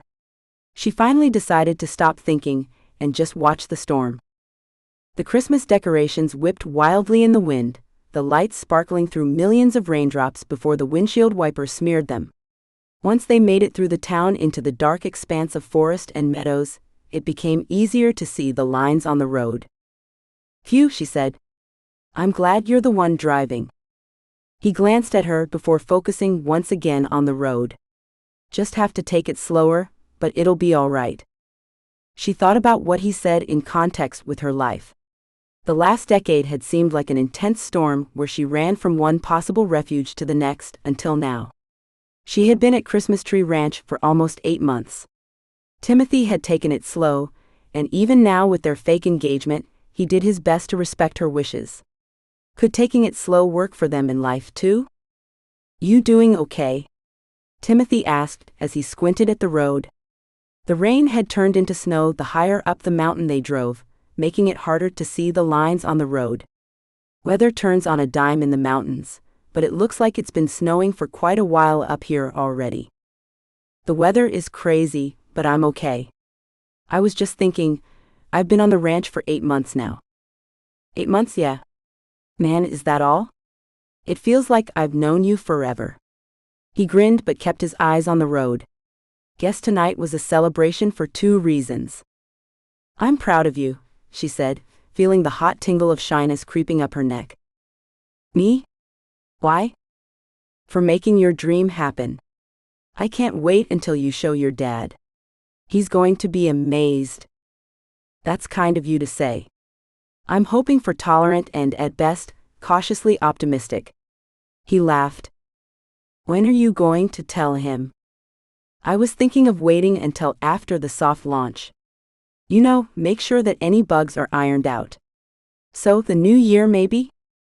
That would give him time to get familiar with it before your busy time, right?" "Yeah, I think it would if he gives it a chance." She turned in her seat to look closer at him. "You know, I love that you're good at what you do and that you're following your father's footsteps." "But?" He raised an eyebrow. "Neither you nor your dad are how I pictured accountants to look." Timothy burst out laughing. "What are accountants supposed to look like?" "I don't know, but like your friend Neil. He looks to me like an IT guy, you know, he fits the part. A burly cowboy with strong rough hands and a physique like." Heat filled her as she shrugged. "Oh, do go on," Timothy said, his grin pulling from ear to ear. Then he glanced at his hands holding the steering wheel. "Sorry, my hands are rough. Can't get past that working on a ranch." "I never said I minded the roughness," she said, wanting to roll down the window to cool herself down. She pushed the heater vent away from her instead. His phone rang, and he glanced down enough to see the number. "That's Tanner. Would you mind answering for me and putting him on speaker?" Ember did as he asked, and Timothy said, "Hey bro." "Hey, so I can't get the plow running.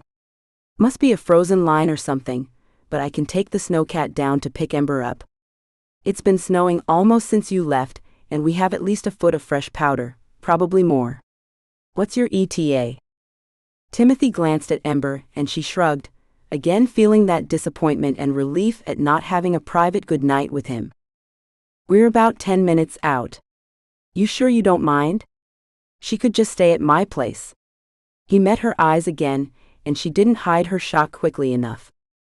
"Oh well, that's up to you two, but you know how our family would feel about that." Tanner sounded hesitant. "It was different with her being sick, and you on the property." Ember bit her lip and read Timothy's eyes, which wasn't easy as he focused on driving. "I don't mind, bro," Tanner said again. "Of course, you could always drop her off at Mom and Dad's." He laughed.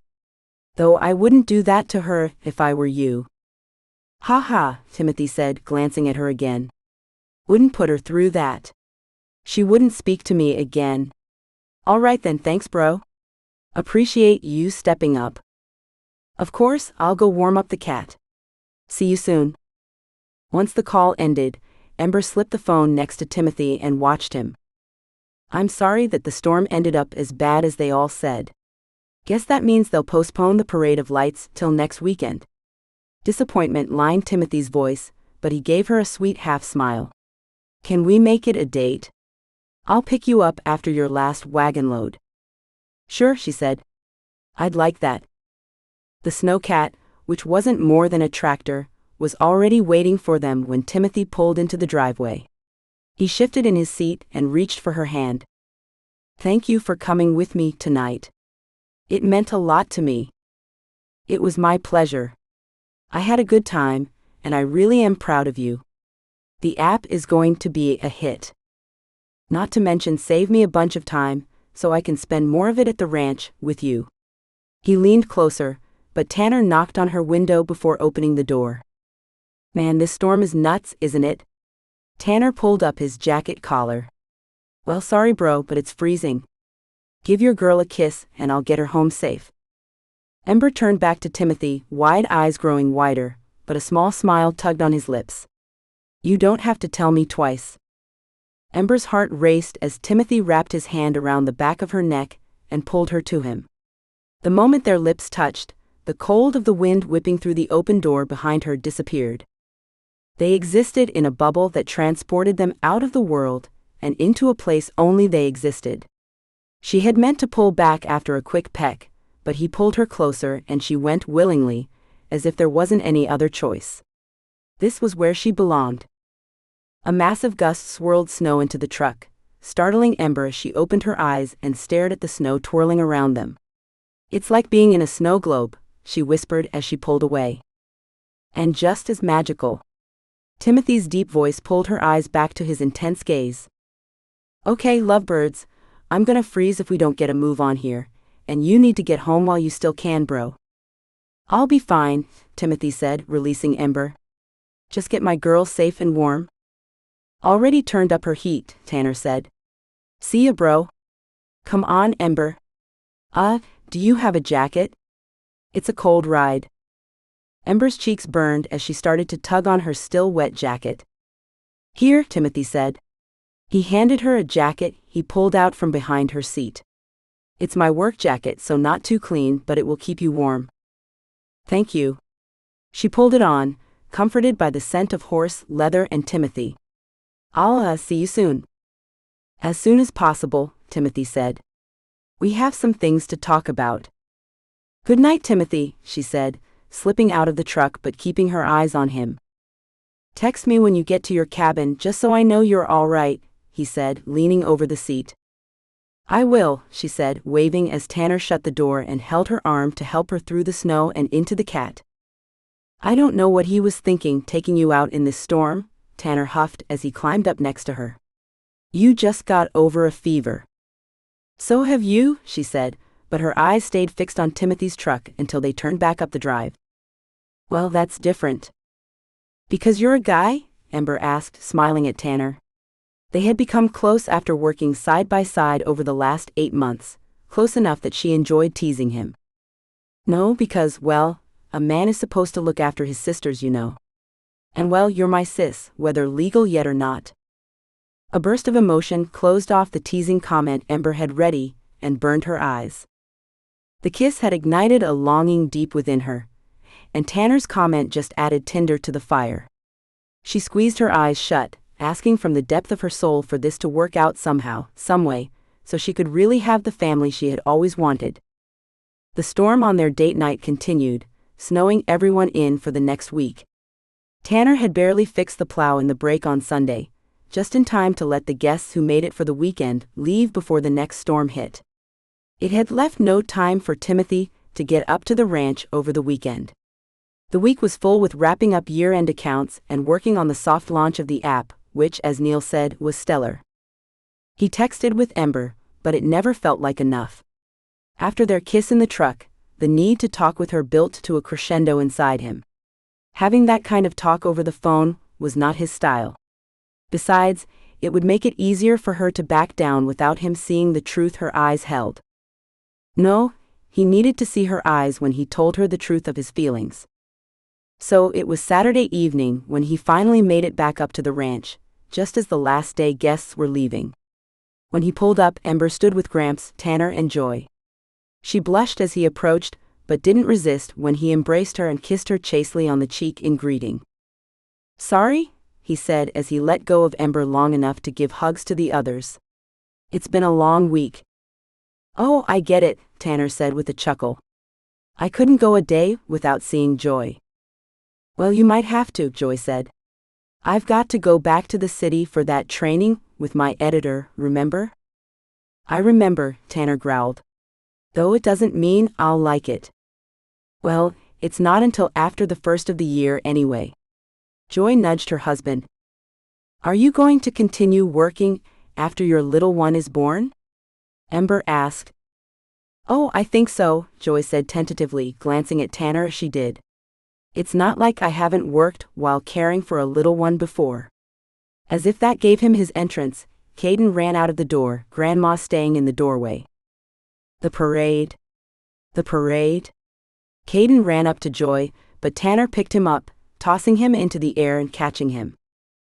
Sorry, he just couldn't contain his excitement anymore. Grandma shrugged. "Dinner will be ready in half an hour, then we can all go to the parade." "Well, we better get cleaned up," Grandpa said. "Good work today, guys and gals." "A shower sounds nice," Joy said, dusting her hands off on her jeans. "We'll see you at dinner, Timmy?" Well, I was going to take Ember into town." "Well, Grams made Ember's favorite for dinner tonight, so maybe take a rain check on that," Tanner said, wrapping his arm around his wife and holding tight to Caden. "They are such a sweet family," Ember said. "It makes me tear up when I think of the life they are giving little Caden. I wish I could have met Tammy." She blinked rapidly, meeting his eyes. "I wish you could have too. You would have liked her, and she would have had fun with you." Timothy nodded toward her cabin. "So what's this about Grams making your favorite dinner?" "Oh well, Joy said something about it earlier, but I don't know." She shrugged, stepping up onto her porch. "I'm sorry if that ruins your plans." "I'll live. What is your favorite, by the way?" He stopped at the bottom of the stairs. "The first meal I had here," she said, a pretty flush filling her cheeks. "Spicy beans, cornbread, and tri-tip." "Well, I bet that'll beat anything we can get in town anyway. Have a good shower." He stepped away, tipping his hat and dealing with the disappointment of not having her all to himself. The time would come, it had to. "Here," Joy said, giving Santa hats to Timothy and Ember. "Ember, do you have a warm enough jacket?" "I'll keep her warm," Timothy said, smiling at Ember, whose cheeks pinked. "Well, okay then. We're ready to go." Grandpa ushered everyone out into the growing twilight. "Hey, can we get a ride with you, Timothy?" "With Caden's car seat, it's not easy getting in and out," Grandma added. "Of course," Timothy said, pushing down more disappointment. Ember's hand snuck into his as they walked toward the truck. Her smile told him she understood, and that gave him all he needed to get through the night. The parade of lights started with oohs and ahs. Tanner stopped his conversations with the family to pull Joy and Caden into his arms to watch the show. Timothy reached past his parents and pulled Ember to him. She came willingly into his arms as though she craved his warmth, and no wonder she was freezing.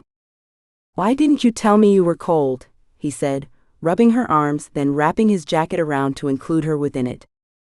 "That's nice," she said, ignoring his question. It was difficult to see her face snuggled like this, but he could feel more than hear her murmurs of appreciation as they rumbled against his stomach and chest. He breathed in her scent, resting his head lightly on hers, realizing this was what he wanted in life, moments like this right here. He heard the deep murmur of his brother's voice, glancing over in time to see him rub Joy's still flat stomach and kiss her neck. A strange tingling warmth went through Timothy as he wondered what it would feel like to hold the woman carrying his child. No, not just any woman, Ember. "Whoa, look at that one," Ember said, releasing an arm briefly to point at the huge float covered with lights, flashing colors to make Christmas pictures.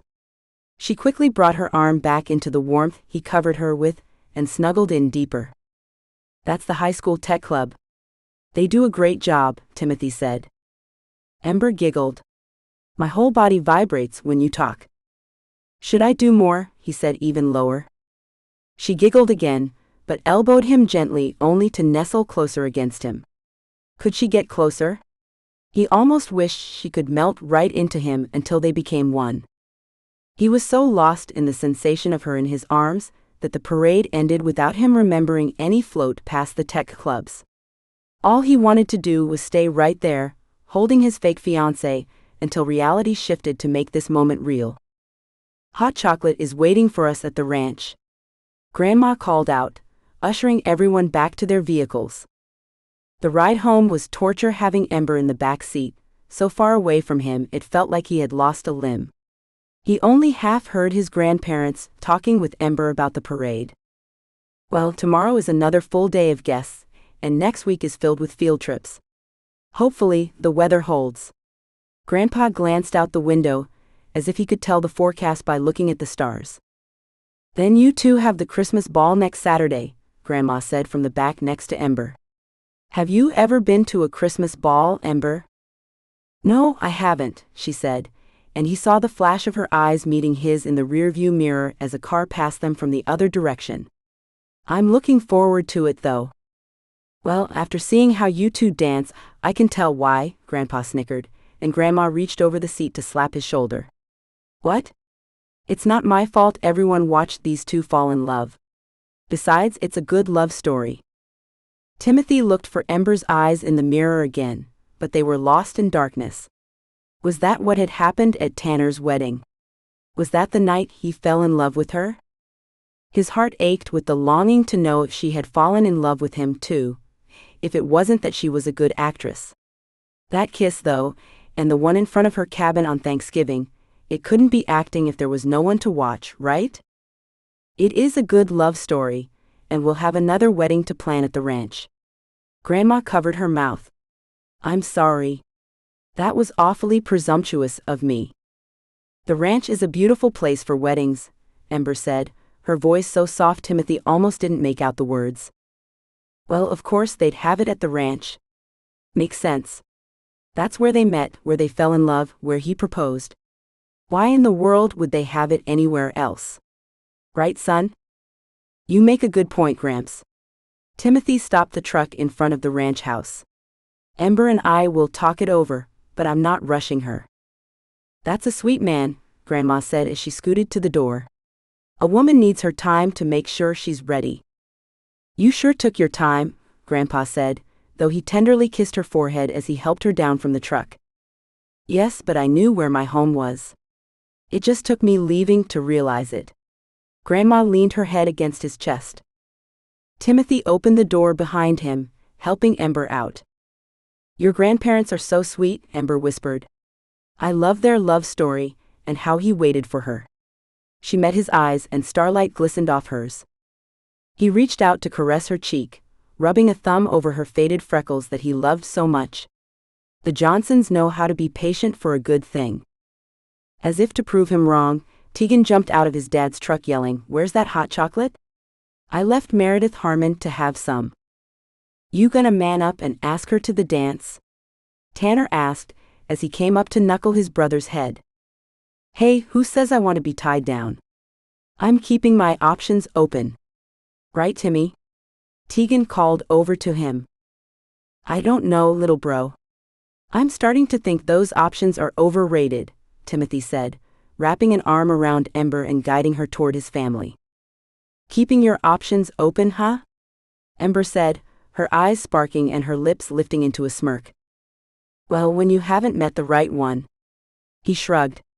And once you do, well, those options don't matter any longer, Tanner said, releasing Tegan, who squirmed away to tease Ty. What about you, Ty? You gonna ask that younger Miller gal? Tegan asked. Ty's neck turned red as they all entered the house, taking off their jackets and cowboy hats. No, I don't think I am. Well, you should. She stared at you all night tonight. You wouldn't have thought there was a parade at all, Tegan teased. Ty shrugged. Maybe one day. Right now isn't the time for commitment. What do you mean, son? Their father asked. Did you decide to accept the university across the country? No, sir. Ty cleared his throat and stood up straighter. Timothy watched his youngest brother, holding tighter to Ember's hand. Ty was much like him, soft-spoken, easygoing, always doing as people wished. But his little brother was about to throw a wrench into his parents' plans. He could feel it. "Oh, then you'll accept the state university? That's close enough, you can come home for breaks like Tilly." His mom glowed with the idea, but Timothy kept his eyes on his brother. "No, I'll not be accepting that college either, Mom." He lifted his head and met their eyes square on. "I'm enlisting." "Enlisting?" Their dad coughed the word out. Timothy released Ember's hand to stand by his brother in support. "Which branch, Ty?" he asked. "The Navy," Ty said, turning to him and allowing his shoulders to drop slightly. "Their electrical engineering program is top-notch, and they pay for the degree." He turned back to his parents. "You won't have to pay for my education, which means that Tegan can go to that private college he wants. I'll get hands-on experience." "But Ty, you could go to war." His mom's lip quivered. "There's no war right now," Tegan said, though he looked as shocked as his parents. "You don't have to do this, Ty. I'll find a way." Ty shrugged. "I want to. There might not be a war, but there are skirmishes, and we are still losing soldiers." His dad stood up erect. "And you took that risk yourself, Dad?" Ty met him squarely. "So I did, and I was lucky to come back whole and alive. Circumstances are different, son. You don't have to enlist to earn your degree." Timothy felt his grandparents stiffen behind him, and his heart ached for them. He knew they did their best when their boys were younger, and though his dad didn't mean it as an insult, he felt the hurt his words carried. "I want to do this on my own. This is important to me. You don't have to give me your blessing, but it would mean the world to me if you supported me." Ty stood firm, and pride for his youngest brother filled Timothy. "You know we'll support you," Timothy said, filling the awkward silence. He wrapped an arm around his brother, leading him toward the kitchen. "Tell me about this program. Electrical engineering, huh?" "Well, let's get that hot chocolate," Grandma said behind him, and the family eased back into their Christmas cheer, even if a little subdued. 11. Ember couldn't imagine wearing a red dress. Joy and Tilly both looked through their dresses, picking red dress after red dress, until Ember's eyes felt like they were crossing. To her, red clashed with her hair. "Well, green is a Christmas color too," Joy said, pulling out a silky empire waist green dress. "I wore this for a wedding I was in, but I think it would work perfectly for you." She held the dress up against Ember. "Yes. With my little black jacket over the top in case it's cold inside." Tilly clapped her hands. "Oh, don't forget, Timmy promised to keep her warm," Joy said with a wink. "Well, he is hot," Ember said, meaning that he exuded heat like a furnace, but her comment sent both ladies into a fit of giggles. She looked at herself in the mirror, liking the way the dress offset her hair and made her eyes stand out. "I like this one. Are you sure you don't mind me borrowing it?" "Of course I don't. Timmy will love it." Joy held it up to her again, and gently laid her hair over the green, silky fabric. "You look very striking," Tilly said, her eyes sparkling with her inside joke. "You better put it on before the men get too antsy," Joy said, handing Ember the dress and pointing to the bathroom. Ember liked Joy and Tanner's little home attached to the main house, though she secretly dreamed of the cabin on the meadow that Timothy spoke of. A little distance and a little privacy would fit them much better. She shook her head to get the daydreams out of her mind. Dreaming that far into the future only set her up for disappointment. She hadn't allowed herself for the last 10 years, and she shouldn't start now, not with so much more at stake. But maybe that word continued to float through her, letting her hang on the thread of hope. By the time all three of them were ready, the men really were antsy. "You would think it was prom all over again," Tanner said right before they walked out. He immediately turned toward them, his eyes showing his appreciation as he looked over at his wife and whistled. "Well, I guess it was worth it. Ladies, you look beautiful." Yet his eyes only held Joy's.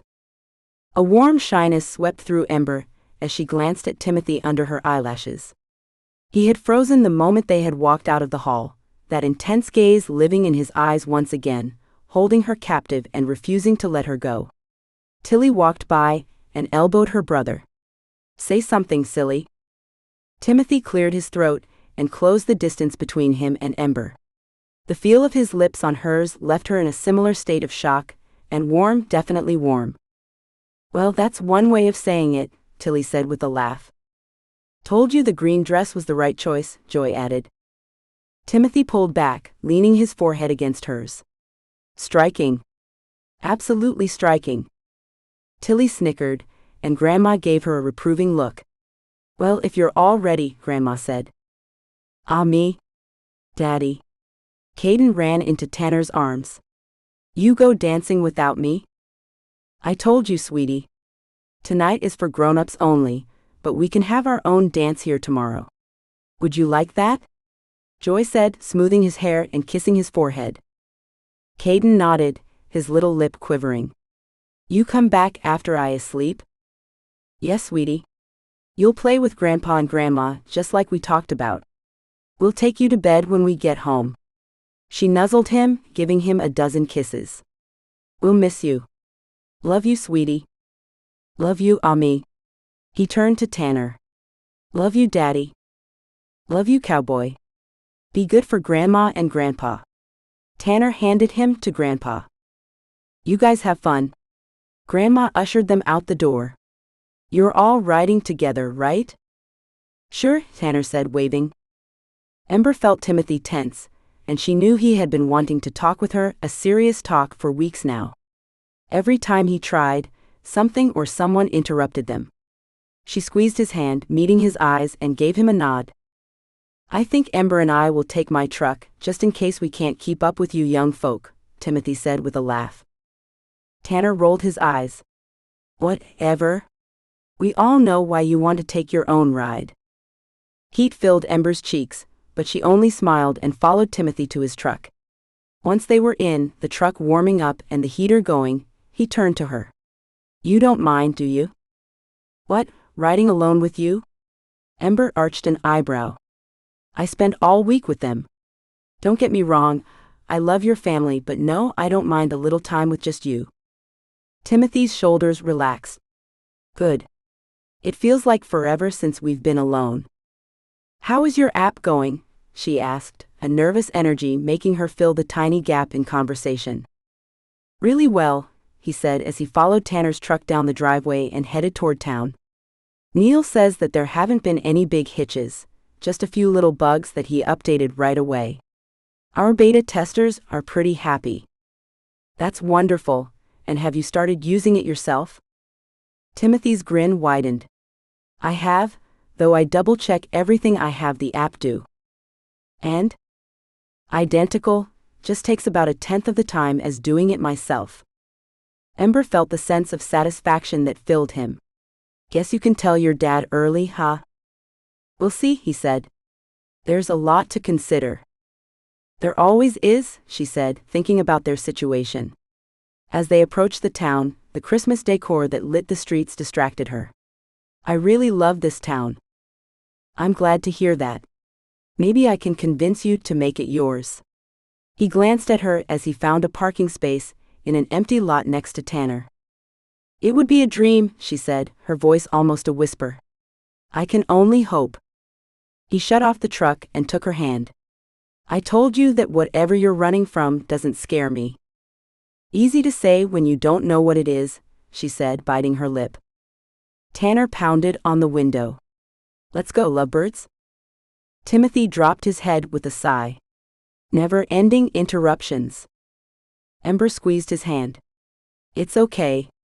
Let's just enjoy the night. We don't have to solve the world's problems right this moment, do we?" Timothy's lips pulled into a smile. "No, we don't." "Well then, who are we making jealous tonight?" "Oh, I plan to get so lost in dancing with you that everyone will be jealous." He left the words tingling against her skin as he exited his side of the truck, opening her door with her still in a state of shock. "Too much?" She licked her lips as she slid down out of the truck and against his body. Her racing heart made her breathless and unable to speak. He kissed her forehead and led her, still gaping, toward his family, who waited for them to walk to the town hall where they held the dance. Her skin continued to tingle the entire night. The town hall welcomed them in perfect Christmas decor, including the outdoor trees covered in lights. Her hand brushed up the handrail, feeling the garlands wrapped around them.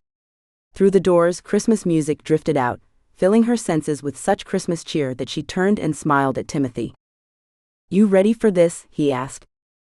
She only nodded for Tanner to open the door, letting the music blast out at full strength. The room was full of people in fancy dresses, red and green streamers, and lit only by the string of white lights draped from the ceiling throughout the room. The magic of the scene distracted her from the fact that nearly everyone watched as they entered the ball. From the moment they stepped into the room, they weren't given space to breathe. People approached to meet her, seeing if the rumors were true for themselves and congratulating them. There were so many people that Ember couldn't keep track of their faces, much less their names. When it finally felt like they had met everyone in town and their visiting cousin, Timothy finally pulled her out onto the dance floor. "You okay?" He tipped her chin up to look at him. "You've had that same smile plastered on your face all night. I'm starting to wonder if your face froze that way." "Haha," she said, relaxing her features. "I don't think I've met that many people in my entire life." "Even with all the places you've been?" He wrapped his arm around her waist, pulling her closer. "Well, normally I try to keep a low profile." "Ah, and you broke that by saying yes," he said, and she noted he specifically left out the fake part of their position, which left her all the more breathless. "Well, I guess I didn't realize what a prominent person you were in this town." Timothy laughed, a deep vibration passing from his body into hers. "Everyone in this town is prominent, especially when gossip is going around." "Oh, is that how it is?" she teased.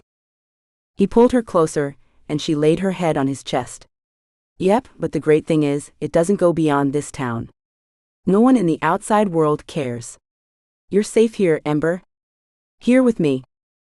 Tears stung Ember's eyes, so she closed them tightly, tuning out the world and losing herself in his arms. She longed for this dream to become a reality, for this feeling of safety and belonging to be hers, for real. Could she really hope for such a romance book ending? Someone clearing their throat brought her back to her surroundings. She blinked until Tanner's amused face came into focus. "So much for not outlasting the youngsters, huh? You guys heading out?" Timothy asked. Tanner glanced around the emptying building. "Not just us, bro." "You did it again," Tilly said, yawning. "Yeah, you missed Tilly dancing with just about every single cowboy here." Tanner's mouth hardened. "Was I supposed to say no?" Tilly shrugged. "It's not like I dance with them like these two dance, but I am exhausted. My feet are aching." "Mine too," Joy said, holding a hand over her belly. "I need to get horizontal." "Okay, ladies. Let's go. We'll let these two lovebirds close down the house." Tanner punched Timothy's arm.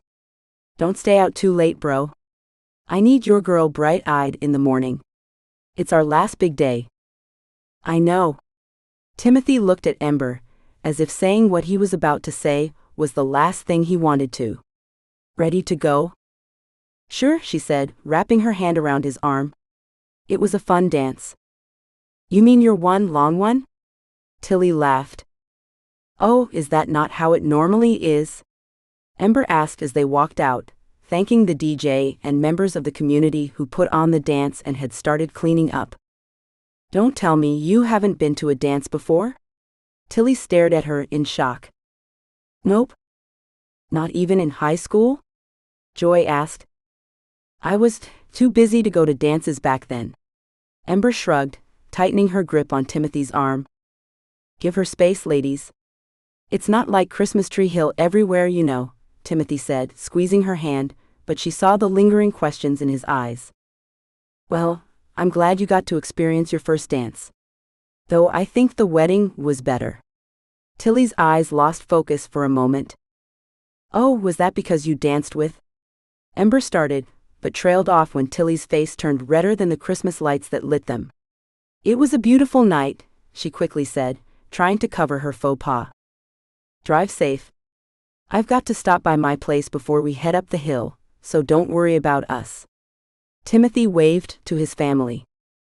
Behave yourself, bro, Tanner laughed. They're engaged. You leave them be. Joy elbowed him before smiling as she climbed into the truck. Once they were alone again, Timothy sighed and leaned against the seat. Oh, sorry, he said, leaning forward and starting the truck to turn on the heater. That was the best dance I've ever been to. Do you remember any of it? She asked coyly. I remembered the feeling of you in my arms. What else matters?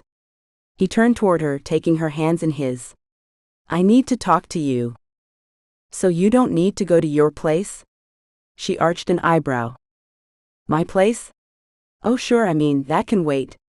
I want to talk before something else interrupts us. Okay, she said hesitantly, her nerves so on edge that it felt like her skin was on fire. So what is it? Christmas is only a few days away, and I don't think I can go through with it. Through with what? Her heart raced, trying to understand what he was saying, both hopeful and fearful. With our fake breakup. She nodded, her breath coming out in a gasp. It's hard to let that many people down. Yes, it is. He scooted close to her. But that's not why I don't think I can do it. Oh, she said, licking her lips and wanting to lower her gaze, but his intensity would not let her. Ember, I love you. He breathed a breath. Phew. I've never said that before. Ember stared at him, both in awe and in fear and in hope, and about a million other emotions that ran through her. He was everything she hoped for, and everything she feared. How could she walk away from him? How could she stay? It would only get harder to leave. Her eyes brimmed, making his face blur. I want to believe I can have this. I want to believe in happily ever afters. Then believe. He closed the distance between them further. Have faith in me. We can get through whatever is going on in your life together. But, she said, the tears spilling and racing down her face in hot tendrils. No buts. He wiped her tears away with his thumb. Do you love me, Ember? She sucked in a breath that sounded more like a sob, licked her lips, and nodded almost frantically. Then trust me and let's make this real. He threaded his fingers through her hair, pulling her softly against him. This kiss was different than the last few. It began soft, tentative, only to build in fervor as if he feared she would run and wanted to claim her before she did. Heat traveled through her, igniting her hope. She let it build, let herself dream, hoping that what he said was true, that they could face this together, that she really wasn't alone. The hope filled her as she lost herself in his touch so much that she didn't hear her phone at first. The incessant ring finally broke through her dream moment, and she recognized it as her sister's ringtone. No, not now, not when. She gulped, frantically entangling herself from her hope's arms to find her phone she had stashed in his glove compartment. Timothy's stomach burned, and a slight queasiness consumed him as he listened to Ember talking to her sister. At least that's who he supposed, interrupted their very magical moment. Ember's face had paled, and her hands had shaken as she reached for her phone. It was her cry of devastation that he would never forget. The longer she was on the phone, the more a sense of foreboding filled him. It wasn't difficult to decipher that her sister was in trouble, but with only hearing Ember's side of the conversation, he didn't know what kind of trouble. Okay, Ember finally said, flicking her gaze to him briefly. I'll see what I can do, I know. Of course you didn't mean to. I'll call you back when I've figured it out. Love you too, Sparky. She let the phone fall to her lap, her shoulders shaking. He sat frozen, not knowing what he should do, but when a single tear dripped off the end of her nose, he moved. Wrapping Ember in his arms, the heater blasting them, he knew it didn't matter what was going on, he'd go through it with her. I'm sorry, she finally choked out. I had started to hope, wanted to believe it was possible. A sob broke her speech, and she clung to him. It's going to be okay. Whatever it is, we'll figure it out, he soothed, caressing her head and holding her to him. She pushed away, wiped at her eyes, and set her shoulders. You don't understand, Timothy. I have to leave, it's no longer safe for me to stay here. She opened her purse and rifled through the bills in her wallet. I'll have to see when the next bus leaves. I've got to get down to her right away, or wire her money or... Timothy grasped her shoulders. I don't think you understand. You aren't alone anymore. I'm not going to just let you leave while you or your sister are in trouble. He lifted her chin so she met his gaze. So you might as well just tell me what's going on. I can't, that's why she's in trouble. Ember sucked in a breath, tears racing from her eyes again. She told him she broke the rule and now. She squeezed her eyes shut, releasing a flood of tears before taking in a shaky breath and opening her eyes to meet his. He knows that I'm here, and I don't know what to expect. Slow down, Ember. He soothed his hands down her shoulders and took her hands in his. Who is he? Her boyfriend or ex-boyfriend, I don't know. She drew in a shaky breath. She told him why. She looked away. The reason we're running. She found someone she could trust. Why is this a bad thing? He said he was turning her in. She's pregnant, I didn't know until right now. She didn't tell me. Ember made a small, hiccuping sound. She's always told me everything before. She's my twin. Timothy had a flash of his sister, Tammy, not feeling safe to tell any of them she was pregnant, never did. It took Joy coming home with Caden and a faded letter releasing Joy from her vow to Tammy before any of them knew Caden was Tammy's. If she had told him, he would have rushed to her aid in a heartbeat. He wouldn't make the same mistake twice. Timothy squeezed Ember's hands and released them to put the truck into gear. He stopped at the exit of the parking lot. North or south? What? Ember looked up at him through brimming eyes. Is your sister to the north of us, or the south of us? He repeated the words clearly, slowing his speech and making it emphatic. What, why? Her eyes widened and her hands came to her chest. Because we are going to get her and bring her home. Timothy leveled his gaze at her. But we can't. It will put you in danger, I couldn't live with that. Ember shook her head, her shoulders trembling. Nothing's going to happen to me, nor you, nor your sister. I lost my sister because she was too afraid to admit she made a mistake. I lost the first 3 years with my nephew for the same reason. We won't make this mistake again. He looked down the deserted street. Now, I'm going to head south if you don't tell me which direction to go. South? She said so softly he barely recognized the word. That's a start. He pulled out onto Main Street, hitting the highway and headed south. They had time before he needed more direction. The nearest town was still 20 minutes down the mountain. So, how far are we going? It is within driving distance, isn't it? 3 hours, but Timothy. You should just take me to the nearest bus stop. You shouldn't get yourself involved. She folded her hands in her lap, squeezing them tight enough that he could see her knuckles whiten. I already told you my answer to that. We're going to get your sister and bring her back to the ranch to figure this all out. 3 hours is long enough for you to tell me what's going on. Timothy glanced at her, before putting his eyes back on the road. It took a little more prodding, but her story finally slipped out, haltingly at first and gaining momentum the longer she talked. Her dam had sprung a leak, and now the pain she had been carrying alone for the last decade rushed out in one tsunami wave of grief, heartache, solitude, and struggle. His hands gripped the steering wheel tighter, and his jaw clenched so hard he was afraid he would break his teeth.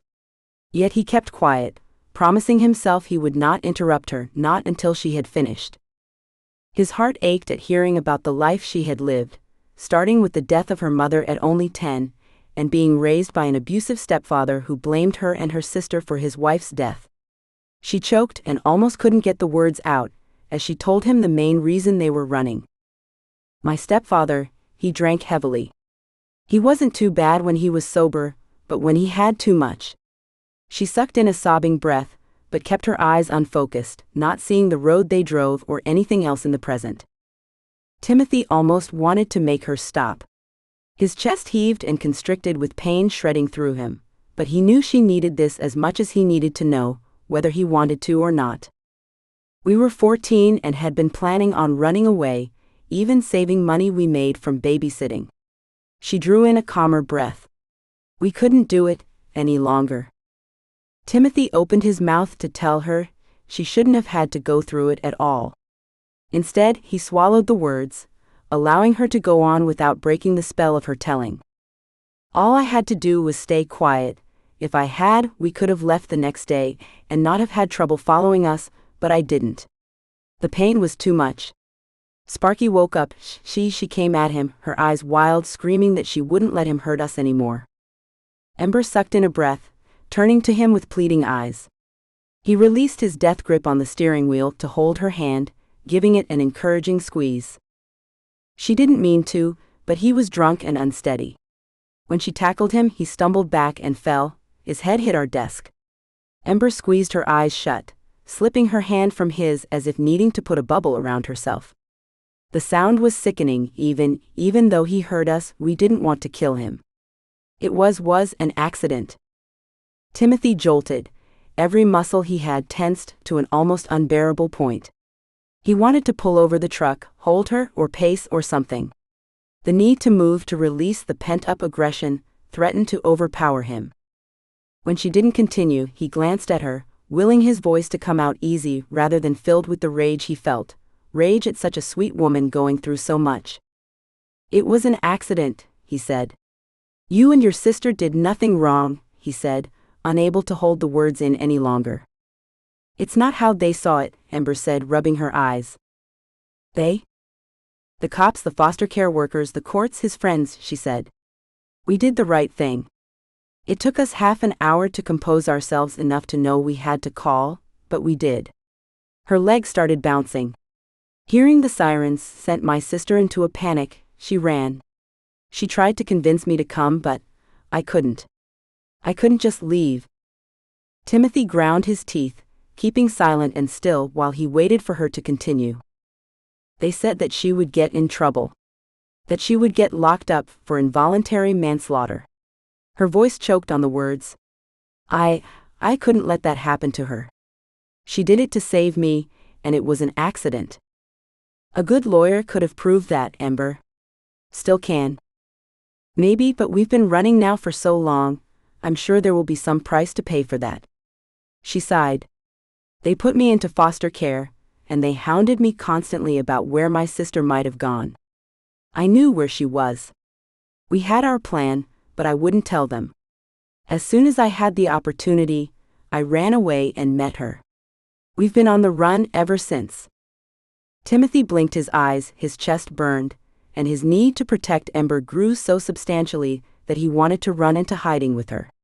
He shook his head, knowing there was only one way to do this, and Ember wouldn't like it. You were 14, surely she wouldn't have gotten into that much trouble. Maybe a little time at juvie, and released at 18? Ember shook her head. There's more. The law weren't the only ones after us. I guess my stepfather had debts from gambling, and he stole something from one of the big names in order to pay them off. They think my sister has it, whatever it is. Timothy tensed further, the situation making more sense now why Ember had felt he would be in trouble, but that didn't change how he felt. How do they know you don't have it? She blew out a breath. They caught me once? I guess they could tell I had no idea what they were talking about. She shrugged. I don't know. They told me they would find my sister and make her pay if she didn't give it to them. So I made sure they couldn't find her. Did they hurt you? He managed the words through clenched teeth. Not any worse than what I was used to. She blinked back the tears as she looked at him. You see now why I couldn't tell you? And now that I have, you need to let me go. It isn't safe.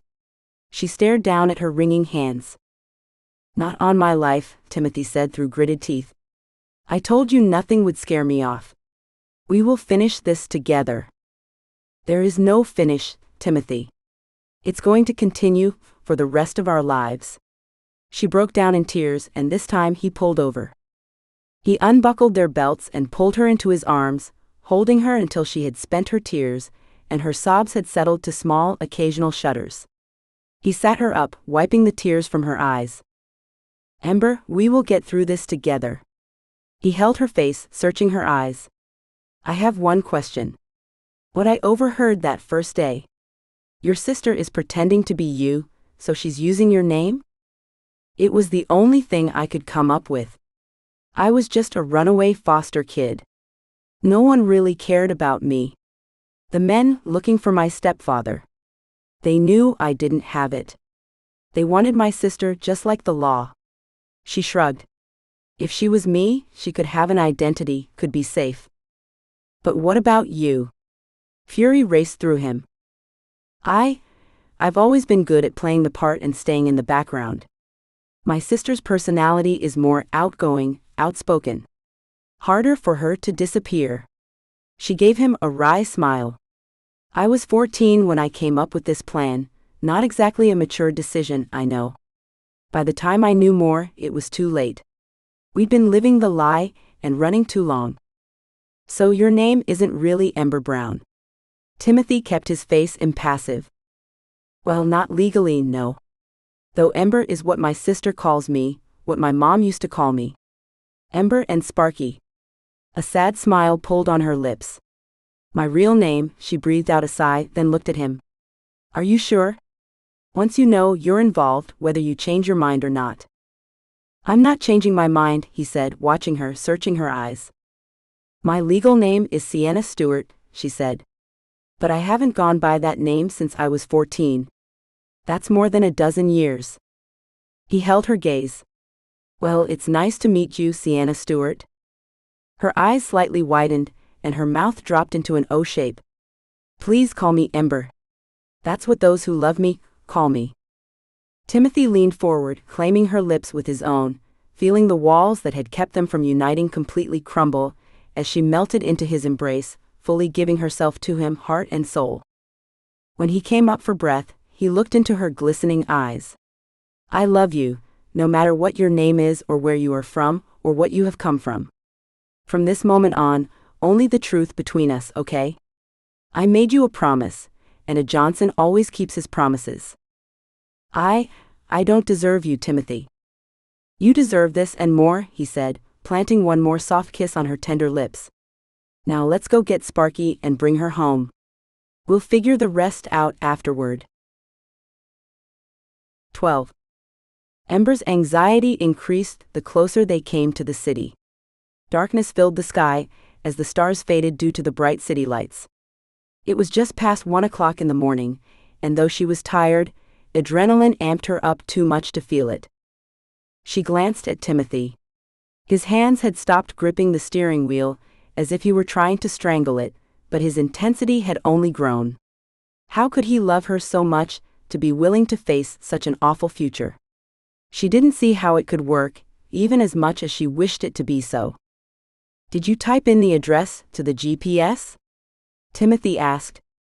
Yeah, we turn left up here. She said it's a tiny all-night diner. Ember scanned the street as they turned left, looking for the neon signs.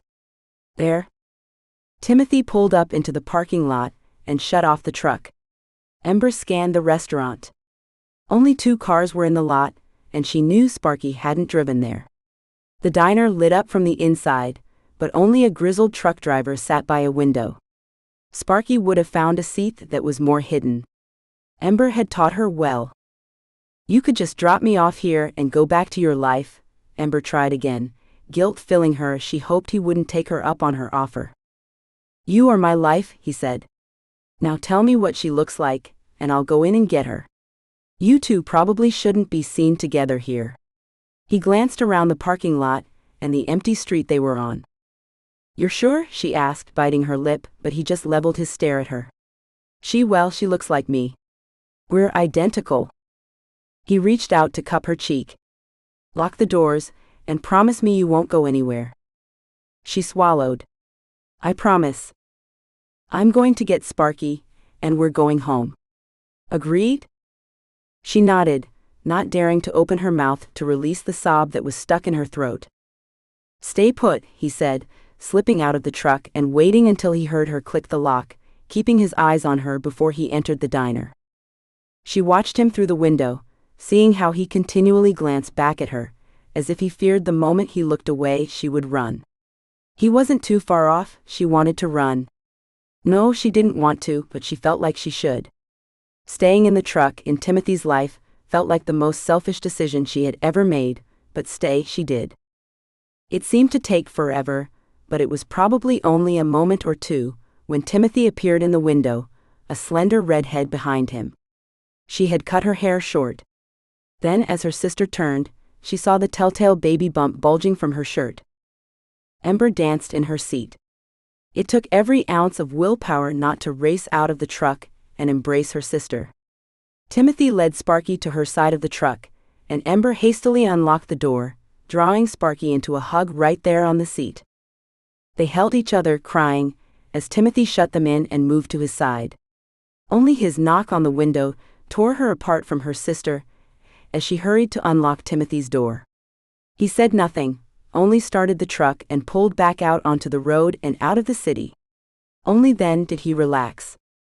Ember held her sister, looking into her face, resting a hand on the baby bump, only to hug her again. They all three sat in the front seat. Right now, she didn't want to be apart from either of them. "You told him," her sister whispered in awe. I couldn't help it," Ember said. "He's going to help. Maybe we can stop running." "But Alex, he knows where you live." "I told him everything." "I thought you said things were going well with him. What made him turn?" Ember asked. Well, the bigger I got," she looked down at her belly, "the more he worried. He never wanted kids and she started crying but pushed off Ember's hug. "I really hadn't either. You know how it is. We're movers. We're constantly going from one place to the next. Alex's job is like that too. His next big gig was going to take us to Hawaii for a year. I ruined it. I ruin everything. I'll ruin this child." This time, she let Ember draw her into her arms. "You won't. You'll do what's right for him or her." "Her," Sparky said with a sniffle. "It's a girl." "Hello, niece," Ember said, rubbing the baby bump. Sparky pushed out a small chuckle.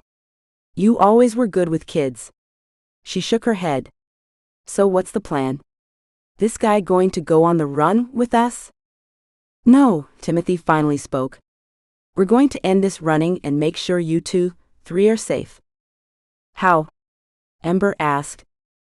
"We're going to talk to Mr. Harmon," he said, not looking at her. "Mr. Harmon? Nancy's dad?" Ember felt the blood drain from her face. "Yes. He's a lawyer, remember? A good one, and he has satellite offices all over the country. He can help us clear up this mess." "No, you can't, they'll arrest Sparky." Ember felt the dread creeping up, filling her stomach with burning lead. "I shouldn't have told you, you should have let me leave." "No." Sparky's hand rested on her arm. "He's right. I'm done running. Traveling and moving is one thing. I'm done living in fear, done losing people I love because this hangs over my head." Ember shook her head vehemently. "It has to happen this way. It's time I face the consequences of my actions." Sparky squeezed her hand, then glanced at Timothy. "Can this guy get me the lightest sentence possible?" "He will get you the best he can, and I'll talk to him first. That way he won't know where you are, or that you're here, until he has the answers you want." He glanced at them. "I promise." "I can't believe this," Ember gulped, betrayal filling her as she hung her head. "This won't help the other issue though, those men that think we stole." "I did steal it, Ember." Her sister's voice was so soft and full of guilt, Ember's stomach sickened. "What do you mean?" "It was a key. I didn't tell you because I didn't want them to be after you. I know you can't lie, not very well at least." Sparky gave her a wan smile. "Well, going to jail won't keep you safe from them." Ember folded her arms, feeling so alone between the two people she had trusted more than anyone in her life. When that guy came after you at the nightclub, I knew I had to do something. Sparky's hands twisted together. I couldn't let you get hurt again, not because of me. What our stepfather did had nothing to do with you. I know, nor with you, and what happened was an accident, but if those guys had hurt you, that would have been my fault. I don't even know why I hung on to it, why I didn't give it back the first time they came after us. I was young and dumb. She sighed a sigh full of years of regret. We both were, Ember said, but still not wanting to reach out. The betrayal felt raw within her. This whole time she had never said anything to her. We're grown up now, and it's time to face the music. Anyway, we don't have to worry about those men anymore. I had an acquaintance reach out to them, tell them I found a key in our stepfather's belongings, asking if that was what they were looking for. She shrugged. They were very appreciative when I sent it to them, and said they wouldn't bother us anymore. That easy after all these years? Ember shook her head. I know. I messed that up, sis. I really messed this all up from the day I ran. Sparky looked at her. You found a man willing to accept you for who you are, regardless of what we've been through. I'm not going to ruin that for you. She leaned forward to look at Timothy. Call your lawyer friend, please. Timothy nodded. I will, first thing tomorrow morning. But it's Sunday, Sparky said. Yeah, and small towns do things differently. He glanced at Ember after looking at the clock. I'm taking your shift tomorrow. Ember shook her head. I can do it. You think this is the first all-nighter I've pulled? Well, we'll get back in time for 2 hours of sleep, but I think you should spend the day catching up with your sister. Timothy glanced at her, before pulling his eyes back to the road. My sister looks like she needs to catch up on her sleep. I can do it. I need to do it. Ember did. She needed that space that working provided, and the space to pretend that her life didn't hang in the balance of what would happen. Once again, everything rested in Timothy's hands. She watched him out of the corner of her eye as he drove, mouth drawn and brow furrowed. His jaw clenched, and his hands gripped the steering wheel tightly. When he felt her stare, he let go with one hand and rested it on her thigh, turning to her briefly. The glance was long enough that she could see the love in his eyes, and the hope he hadn't overstepped too far. A whirlwind of emotions flew within her. Betrayal overrode most of them, but his touch still soothed her, as if her body didn't care what her mind thought. How could he assume he knew what was best? She'd been protecting her sister for most of her life now. He should have at least talked to her. As much as her mind raced, exhaustion consumed her. Sparky leaned against the door, her head cushioned by her jacket, sleeping, as if their life wasn't in the mess it was. A sickening feeling filled her as she watched her sister sleep. She had kept this key from her for over a decade, as they hid from the men searching for it. How could she not have told her? Ember's eyes dropped to the swell of the baby bump. A warmth spread through her at the thought of a little baby Sparky, sweet and fiery and family. Her throat swelled, thinking of the baby living life on the run, or with a mom in jail for being too scared to face her mistakes as a kid. No, for not having the adult support she needed. Had their mom been alive, she wouldn't have run, but neither would their stepfather have abused them either. We'll make sure you're safe, she told the little one, whispering quietly under her breath. Timothy glanced at her, then turned up the long driveway of the ranch. You okay? No, she said honestly, with a low non-humorous chuckle, then a sigh. I'm sure I will be, but right now I just need space to process, and sleep. Morning will come soon. I should have handled that better. I should have presented it as an option, rather than how I did. He shut off the truck and gazed into her eyes. I'm sorry. His apology hit her heart, making it swell, but her brain still held the barrier, using betrayal as the reason for shielding her from pain. Thank you for your apology, she murmured, then turned to her sister. Sparky, we're here. You need to get up before the family hears us and sees you. We'll have to tell them tomorrow, Timothy said gently. I'll do it whatever story you want, but I would prefer honesty. Sparky stirred, murmuring sleepily. No. I'll tell them. My sister is right. It's time to stop running, time to stop hiding. Your family has been so kind to me. They deserve to know the truth. He took her hand. Then we will do it together. If that's what you want. She yawned. Can we do it after work tomorrow? I don't want to go all day with them staring at me like I'm a hindrance. I'd rather give them time to process without me there and be faced with their decision the next morning. They won't see you as a hindrance, but yes, I'll call a family meeting for tonight. Family meeting, huh? Ember asked, feeling a touch of humor pull at her lips and happy she was still capable of that. I thought that was something only those fictional holiday movies had. Well, he shrugged, sometimes the movies are right. He walked them to her cabin, where he drew her in his arms, holding her tightly before letting her go.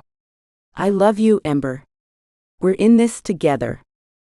She bid him good night, unable to decipher her emotions in the state of exhaustion. Sleep called to her.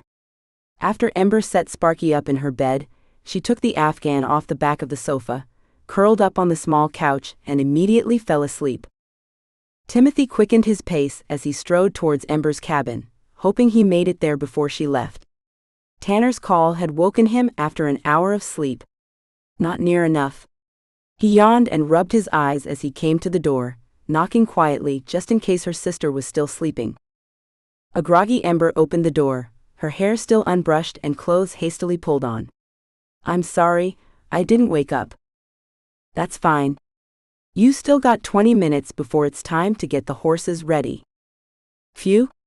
She let out a sigh, letting the door hang open as she dropped into a chair. She rubbed her eyes and drew her hands down her face before glancing back at the bed where Sparky slept. Sorry, guess we should go outside. He gave her a hand and she took it, walking out to the porch where she slumped on the steps. Tanner knows about your sister.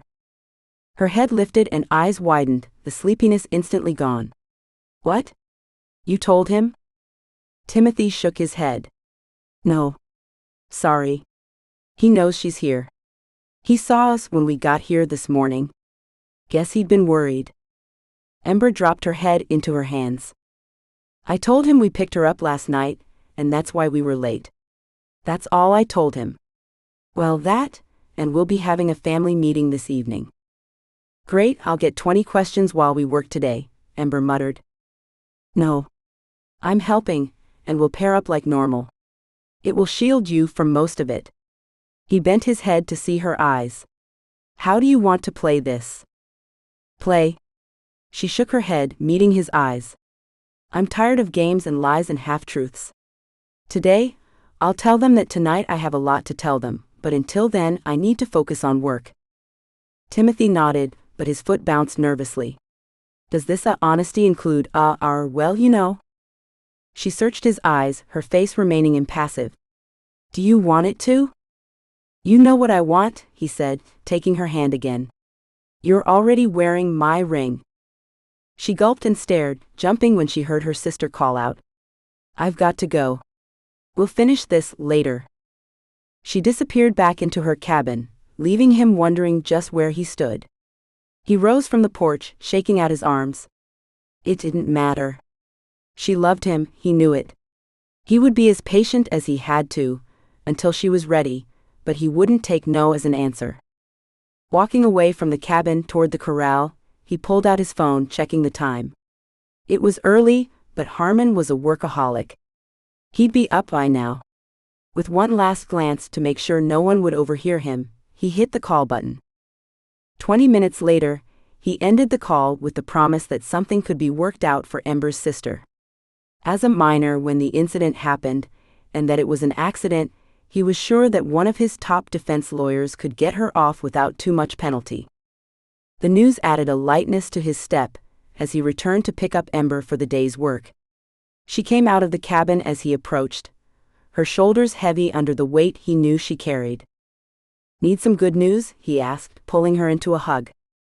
She let him hold her, but she didn't melt into him like she normally did, and the feeling left him disconcerted. He shoved that feeling aside as he held her out to look at her eyes. I just got off the phone with Mr. Harmon, he said. So early? I didn't think you'd call this early, especially on a Sunday.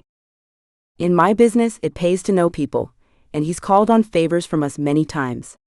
It's nice to have some return. And he said he thinks they could get your sister off without too much of a penalty. He watched for her relieved expression, but it never came. What does that mean? Without too much of a penalty? I don't know, but he seemed optimistic. He said he'd get back to me with more details after calling his defense office. Thanks, she said, stepping toward the stables, still seeming as heavy as before he told her what he thought was good news. For the rest of the day, she put on a good face for everyone, smiling and talking with the guests, making the day special for the kids, but they lacked those secret, lingering glances that they used to have. She was pulling away, and it terrified him. The closer to evening it came, the more tense her body was, and the less she would look at him. When he came to pick her up for the family meeting after she had cleaned up, he knew he had to do something to keep her from running. Sparky came out with her, blinking in the sunlight. For a moment, it stunned him once again at the similarity between them. Identical was right, but there were slight nuances he had noticed between them, besides Sparky's shorter haircut. For one, Ember's lips were rosier, holding more color as if she had just kissed him. Her eyes were also more striking, yet held a gentleness that Sparky's didn't quite hold. It's unreal, huh? Sparky asked, arching an eyebrow. Yeah, it really is, but I can see differences, he said, rolling his shoulders back. Good. Sparky winked. Wouldn't want you to confuse us. Hey, would you mind giving us just a moment? Timothy asked. Not at all. I'll just look at these cool horses. I don't think I've ever touched one. She wandered to the corral where Brownie and Samson were munching on hay. Ember watched her sister, not turning toward him. He touched her, but she still didn't look at him. Yet when he pulled her against him, she leaned in and her shoulders dropped. They're going to hate me, she said, the weight of the world on her. No, they won't, he said, leaning his head back to look at her eyes. They love you, and they'll accept your past because they know who you are. She sighed. And he waited until she met his eyes. If Harmon can't get a deal that satisfies both you and your sister, then I'll come on the run with you. She stepped back, the shock evident on her face. No. I can't let you do that. Your family means everything to you. They do, and it wouldn't be easy, but you're my family now too, and I can't be without you. He shook his head. I can't. It makes me sick, the longing to just touch your hand or see your smile. I can't do it, Ember. I told you it was dangerous. Her eyes misted. And I told you I wasn't afraid, except of you running, leaving me. That terrifies me. So we're in this together, period. He drew her back into his arms because he couldn't bear to see her face if she rebuffed him. She didn't. She clung to him, and all the stress on his shoulders eased. Oh my goodness, their lips are so soft. Sparky cried out from the corral. Timothy let out a little chuckle, released Ember to hold her hand and walked toward her sister. They're wonderful creatures. Your sister can teach you a lot about them. You mean if they let me stay, she said, but she gave him a shrug. It's okay. I'm used to not being accepted. I'll find my way if that's how it goes. I admire your independence, but it won't go that way. He led them toward the house. Besides, I have a place in town should something unforeseeable happen. This place is incredible. Sparky spun in a circle. This really is where you've been this last year? No wonder you didn't want to leave. She looped her arm with Ember, who looked at her with love, but didn't say anything. I'm sure Ember has told you. I have a big family, but they're good people, even if they can be a bit overwhelming, he said. They'll help. I know they will. Ember gulped, her eyes going to his parents' truck and Tilly's car. Everyone is here. Can we just get it over with? No dinner first, he asked, his stomach rumbling, but at her look he said, of course. Do it first. They walked into the scent of spicy beans and tri-tip. He turned to see if Ember noticed, and from her glistening eyes it seemed she did.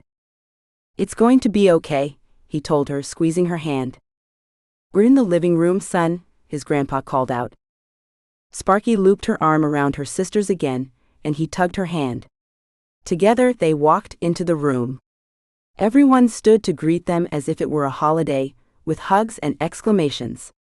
As Ember introduced Sparky to everyone as Scarlet, they embraced her as well, welcoming her into the family. "We are so glad to meet you, Scarlet," Grandma said as everyone found a place to sit. "What a wonderful reason to have a family meeting." Ember stiffened but cleared her throat. "Actually, Grandma, there is more, a lot more." Every eye turned toward her, but his fiery gal was back with chin thrust forward and shoulders rolled back. "I haven't been completely honest with all of you." The family gasped and murmured before Grandpa shushed them. "I knew it, you aren't really engaged, are you?" Timothy's mom said, draining the blood from his face, leaving it numb and tingling. "This isn't about Timothy and me, it's about my past. My sisters and my past." She continued the story, leaving out the more personal details, and only with a few tears rather than the sobs she had with him. "You are the first people besides Timothy," she glanced at him with a soft, grateful smile, "I've told in over a decade." The family had remained quiet, their eyes widening or filling with tears, and they continued in their silence. "I'm telling you now because I have come to love all of you so much, and I can't have that secret between us any longer. We are in conversation with Mr. Harmon," she glanced at her sister, who watched her in what looked like awe, "to fix this once and for all." When the family remained speechless, she cleared her throat again. "I know it's a lot, and I will understand if you don't want us to stay here any longer. If that's how you feel, my sister and I will leave immediately." Timothy glanced at her, gripping her hand tighter. "Not without me, you won't." Her last statement had unfrozen the family. They looked at each other, and back at Ember and her sister. Grandma rose. "Don't be ridiculous, Ember. You aren't going anywhere, and neither is your sister." "He's giving us another chance," Timothy's mom murmured, dabbing at her eyes.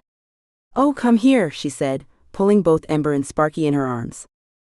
The entire family surrounded Ember and Sparky, and in that moment, Timothy had never felt as much pride for his family. Christmas Eve morning, Timothy knew what he had to do. Ember had the day off, and he finally fulfilled his promise of teaching her how to ride. She settled in her saddle like a natural, so much so that his plans slightly changed. "Care to go on a trail?" he asked. She glanced to bunk 3 where his grandparents had settled Sparky, or Scarlet, but she'd probably always be Sparky to him as she was to Ember. "Looks like she's still resting." "I hear the last trimester is quite exhausting," he said. "When is her due date?" "Next month. Think court will be done by then?" She followed him out of the arena without question, and Brownie, trained to follow Samson for trail rides, didn't falter up the trail. He shook his head. "I doubt it, but Harmon pulled some strings so she can stay here while they figure this all out." "How did he do that so quickly?" "He has connections," Timothy said with a shrug. "His attorney is pretty sure he can get her off with just probation and some fines." "That would be incredible." She glanced back at the cabins. "Though it doesn't seem to worry her. She's so broken-hearted over Alex that nothing else seems to matter." Well, if he was a man of worth, he wouldn't have left her in the first place. Was that a hint of brotherly protection? Ember arched an eyebrow. Since her talk with the family, she had slowly come back to her normal self, though there still seemed to be that distance between them, and he hated it. Today he would fix it once and for all. Right now, in fact. He pulled Samson to a stop and hopped down, taking Brownie's bridle and instructing Ember as she slid off as well. Then he tied the horses to a nearby tree and took Ember's hand. "Do you recognize where we are?" he asked as he led her toward the rocks. "Oh wow, I didn't. We took a back way, huh?" Then she paused, meeting his eyes. "Why did you bring me here again? Have another bargain?" She arched an eyebrow, but he only led her to the rocks.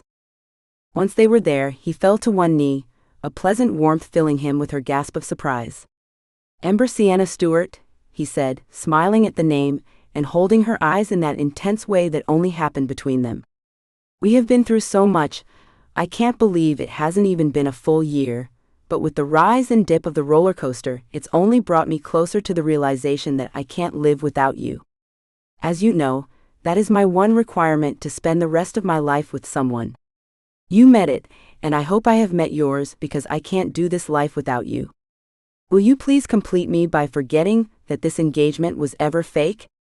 Marry me, Ember. Let's do this thing called life together. Her hand was over her mouth, so the word was mumbled, but she fell to her knees beside him, clutching his hand as he reached to remove hers from her mouth. Yes, she whispered. Just the single word, but the most powerful word he had ever heard. Oh, thank goodness, he said, pulling her into his arms. He only released her long enough to kiss her soft lips, adding sparks to the ember that had been burning between them since the moment their eyes met across the stable. The magic of Christmas enfolded Ember. It was only Christmas Eve, but so much had happened to make her believe in Christmas miracles. She watched her sister being smothered with attention from most of the women. They touched her belly, asked her questions, and embraced her often. Sparky looked over at Ember with a funny expression that looked like a cross between a "how do I get out of this" and a "please tell me this is real." Ember blew her a kiss and snuggled further into Timothy's arms. The words of his true proposal filled her heart, repeating in her head almost constantly. Am I dreaming? She murmured, not really meaning to say the words aloud. If you are, I'm glad I'm in it, Timothy said, leaning down to kiss her neck. So should we tell them now? You mean with your entire family here? She glanced around the full great room. With 3 uncles and their families and some cousins who had babies and kids, as well as Timothy's large family, she felt slightly overwhelmed, though in a good way. He shrugged. They'll want to come to the wedding too, I expect. I don't remember them at Tanner's. Well, not all of them made it, but if you recall, you hid most of the time. He squeezed her. Hey, I gave you a dance, didn't I? Yeah, 16 in a row according to my family, he chuckled. Okay, we can tell them now if you want. She bit her lip. Hey, at least I waited till after dinner. He let go of her, kissing her on the temple as he did. Then he took her hand and led her into the room. He cleared his throat, watching as several conversations stopped, and eventually everyone looked at him. Ember and I have an announcement. Another baby, a cousin squealed. Ember's face heated like she stood in front of the fireplace, and Timothy's neck reddened. His parents and grandparents narrowed their eyes and watched them closely. No, not yet, Timothy finally choked out. We have a date for our wedding. A collective sigh swept through the room before Grandma asked, When do we need to clear the calendar, dear? The second weekend in May, Timothy said, kissing Ember's hand. We wanted to make sure the whole family could attend. He nodded toward Ty, and Ember felt Timothy tense slightly. He had told her how he worried for his brother, but that he was also proud of him for choosing his own way. We have to remember to schedule around Tilly's graduation, his mom said, smiling at her daughter whose face had gone white. Tilly glanced at Ember, and she gave Tilly an encouraging nod. Tilly drew a breath and said, About that. I actually already graduated. What? Her father turned to look at Tilly, his face turning red. We already paid for the next semester. It will be refunded. I made sure of it. Tilly smiled tentatively. It turned out I had all the credits I needed to graduate, and she glanced at Ember again. Well, I've accepted a position. What kind of position? Her mom asked. Teaching, she said with a slight cough. At Christmas Tree Hill Elementary. What about med school? Her father asked, looking like he was confused. I can't do it, Daddy. I'm sorry. I faint when I see any blood. I tried, I really did. She went to him, drawing him away from the crowd, their heads bent together. Well, I think we'll pass on telling him about the app tonight, Timothy said. Not sure if he could handle more surprises.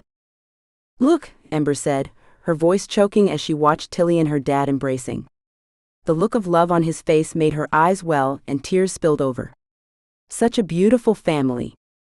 Made even more beautiful by you, Timothy said, tucking a stray strand of her hair behind her ear. Thank you for making me the happiest man in this world. That's a lot of pressure, she said, giggling. I'm good at challenges, though. Yes, you are. He kissed her forehead. I think we should have set the date for tomorrow. Ember shook her head, but her smile widened. So impatient. I keep looking at your sister, thinking of how much I want to see you with my baby growing in you like that. It's so trippy with you two looking so much alike. Oh, Daddy, that's moving really fast there.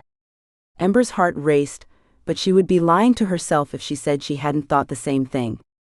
She had already grown attached to her little niece, growing inside her sister, and she knew she had to convince Sparky to stay close. It tore her heart to think of not being a part of her niece's life.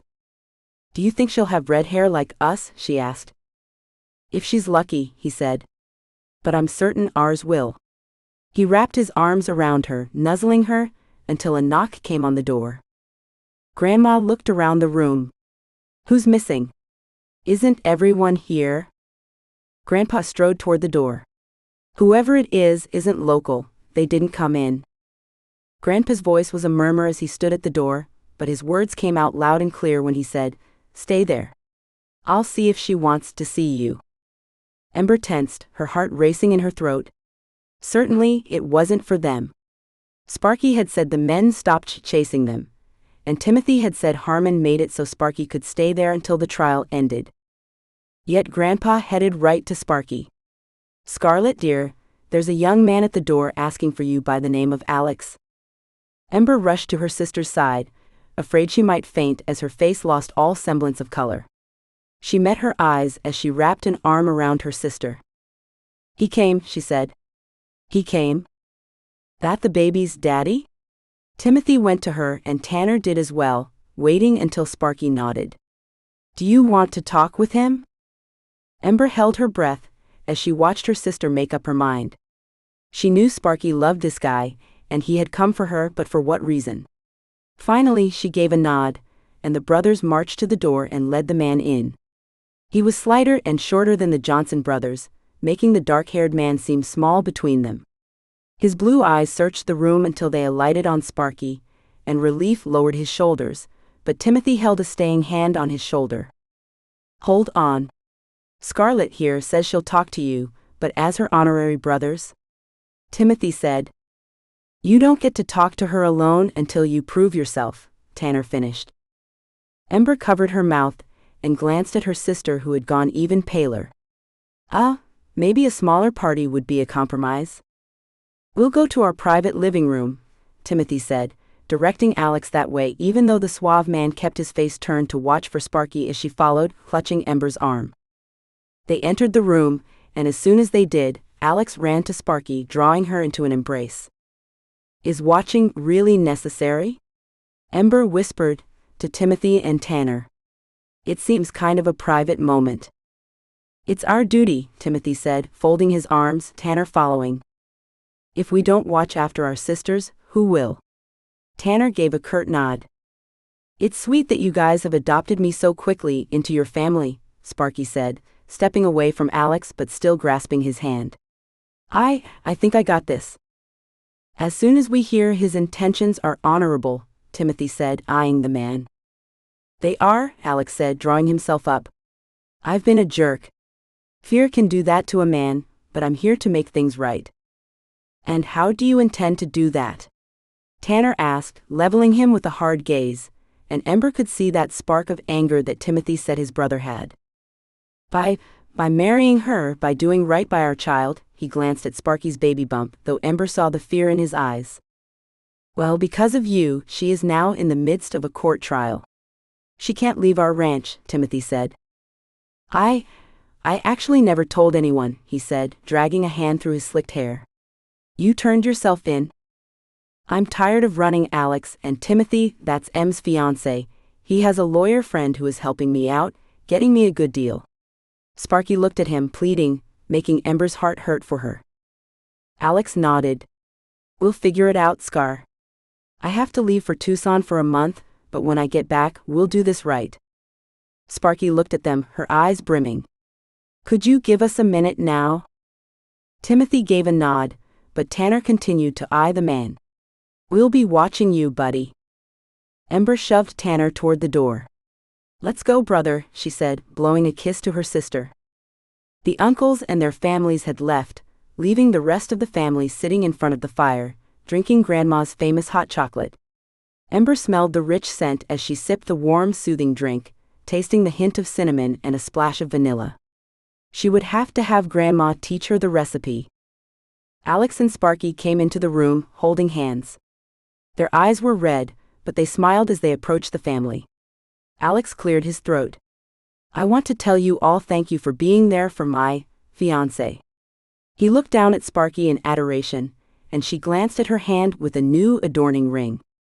"We haven't made the best decisions, but our hearts were in the right place. I appreciate that you'll watch after her and the baby until I can return next month." "That's what families do," Tanner said, wrapping an arm around Joy. "We have a..." Sparky searched Ember's eyes. "Huge request. Seeing as how this family is, I guess we might as well just ask in front of everyone?" She glanced uncertainly at Alex, who gave her a nod and wrapped an arm around her. "You see, my job is constantly traveling. I never saw myself having children," Alex said, pulling at his collar. "And I don't feel up to the task, but I know someone who would love my baby as much, if not more, than I would. We feel to do right for our child, it would be best for her to be with a stable family member, and..." Alex looked at Sparky. Sparky's eyes filled as she came from his arms and sat next to Ember, taking both of her hands. "I know it's so much to ask, and you have done so much for me already. You always do, but please, will you please raise my baby as yours?" Ember sat stunned, her heart flooding with both pain and hope and warmth. She glanced down at her niece as she stretched Sparky's belly. Sparky laid Ember's hands on her baby bump, searching her eyes. "I don't expect you to answer right away. You need to talk with your man, but..." "Yes," Timothy choked out. Ember swung her head to meet his eyes, feeling the intensity behind them, and she knew by just looking at him what his heart said, but she had to ask. "You're sure?" "Absolutely," he said, drawing her into his arms. "How could we say no? That's our niece, and she needs a stable family." Sparky threw herself on them, relieved tears falling on Ember's head. "Thank you. Thank you." She pulled back and wiped her eyes. "I know you two will give her the best home she could ever have." She returned to Alex's side, wrapping her arms around him, smiling and staring at Ember, appreciation flowing from her. "I would like to stay through Christmas if you don't mind," Alex said, looking to Timothy and Tanner, then Grandpa. "We have plenty of guest quarters upstairs," Grandpa said. "You are welcome to join our family. I will abide by your house rules and thank you." "Come join us," Joy said while holding a sleeping Caden, motioning to the love seat next to her and Tanner. Alex and Sparky sat, gratefully accepting the hot chocolate that Grandma offered them. Ember nestled into Timothy, and he looked down at her. "Okay," he asked. "More than okay. Do the Christmas miracles ever stop?" she asked, but she didn't really want a response. She wanted to keep on dreaming and believing. The family talked and laughed, teasing each other and telling embarrassing stories, and the whole time she reveled in the moment. This was her family now. Her entire family. She smiled, catching Sparky's eyes from across the room. She hugged Timothy closer to her, so grateful she had agreed to a fake Christmas engagement, and even more grateful that the reality had turned out to be even better than anything fictional. Epilogue. Christmas morning dawned as beautiful as ever. Tilly watched the sun rise over the mountains and sparkle on the snow glistening below. From the window she could see Timmy's meadow. At least that's what she called it ever since he showed her it the first time from the rocks. She swooned thinking of Timmy and Ember. Their love story was so romantic. Tanner and Joy had been made for each other, but it was long in coming. In fact, she hardly remembered a time when they weren't together. But Timmy? She sighed. Her brother had high expectations, both those placed on him and those he held. He didn't swoon easily, never had a love interest that remained that way for long at least. Then Ember, beautiful, striking Ember. She smiled to herself as she pulled her robe on. It was Christmas morning, and she would open presents in her pajamas, refusing to grow up. When she had asked Timmy how he knew Ember was the one, he had told her because Ember was the one person he couldn't see himself living without. Almost an echo of what she had always said for herself. If Timmy found his one, maybe there was a chance she would too. Right now, she was too excited about Christmas morning and her upcoming teaching position to worry about having a love life.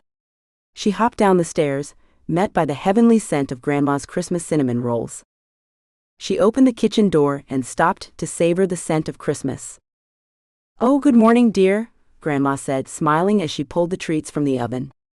"Merry Christmas." "Merry Christmas, Grandma," Tilly said, wrapping her grandma in a hug as soon as she set down the hot tray. "I love you." "I love you too, dear," she said, patting her cheek. "Now, how about you help me cut these and put them on the trays?" I can hear Caden running down the hall, and you know he won't be very patient about opening his presents. By the time they had filled the trays, the rest of the family had gathered in the living room, snuggled together with a newly roaring fire. Tilly paused at the entrance, soaking in the moment. Stockings hung from the mantel, each heavy with oranges and candy. The tree sparkled in the corner, adorned with lights and all of their ornaments they had made since they were kids. Underneath, the presents were stacked, not very neatly and overflowing. Her family sat snug together, smiling, laughing, and completing the scene. "You okay, Tilly?" Ember asked, quieting the room. "Yes," she sniffled and moved to set down the tray so she could wipe her eyes. "I just love you guys."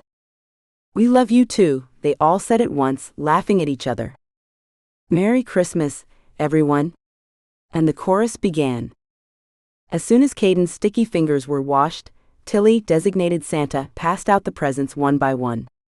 The ritual of the Johnson present opening took hours, so each person got to watch their presents being opened, reveling in the joy they brought their loved ones.